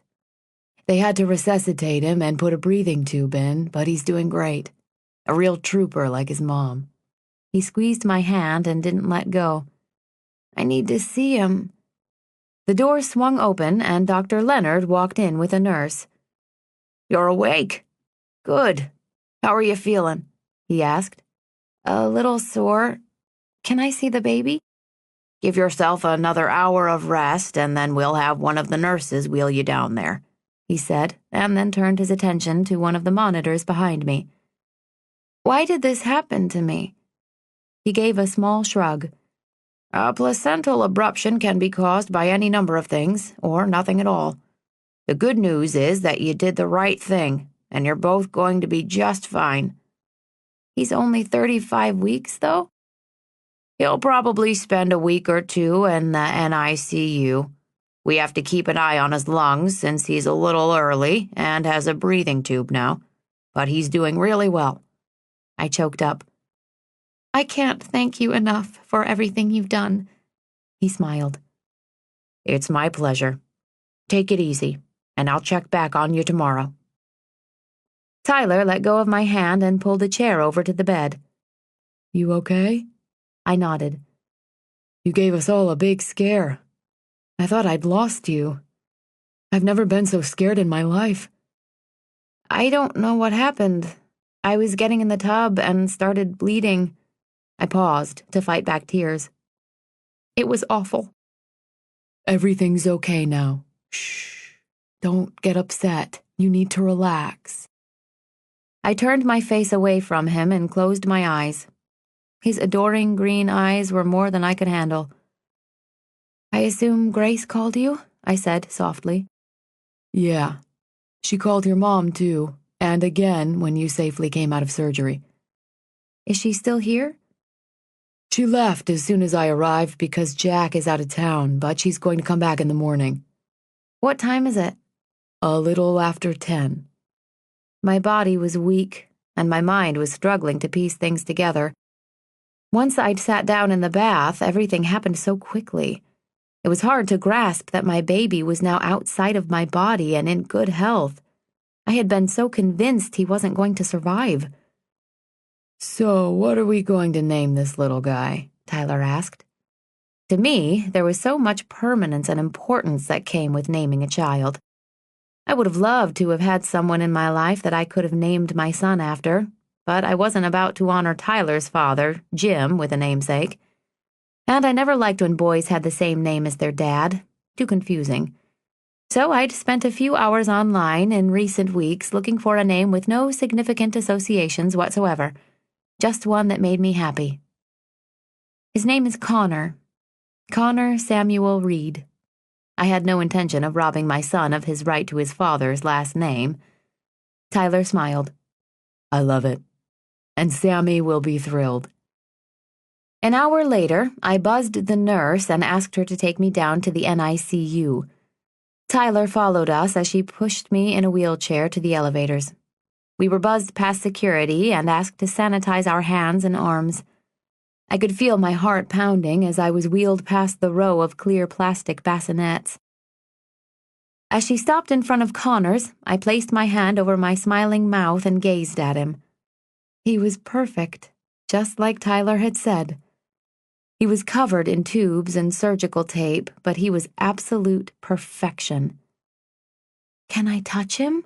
I whispered to the nurse. "Of course," she said. I slowly eased myself out of the chair and stood over him. I gently placed my pinky finger into his grasp and leaned over to kiss his tiny face. "How long will he have to be here?" I asked. "At least a week. until he's eating and breathing on his own." Tyler held up his phone and snapped a bunch of pictures of my son and me. We fed him some formula, changed a diaper, and then headed back upstairs to my room. Tyler fell asleep on the daybed by the window. The next morning, Grace and her mom greeted us with coffee and donuts. "I can't tell you how worried I was. I've never been so terrified in my life," Grace said. "When I saw your back door had been kicked in and you were nowhere to be found, I seriously almost had a heart attack." "I'm so sorry," I said. "Don't be silly. I was just so glad they got you to the hospital in time." "Thank you for calling my mom. What did she say?" "Well, I played down the severity of the situation at first, but I thought she should know what was happening. I told her you were rushed to the hospital with contractions and that I would call her back when I had more details. By then, I knew you and the baby weren't in any more danger, so I let her know, and she was very relieved. You should call her as soon as you can. She really wants to know his name." "I will, after you all leave." "I also called Rachel because I remembered you were due in court today. She said to give you a big hug and that she would make some calls for you." "You're the best. Thank you so much." "When can you take him home?" Sydney asked me. "In a week or so." "We can't wait to meet him," she said. "You're allowed to see him, but you have to be accompanied by Tyler or me." No, you rest. We'll see him soon enough." Tyler showed them the pictures on his phone, and they cooed with joy. After Sydney and Grace had left, I asked Tyler to hand me his phone so that I could call my mother. "Hello," she answered. "Hi, Mom." "Hi, honey. I've been waiting for your call. How are you? How is the baby?" "He's perfect, Mom. His name is Connor Samuel Reed, and he's the most beautiful little boy I've ever seen." My mom was unaware of Tyler's infidelity. I hadn't had the heart to tell her, and had decided to keep her in the dark until I'd made my final decision. She gasped. "Connor is the most wonderful name in the world. I'm so proud of you." I smiled. "Thanks, Mom. I'll have Tyler email you some pictures, and you can have Vivian help you download them on your computer." "Oh, I don't know if I'll be able to do that." "Just let Vivian do it for you. I'll call her and let her know, okay? You don't have to do a thing." "When will I be able to see the pictures?" "As soon as you check your email. They should be right in the email message, and if you need help, we'll get you some." "All right, I'm so excited to see him." "He came a few weeks early, and he's in the infant intensive care unit, so don't be alarmed by all of the tubes on him. He just needs a little extra help for about a week, but he's going to be fine." "He's in good hands," she said. "Yes, he is. I love you, Mom. I'll call you later." I handed Tyler's phone back to him. He placed it in his pocket and grabbed his jacket off the back of a chair. "I'm going to go over to the house and have the door fixed. What can I bring you?" I hated relying on him, but was very grateful he was being attentive. "If you could grab my phone charger, and the suitcase next to the closet. I had packed up some hospital stuff a couple weeks ago. Oh, and my laptop, it's in the kitchen." He nodded. "Do you want a sandwich or something?" "Sure, whatever is easiest." After Tyler left, I slept. The nurses came in to check my vitals periodically, but I was mostly alone until Tyler returned with my things. "My mom sends her love," he said as he placed my belongings on the table next to me. I smiled and thanked him. Just then, a nurse walked in with 24 yellow roses in a rectangular glass vase. Tyler took them from her, set them on the windowsill, and handed me the card, which I read to myself. "A mother like no other. Love, Cam." I smiled. Rachel must have called him. Tyler was staring at me, wondering who had sent them. "They're from Cam," I said. Tyler's eyes narrowed, but he made no comment. Tyler came every day and spent several hours with Connor and me. As comforting as it was, pretending to play happy family and acting as though we belonged in a Norman Rockwell painting was a little awkward. But I was physically weak, and my hormones had reached new heights. leaving me little energy to consider doing anything other than play along. I was discharged 5 days later. Connor would be there another week before getting the green light. Chapter 44. Tyler and I picked our son up from the hospital 2 weeks before he was even supposed to be born. His nanny, Felicia, started as soon as he came home, allowing me some extra time to recover. Tyler came by after work every few days, bringing dinner and any other things I needed from the store. It wasn't meant to be a long-term solution, but I couldn't think beyond the day-to-day at that time. One night, during Connor's second week home, Tyler was accompanied by his mother and his siblings. Dixie gasped with delight as she leaned over the crib. "He is precious, just precious," she said, shaking her head in disbelief. "We're going to need to schedule his baptism as soon as possible. I'll call my parish in the morning." "That's not necessary. I'll take care of it," I said. "You're going to call the parish?" "I'm not going to use your parish. We're going to have him baptized at St. Francis." Dixie studied my face and made no further comment. I diverted the focus back to Connor. "Who wants to hold him?" Sammy and Sarah deferred to their mother, so I lifted my sleeping baby out of the crib and handed him to Dixie. She sat in the rocker and sang to him for about 3 minutes until he woke up screaming. It was mostly a drama-free visit because my mother-in-law kept her attention on the baby and off my shortcomings. Once everyone left, I gave Connor a bath, fed him, and rocked him back to sleep. Tyler was waiting for me in the kitchen when I came downstairs, so I grabbed a bottle of water from the fridge and joined him at the breakfast table. Empty bottles were drying on a rack next to the sink, and there were 3 cases of formula on the island along with other groceries that needed to be put away. There was so much to do, but I could tell he needed to get something off his chest. "Do you want something to drink?" I offered. "No, thanks." "I can make some coffee if you want." "I'm good," he said. "Is Connor asleep?" I nodded. "We need to talk," he said. I nodded again. Tyler placed his hands on the table, and we sat in silence for a couple of minutes. "I guess I should start," he said, and released a deep breath through his nose.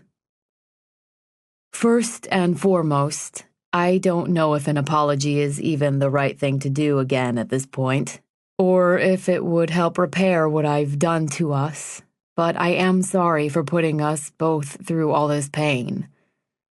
More than I can express." "Try," I said. "I know I screwed up bad. Looking back, I really don't know what I was thinking. I mean, I wasn't thinking. I've been losing sleep for weeks trying to figure out a way to explain myself to you and explain why I did what I did, but it all sounds so meaningless. I guess I was frustrated with everything that was going on with the IVF, and you were always angry with me about something. I thought once you got pregnant, you'd be happy and things would get better, but it only got worse." I leaned back and crossed my arms. "Please don't put this on me. When the going got tough, you bailed. Own up to it. Don't act like my behavior was the reason for this. I may not be perfect, but I loved you like no one else, and I have never failed you in hard times. You don't get to shirk your responsibilities here. If you behaved like a pathetic, spineless, uncaring fool even for a moment, then have the decency to acknowledge that. Don't act like I should feel sorry for what you were going through. I'm not blaming you or asking you to sympathize with me. That's sure what it sounds like. Jesus, I'm trying to give you some indication why I might have done what I did. Isn't that what you've been asking me for? I don't have an explanation, and even if I did, there's no excuse. That being said, I love you, and I want to make this marriage work. I know I fucked up, but I also know that if you can forgive me, we can get through this together. It's the best thing for Connor, you know it is." Tears sprang to my eyes at the mention of Connor's name. My poor, sweet little guy. swaddled away in his bedroom, had never asked for this. He deserved to grow up in a house with 2 loving parents and a swing set in the yard. That had been my plan for him, and now I was going to have to explain how everything went wrong. "I'm so sorry," Tyler said again when he saw my face. I took a deep breath.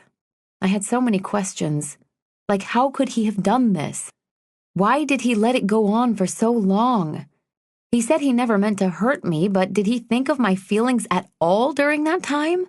Was he ever in love with that woman? But in that moment, I realized there was nothing Tyler could say that was going to make it better. He'd broken my trust and my heart in one fell swoop.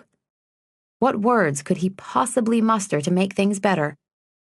It's easy for you to bring Connor into this now, but you should have been thinking of him all along, and you weren't.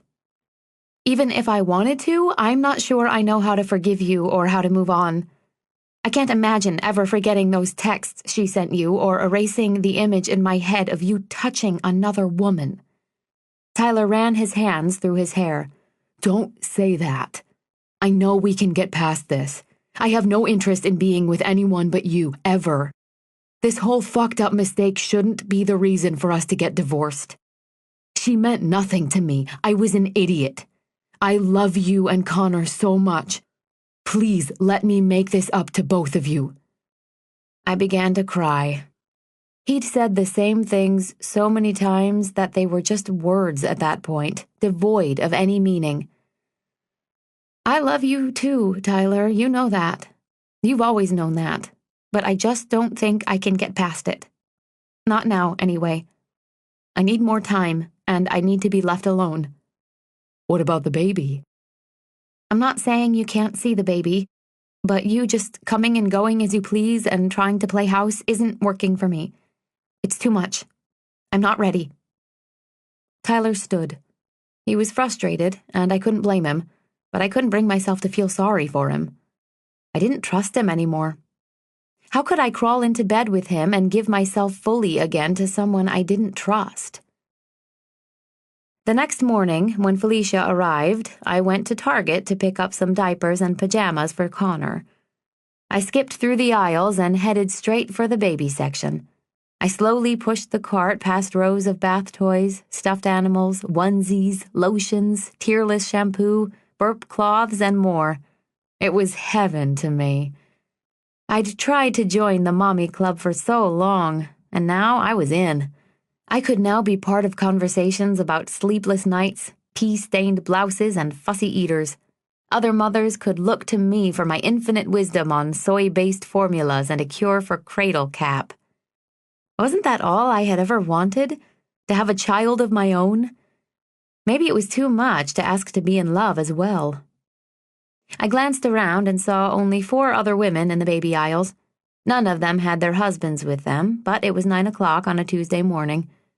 I filled my cart with more than I needed, headed home, and decided to call Cam. "Hey, you," I said when he answered. It had been the first time I'd talked to him since my life had been turned upside down by Connor's unexpected arrival. "How's mommy life?" "Pretty fantastic," I said. "And a full-time nanny doesn't suck either." "When do you go back to work?" "In a couple months, but I have a ton of work to do from home. The emails and voicemails haven't stopped just because Connor decided he was ready to make his debut ahead of schedule." "Can I come meet him? I was looking at flights for next week." "Of course! We would love that. In fact, I have a favor to ask while you're here." "You name it." "I'd like you to be Connor's godfather. His baptism is next Friday." Cam cleared his throat. "Does that mean I have to raise the kid if you die in a fiery car crash?" "You did not just say that," he chuckled. "I would be honored." "You're a shit." "Hey, that's your son's godfather you're talking to," he said. "Who's my god spouse?" "Grace." "And what's going on with Tyler?" "I can fill you in when you get here, but not much has changed. With him, anyway. He's been coming over a lot and been really helpful, but I haven't taken him back." "Sounds weird," Cam said. "It is. Chapter 45. Cam arrived the following week and took his place at the St. Francis altar next to Grace during Connor's baptism. My mother had decided to fly in as well, so Cam got himself a hotel room in the city. During her short stay with me, she mentioned that there was a man named Ricardo whom she'd met in her building and was going to marry. He hadn't proposed yet, but she assured me there would be a wedding within the next few months. When I called Vivian to find out more about him, she told me he was the doorman and never said anything more than good morning to my mother or anyone else. But Mom seemed happier than ever, so I went along with her fantasies. I was delighted to have her around, if only for a couple of days. It was a motley crew, what with my mother and Dixie Reed in the front row of the church and my estranged husband by my side. But sitting there, staring at my son being held by my two closest friends, I was truly at peace. Afterward, I had everyone over to the house for lunch. My mom insisted on staying upstairs with the baby. She said there were too many people around and he was certain to catch something.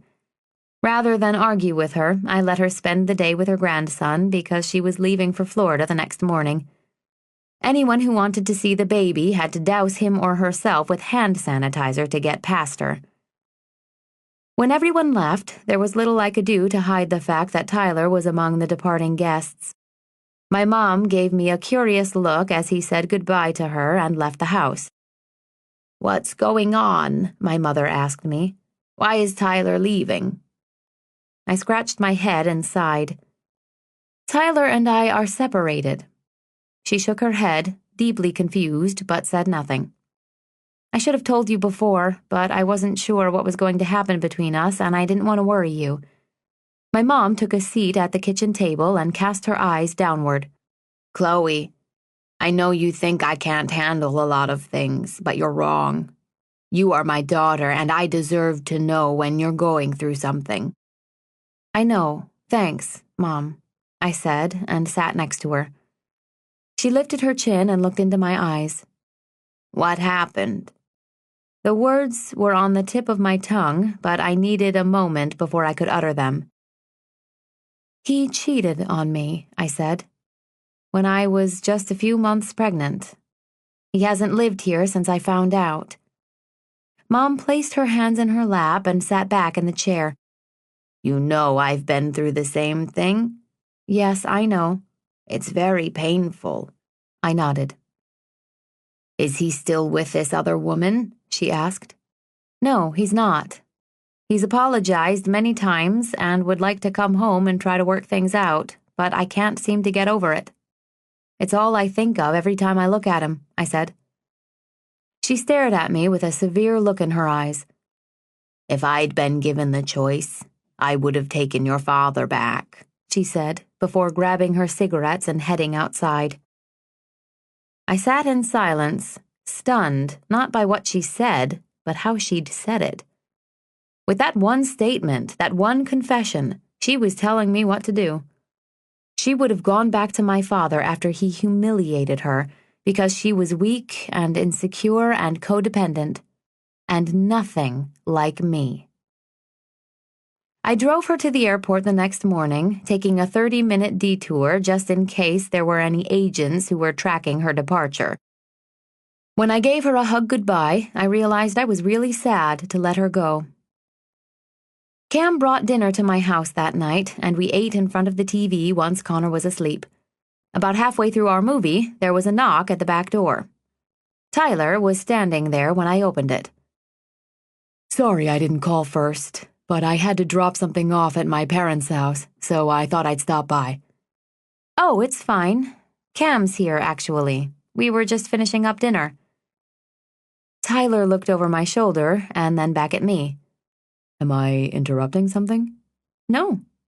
"Then why does it feel like I am?" I shrugged. I have no idea. Tyler's expression soured as Cam came up behind me. "Hey, man," Cam said. Tyler looked at him and said nothing. "Do you want to come in?" I asked Tyler as I stepped back from the doorway. He shook his head and kept his eyes on Cameron. "No." "Tyler, we're just hanging out. Connor's asleep. Come on in," I said. Tyler looked at me for a second, then stepped into the house and punched Cam in the face. Chapter 46. Cam collapsed as Tyler turned and left. "Oh my God!" I screamed, dropping to the floor next to him. "Cam, oh my God, Cam, are you okay?" I slapped him gently to try to elicit a response. "Cam, please!" As soon as he moaned and lifted his hand to his head, I ran to the freezer and grabbed an ice pack. I frantically wrapped a dish towel around it and ran back to his side. "Here, put this on your eye." My hands were shaking as I handed him the cold towel. "I am so sorry.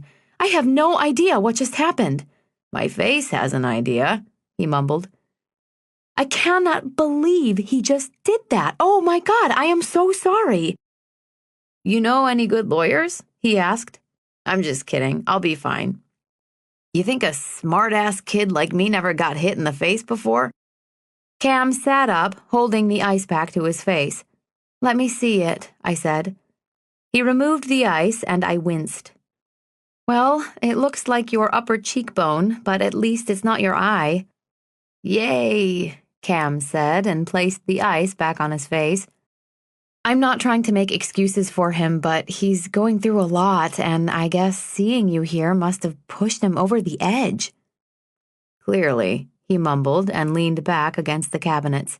"It's inexcusable. I'm mortified. He obviously feels threatened by our friendship, and since I'm letting you stay here and not him, he must have just snapped." "You don't have to defend him," Cam said. I nodded. "You're right. It was a dick move that you did not deserve in the least. Can I at least apologize like 50 more times?" He shrugged. "Follow me with a cold beer and I'll forgive you." Cam made his way back to the couch, chugged his beer, and fell asleep. When Felicia arrived the next morning, I drove him to the airport. Though his face was bruised, his spirit wasn't broken. "Never a dull moment," I said as I hugged him.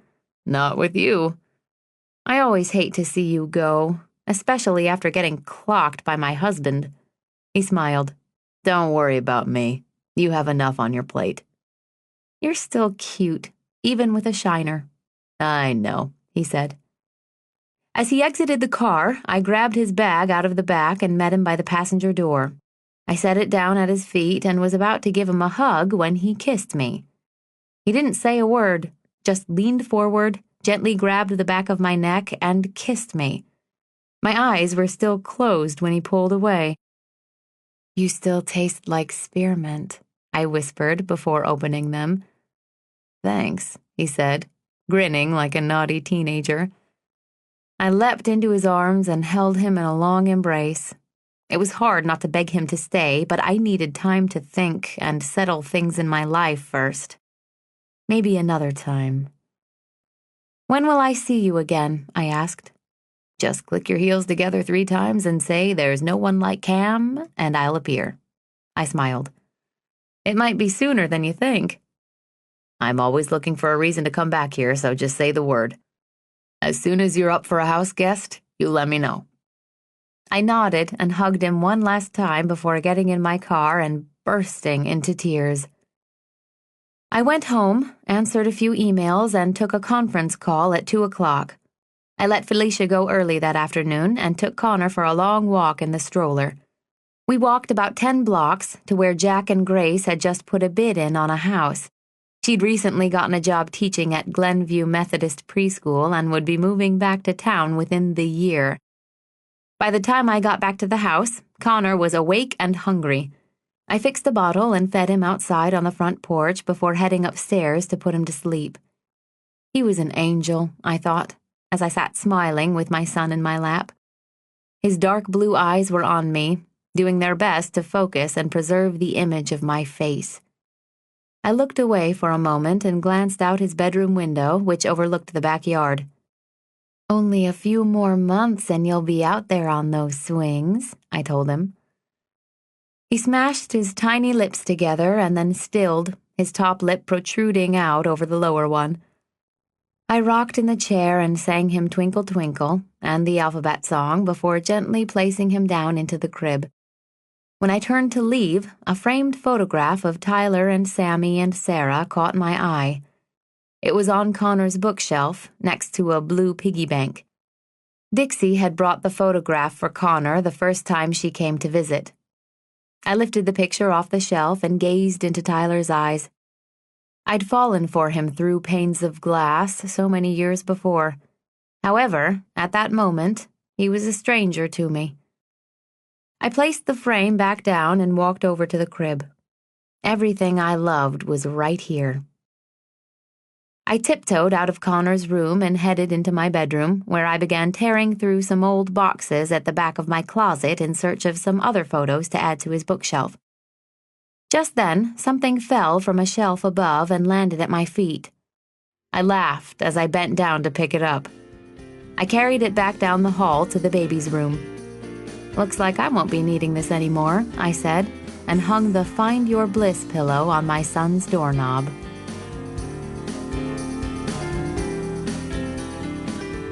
We hope you have enjoyed our presentation of Finding Bliss by Dina Silver.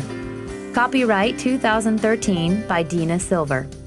Performed by Christina Panfilio. Directed by Ken Schmidt. Engineered by Jonathan Pannock. Performance copyright 2013 by Brilliance Audio. All rights reserved.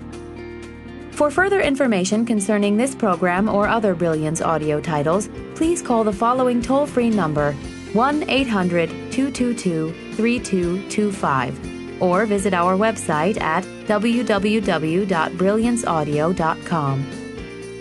No part of this recording may be played for an audience or reproduced in any form.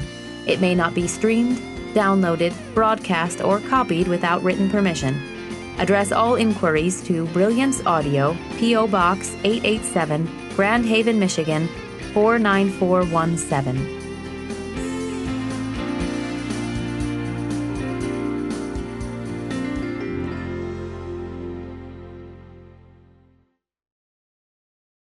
Audible hopes you have enjoyed this program.